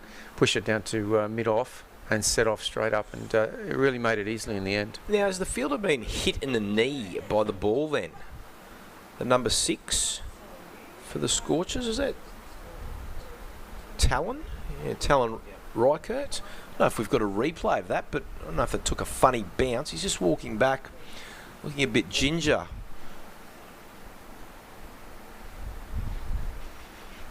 Seemed to strike him on the knee, and he was a bit slow to get to his feet. He was a bit slow. He's got a little bit of a limp as he heads back to his fielding position. Will be a forced bowling change here, and it looks like Reichert's back into the attack after he's taken that knock to the knee.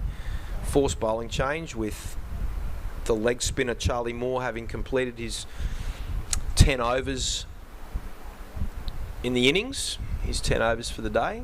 He's done a job for his side.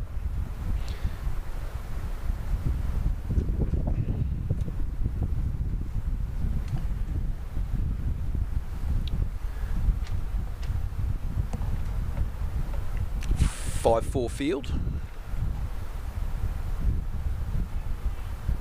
and they manage to sneak that past the backward point. Third man comes around to tidy it up, and they pick up 2 runs. Good backing up by the number 10, the Jared Jackson. If Talon can manage to squeeze a couple more wickets here, he's got 1 for 21 at the moment off his 6. He's certainly batted very, very nicely. He'll have a good day out. He's got the Merv Hughes, Daniel Worrell style run up where he comes quite wide of the crease and comes in. We haven't seen a young bowler doing that for a long time. I thought you were going to talk about the haircut for a moment, but I wasn't. I'll look at the run up this time. So. Well, Gavin Fitness has coined the phrase for Talon and Jared as the mullet mates. Okay, there you go. Oh, he's got something that's on that. Handy runs down through. Third man will come around, picks it up, and they'll come back for 2. These 2 batters are doing a fine job here. They're just, as I said, they're getting their 6s and 7s and over, and that'll keep them in the game. It'll keep them in the hunt. They're looking busy enough. Obviously, wickets are important to keep in the shed at the moment, so 5 down. So a nice thick outside edge from Foley there on that previous delivery. And Reichert beats him outside off on his follow-up delivery. Dot ball. 4 runs off the over so far. Yeah, I suppose their attitude is we've got to keep the scoreboard ticking over just to keep ourselves in with a chance, in with a hunt. I mean, I'm not exactly sure how deep they bat and what style of batters they've got coming in later on. Oh, that's close. Now, I'd love to see that back. I'm not sure the young man had his bat down. Do you reckon he might have been plonking it, not sliding it? I don't think he slid his bat in, and I think he could be...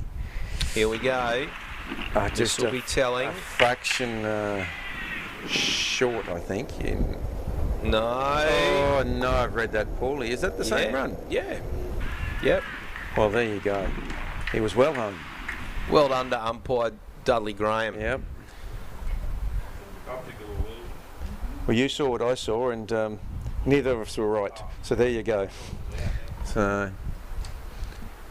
Oh, charges, hits it straight and straight. Cannons into the stumps.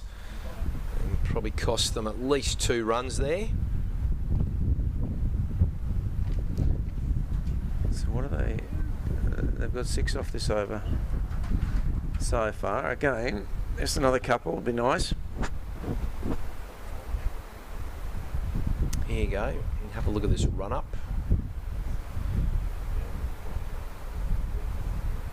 I see what you mean. Yes.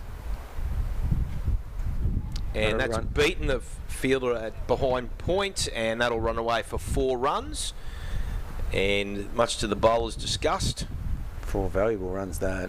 Last ball of the over. The Monsoons will be totally stoked with that particular over. 10 runs coming from that Talon Reichert over. 7 overs, 1 for 31 are his figures. Still very tidy figures, but 5 for 137 off 38. And I see no reason for these 2 batters to change too much of what they're doing. And, why can't they take it deep, get it through to the 45th, 46th, and see where they're at? And as I said, even if it's only 10s they need off the last 5, with 5 wickets in hand, the fielding team's going to start to feel the pressure. So, the last 3 or 4 overs, they've gone at their run rate, the required run rate, no doubt about it. They've just been busy. They've showed some intent. Yep. They're relatively new to the crease. Obviously, Jeffrey had been there a little bit longer, but they've just been busy. They've been backing up well, running well, low in, low out with their running between wickets. I just hope they don't feel the need to get that extra boundary or go big or go any harder than what they're doing, because they just need to keep doing what they're doing. Taking it at least to the 45th. Getting there, they've got 7 to 10 and over off the last 3 or 4, I believe. And if they do that off the next 6, the game could become very interesting. And look, the other thing too, I suppose you've got to say, Sunshine Coast had to play the game last night. They've had to back up today. And as much as they'd be considering themselves to be on top, there's 2 wides in a row there now. They'd be considering themselves to be on top. And they might be feeling the pinch just a little bit from a tiredness factor. They've kept them out here. We're getting up near the 40 over mark. It may play a part. It may play a part in, are they becoming a little bit cooked, so to speak? Look at that. That's a brilliant run. Yeah. Brilliant run. Also running between just wickets. got it to the right. It wasn't far to the right of mid-wicket and weighted it beautifully. But what was most impressive is he called the run immediately. And his partner responded, and it turned out to be a very, very comfortable single. And it's been a very much a part of this partnership. And the top order should have been running between wickets a little bit more like this earlier on. They probably missed a half. Ooh. No, that's careless. Yes. That's careless. There's no need for that. And that's what I just mentioned. I hope they don't feel the need to do that, because they've been doing really well. Yeah, just guide it down there. There's no man down there. That's potentially 2 to 4 down there with just a little run, low risk. Keep it low risk at the moment. Stay in the game. Take it deep. Again, it's easy from up here. I get that, but it's. I just think they're doing such a good job at the moment. So that shot's forced. Well, Sunny Coast to push back mid off. That's interesting. And that's what you were just talking about. Just didn't need to do that. Bit of a rush of blood from Jeffrey. He'd done the hard work, 16 runs off 18 deliveries, and probably didn't really need to do that, as you were saying. And that puts a lot of pressure on. He was reasonably set, and that's put a fair bit of pressure on the incoming batsman, being the number 11 for the North Queensland Monsoons, Jeremy Harding from the Wanderers Cricket Club. He'll be heading down to the striker's end. And I think you were here for that conversation last night, Drino, where we were talking about the underage cricket in having sometimes the coach having that ability to sometimes talk to the players in some way, shape or form about these sort of situations and scenarios. Look, the only way to learn how to play it is to be in that situation, and hopefully the coach will sit down with the young fella and reflect on that innings, which, that 16 off 16 he got there, I thought it was a good knock, but it was more how he got them, you know what I mean, and that how they built that partnership. And they, if they understand the game a little more, they need to understand to take the game deep. And, that opposition starts to feel the pressure, and, the runs start to flow even more. And they only needed another 4 or 5 overs of those 2 batters Absolutely it was right. really opening up the game for them. And you could see it though from here. He was looking to go harder, and it was just, it looked inevitable that what happened. And anyway, look, they're not done yet by any means. This lad looks a big strapping lad. Who's this? Jeremy Harding. Jeremy Harding. The opening bowlers for the Monsoons. Solid forward defence.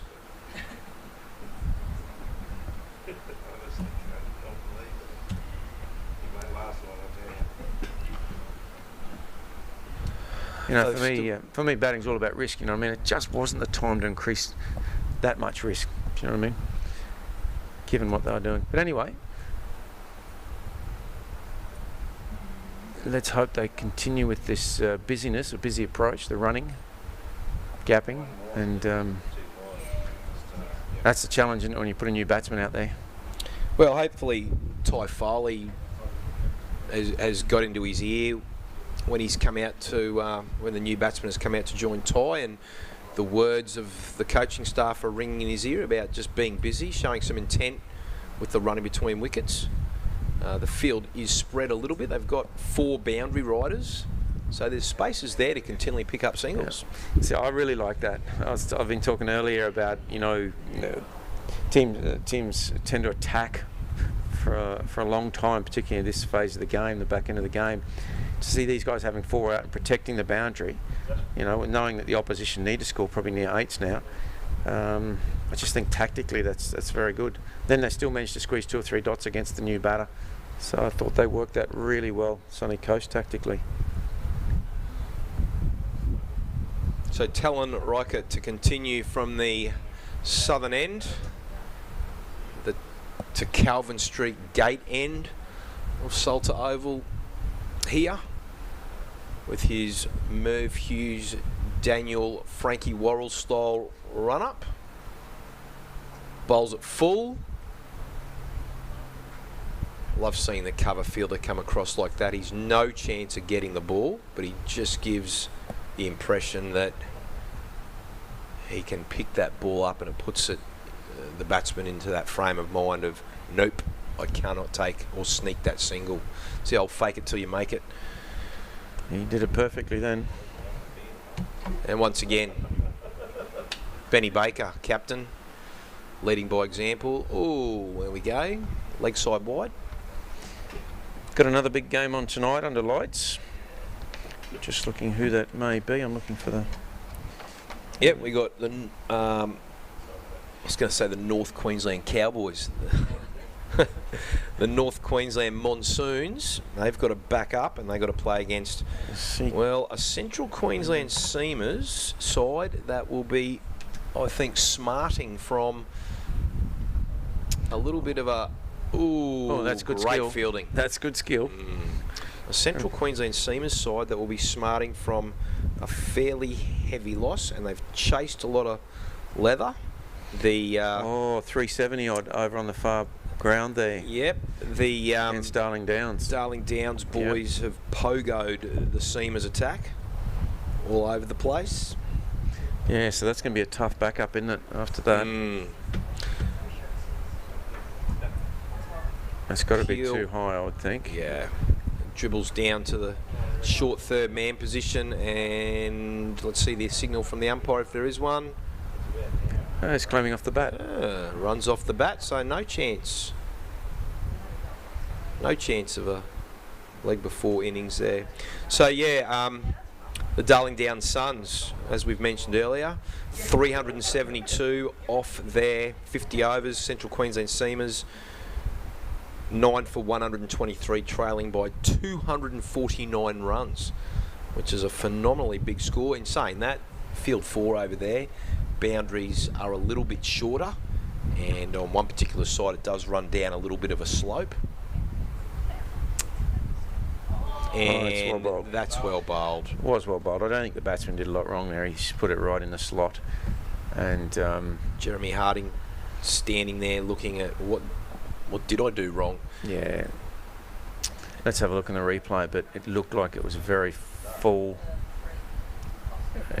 Oh, actually, if anything, it's probably nipped out a little bit, given it angled in and nipped away. I'm giving it a cracking delivery, and it's clipped the outside edge of the off stump. Yeah. So look, I think as a batsman, walk off, and I don't think there's a lot. He may have got caught on the crease slightly, but still a very, very good delivery. So Harding dismissed without troubling the scorers. And the new batsman to the crease for the Monsoons will be number 9, Lachlan Hutchings from the West Cricket Club. Another one of the frontline bowlers for the Monsoons. He'll be joining Ty Foley. And losing wickets in clumps. Look at that.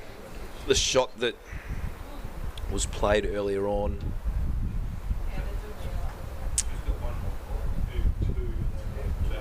And that's brought about the dismissal. Yeah, the 6 wickets. The 6th wicket you're referring to, that was the killer. After such a nice little partnership, bit of consolidation. They're scoring the required run rate, or very close to. Just scored 10 off the previous over. Yeah, Casey Jeffrey's dismissal. That was an error of judgment, I think, on the batter's behalf. But again, he'll be better for that. And as we talked about, hopefully the coach has a chat and reflect back on it, and he'll be put in that position again moving forward, I'm sure. And maybe he'll do it a little differently next time. But 7 for 142 off 39.4 overs. North Queensland Monsoons. Oh, very solid front foot defence there by Hutchings.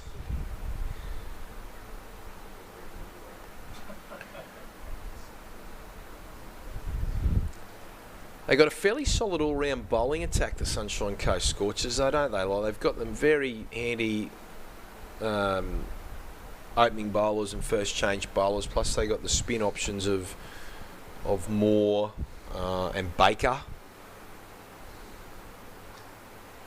Yeah, good shot, just forward of square. Easy single, get off the mark. Easy to understand why they did make the grand final of the Lord Taverners under-16 comp a couple of weekends ago. They've obviously got a good side. 5 for 50, they've obviously missed out the batters today, but to have a middle order that could do what they did, would suggest they've got some good batting depth as well. So a pretty handy side by the sound of it. I'm just wondering whether the Wide Bay boys, I'm looking at the draw. Tuesday. So 40 overs gone. North Queensland Monsoon 7 for 143, and at the same stage, the Sunshine Coast Scorchers was 6 for 162. So there's only one difference in the wickets in that case. 6 for 162 versus 7 for 143, but a difference of around 20 runs. Which, in effect, if you have a good over, good 2 overs. Yeah. But these guys are bowling well, and they're fielding well. They're taking their chances. Change of bowler at the northern end. Into the attack comes the number 2, the very tall James Diggles. Just looking at the draw, the Wide Bay boys obviously in a different pool, so we missed them, which maybe not a bad thing. Well, they played them here in a Taverners game, the Wide Bay boys. Okay. Probably 5 weekends ago on a Sunday. And Sunshine Coast won that game reasonably convincingly. Slightly different side that the Wide Bay guys are fielding. They're obviously missing a couple of boys that are from down south. under 15s. Yep. And I think there might have even been a Sunny Coast boy that was playing, another Sunny Coast boy that might have been playing with the Wide Bay crew as well.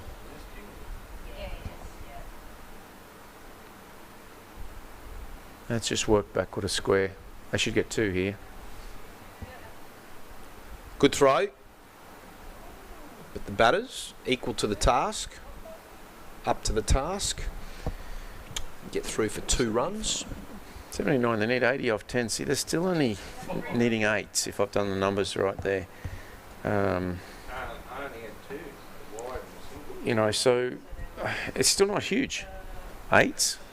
Just need to... Particularly with the field fairly spread, there's still fairly, as a wide. Keep picking up the sundries where you can get them, the wides, the no balls, the buys, the leg buys.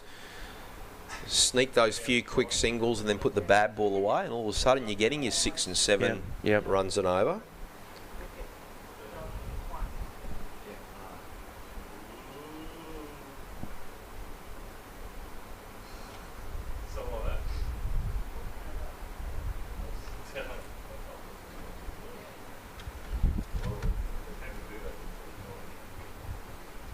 I do like how the Sunny Coast boys are going about it.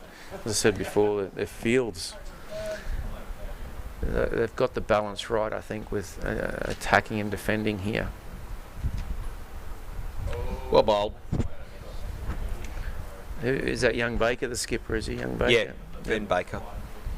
Shirt number 1, he's in there at cover, controlling things as such. Ben Baker. Yeah, he's doing a fine job. He's having a good day as well, batted beautifully. Oh, that's through out to deep mid. Are they going to take it on? No, they are going to take it on. Yeah. Actually, that's good running from the batsman. Foley's quite quick. He's got a little bit of speed over that 20 metres. He took off very fast then. 41 overs completed in the North Queensland Monsoons innings, 7 for 148.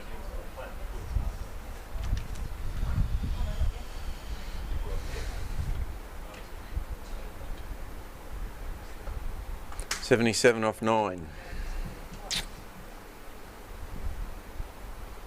It's been done before, quite often.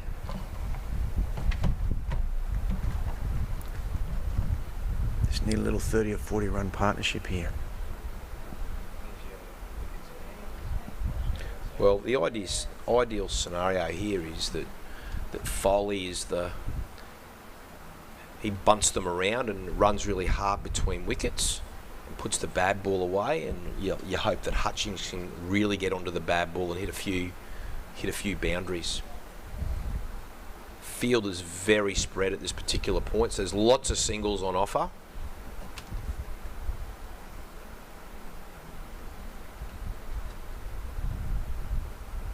See, again, sorry to go on about it, but tactically, you know, it's a good option the way they're going about it here, Sunny Coast.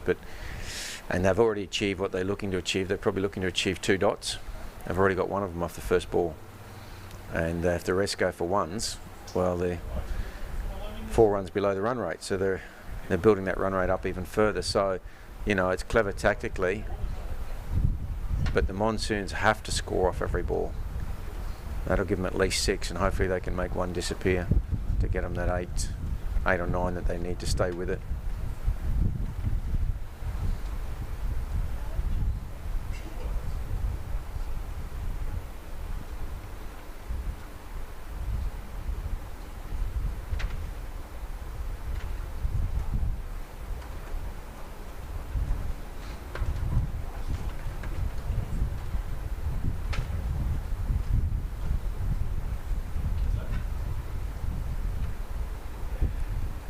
See, that's not looking to do enough there, I don't think, young Hutchings.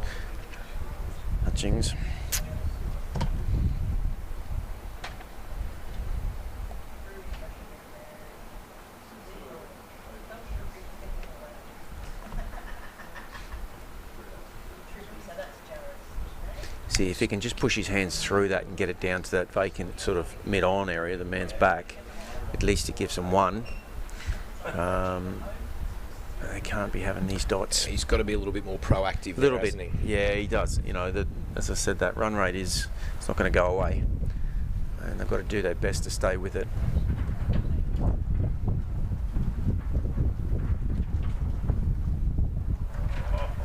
Dot ball, just what the Scorchers want.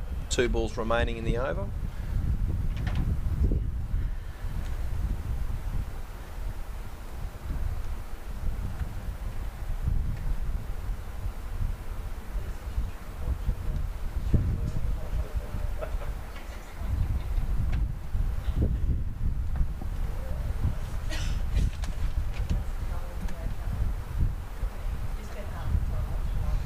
Look, that's a very fine over from Talon. You know, I talked about, you know, the batter not looking to be busy enough, and I think he can be busier, but again, credit to the bowler, he's hit that back over length. He made it awkward for the batter. It's a very, very good over. Just what the Coast boys need, push that run rate up a bit further and make that task just a little bit harder for the Monsoons. Hutchings has probably also got to back himself a little bit more here too, back his batting skills, and be a bit proactive and be prepared to, without taking too many risks, maybe just be a little bit inventive, be technically aggressive. Well, certainly once it gets to 9s and 10s, there's got to be some risk involved. Got to be. So I would like to see them doing more now and trying to keep it below, so the risk doesn't have to go up too much. But too true. As we were talking about experience before, these guys, the more they play in this this situation, the more they're going to get understand it, get used to playing in it, and hopefully get better at it. Managing a run chase, it's a skill. Yeah, we talk about in rugby league terminology, game management, and what a halfback needs to be doing for game management. Well, in this case, you've got the batsmen who have to have some game management from their perspective, and you've got the skipper for the Scorchers who's got the game management in dotting up the opposition and putting the pressure back on them and creating some scoreboard pressure. Yep. And these two bowlers, look, they haven't got a lot of pace, but they're hitting good areas, which, you know, that little bit of pace off and that back of a length ball it is challenging for the batter.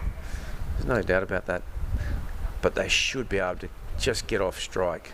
There we go. That's helpful. That's a that will go for 4 runs, but that was quite a shot out of frustration. Yeah, I'm not sure he played that, but the result was tremendous for. I'm going to say that's not where he wanted it to go, but that's all right. It doesn't always matter where it ends up. It's what goes into the scorebook. It's a great outcome. So the Scorchers got a 4-5 field happening at the moment. Mid-off, cover, point, deep cover.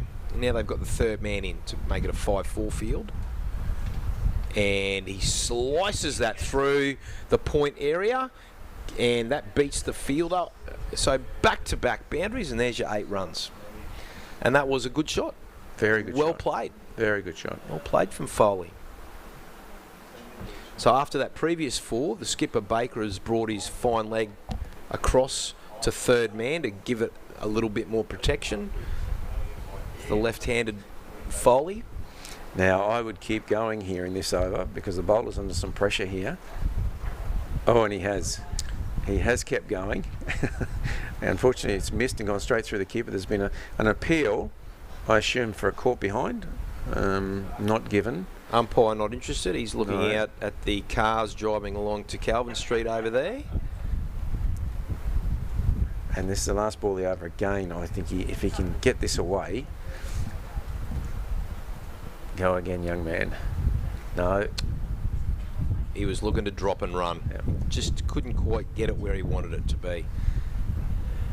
8 off the over. Well, they're still in it. My word. 5 overs for Jamie Diggles in his spell. None for 24. 43 overs gone. North Queensland Monsoons 7 for 157. Chasing in an attempt to chase down 225 for victory. 67 off of 7. Run rate's just gone up a tad again. It's not certainly out of the realms of possibility yet. 9s, roughly 9s.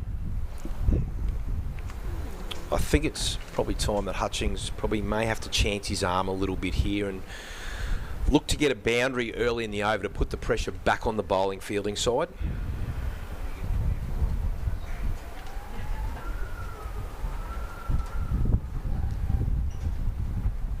He's bowling very, very well. Just to set into that wicket.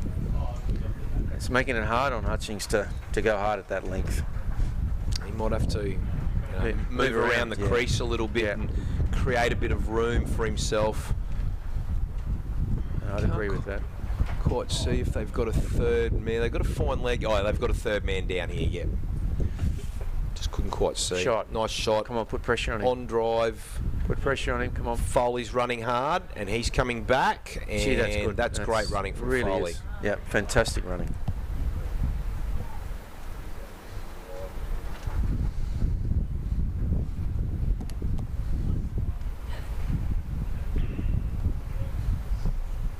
You only need 5 twos and over, and you'll get home. Don't need a boundary. Hutchings not probably quite as swift between. That's a great lofted shot. over mid-wicket. Don't think he got all of that. They'll get at least 2. Foley be pushing for a third. No, happy with the 2. There you go. Just keep chipping those 2s.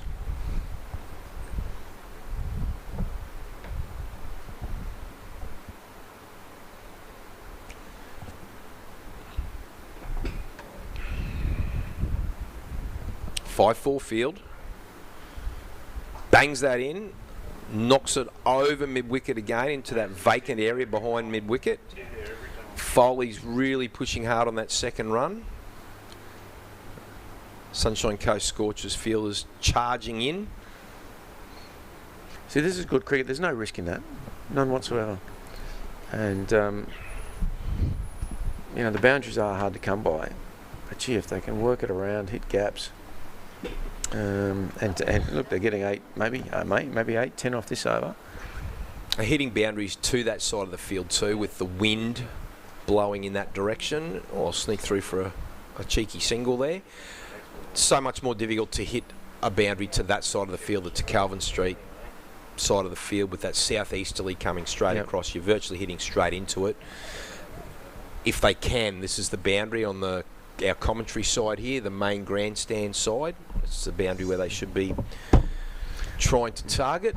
Foley needs 2 or 4 off this. 2 or 4 to keep Hutchings on strike for the next over.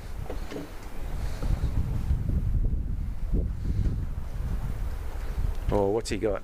He'll get a single. There's a fine leg down here. Okay. Well, that's a good over for the North Queensland boys. They've got 7, 8 off that. Not far off the required run rate. Called for a drink as Matthew Hogan from Bulls Masters joins us. Matthew, have you been out having a look at the back ovals there a little bit? Yeah, mate, I've been running around getting photos of the winning teams and whatnot. So there's been results on all other fields. White Bay went down earlier. They were the first team to go down. They lost to who were they playing? North Queensland. Fusion? Far North. Far North Fusion. Yep. And fairly convincingly. And then Darling Downs had a huge win over on the far field. Obviously, when a bloke scores 174 off 105, you're in the box seat, and they certainly rammed that home. I'm not sure what Central Queensland made, but they would have been lucky to have made 100. And then on this field over the back, it was a much closer game. So Field 2? Field 2, yeah. So it was Southeast Queensland batted first and made about 190. Yes. And Mackay Whitsundays chased them down. Oh, they got home in the end. Yeah, so I walked past they had 5 wickets left and they needed about 40. I'm not too sure what they got in the end, but they did it easily in the end. So they did it, they might have hit a few boundaries there at the end and got it. So if you're good enough to get them, then you deserve the win. Chasing down 190. Yeah, I think so too, yeah, absolutely. Jared Jackson back into the attack for the Sunshine Coast Scorchers. Coming off the back of a fifer from last night. He's picked up 3 for today so far. He's got 2 overs left out of his 10. Oh. And that's a nice delivery to start with from one half of the Mullet Mates, as they've now been called, as opposed to the Bash Brothers for the...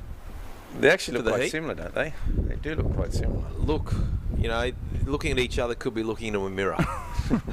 Seriously.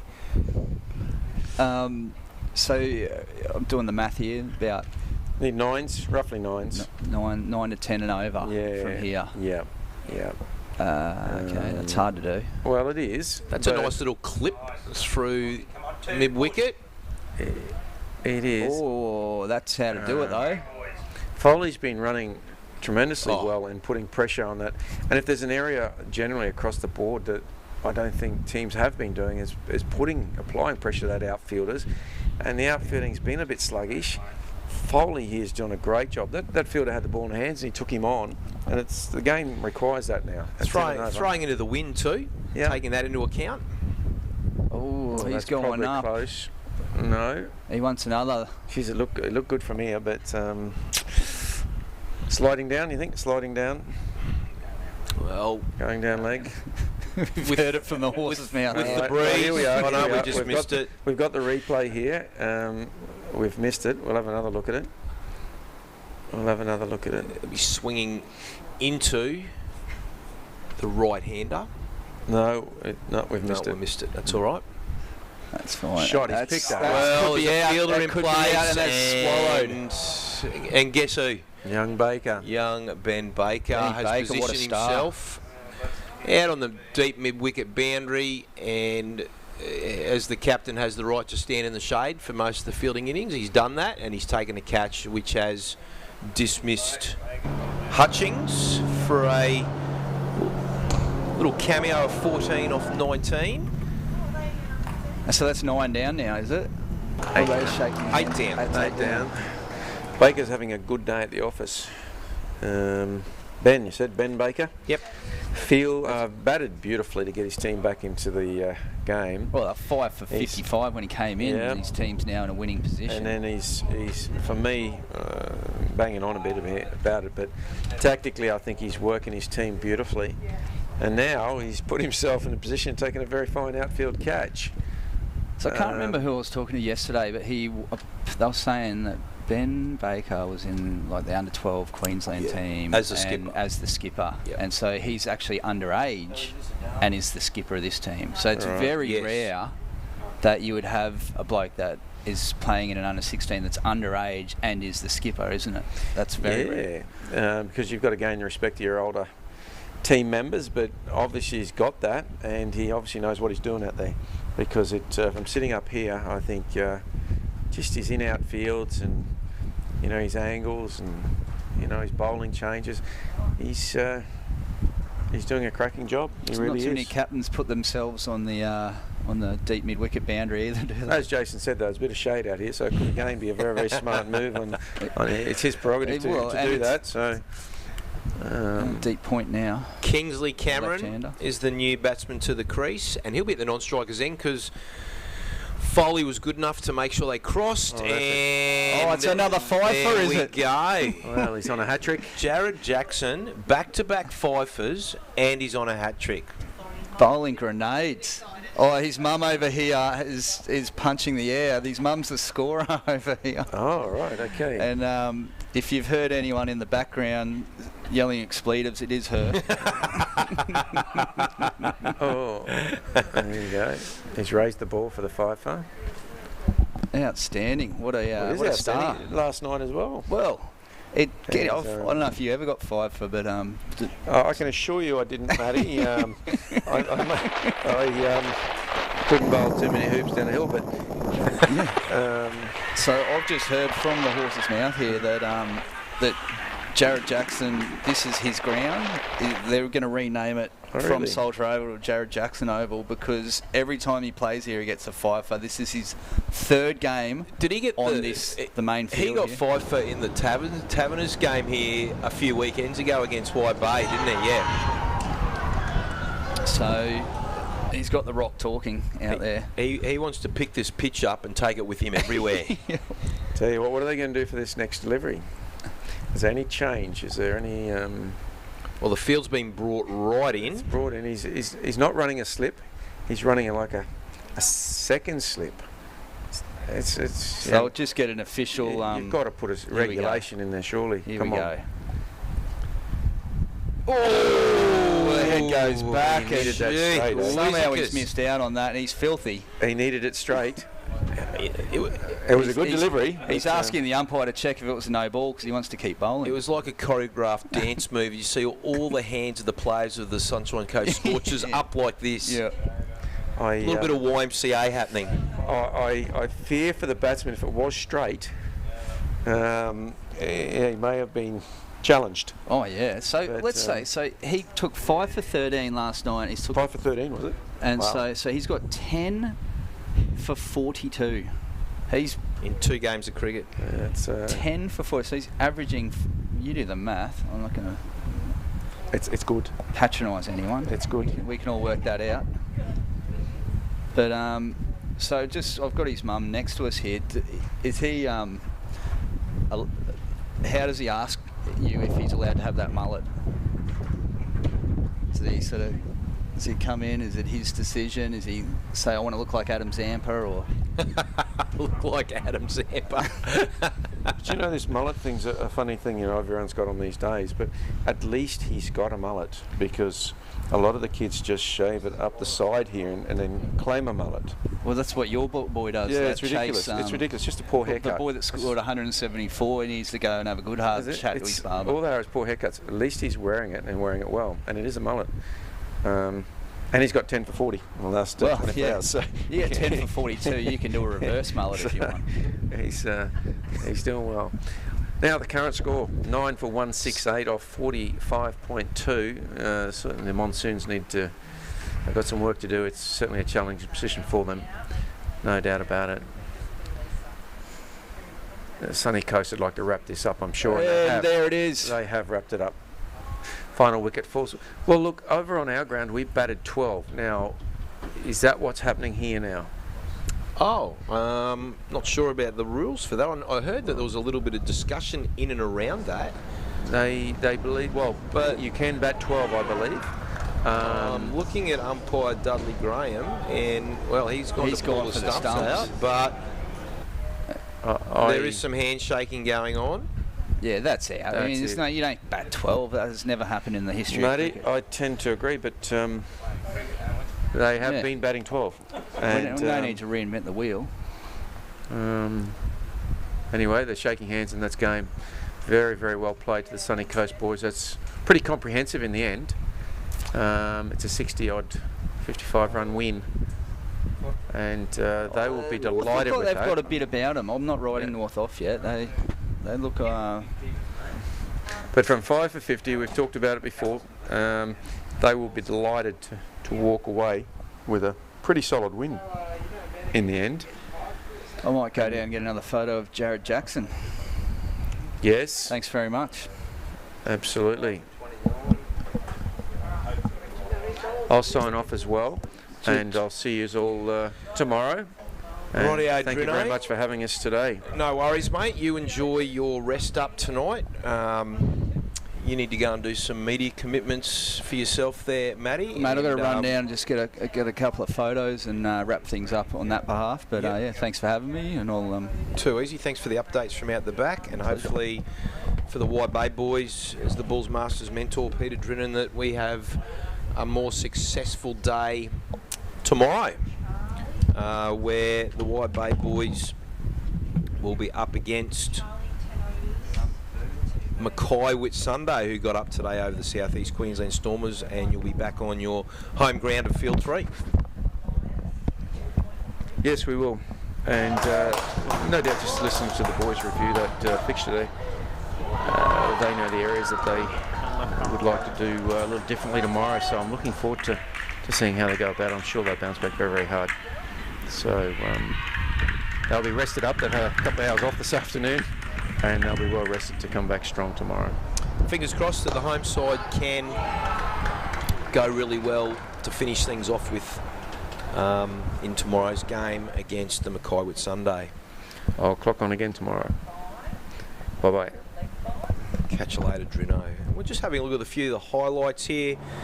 Seeing Benny Ramsbottom just getting bowled there. Next batsman out was Casey.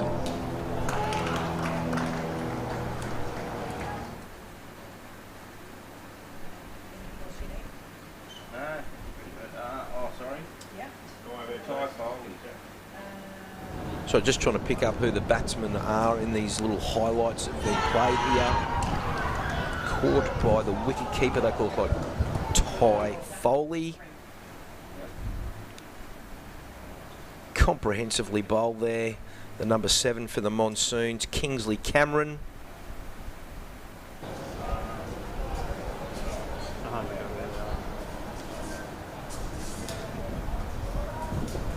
That finished the innings. That finished the game, and in the end, it was a comprehensive win to the Sunshine Coast Scorchers.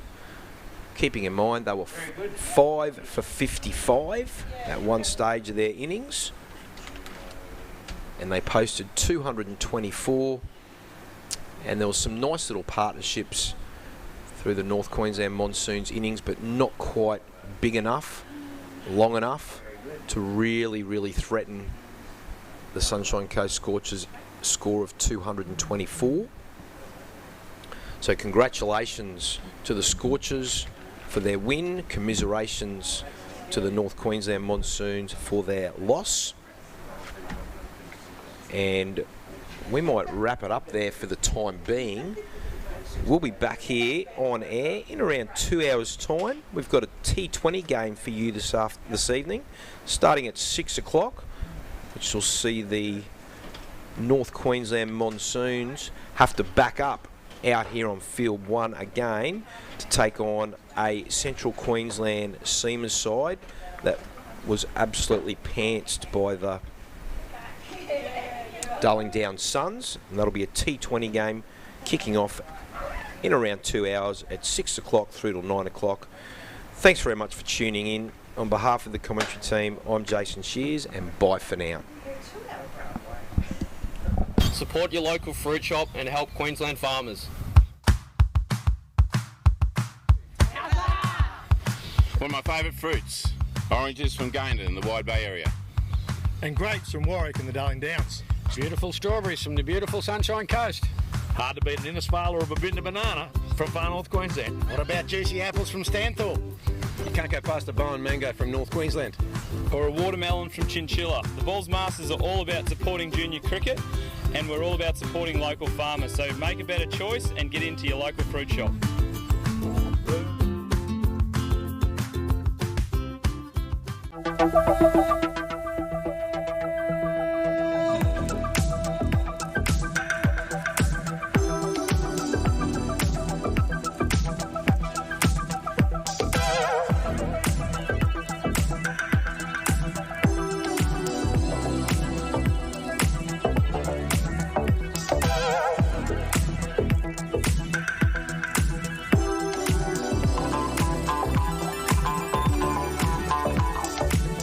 Times are changing. Everything is getting quicker and smarter. As a family-owned Australian business, let us show you how we are keeping pace with the rest of the world. Whether you are a one-man band or the procurement manager for a large multinational, we take the time to understand your needs. We personalise our service offering to deliver safe and effective solutions. At C&W, we are here to be your trusted partner anywhere, anytime.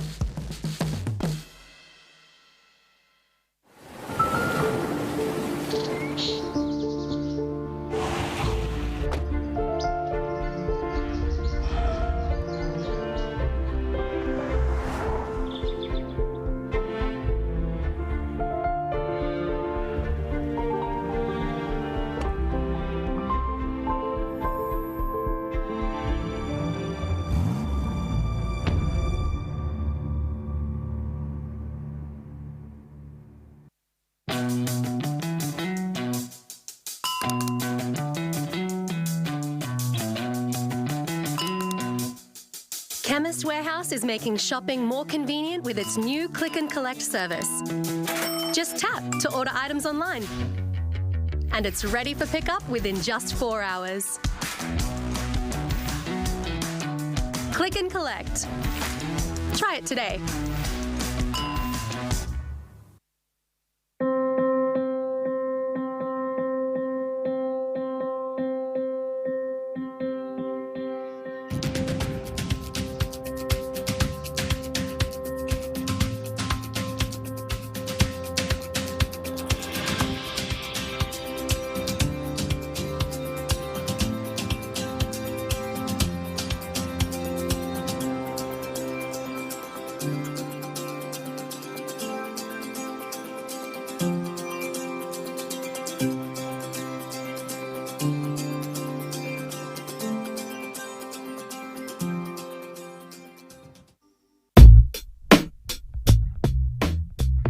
Hey, Horry and Mocko, can we have some tips?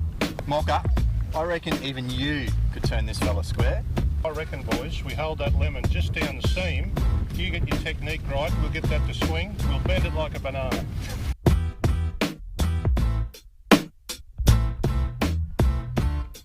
Good, good.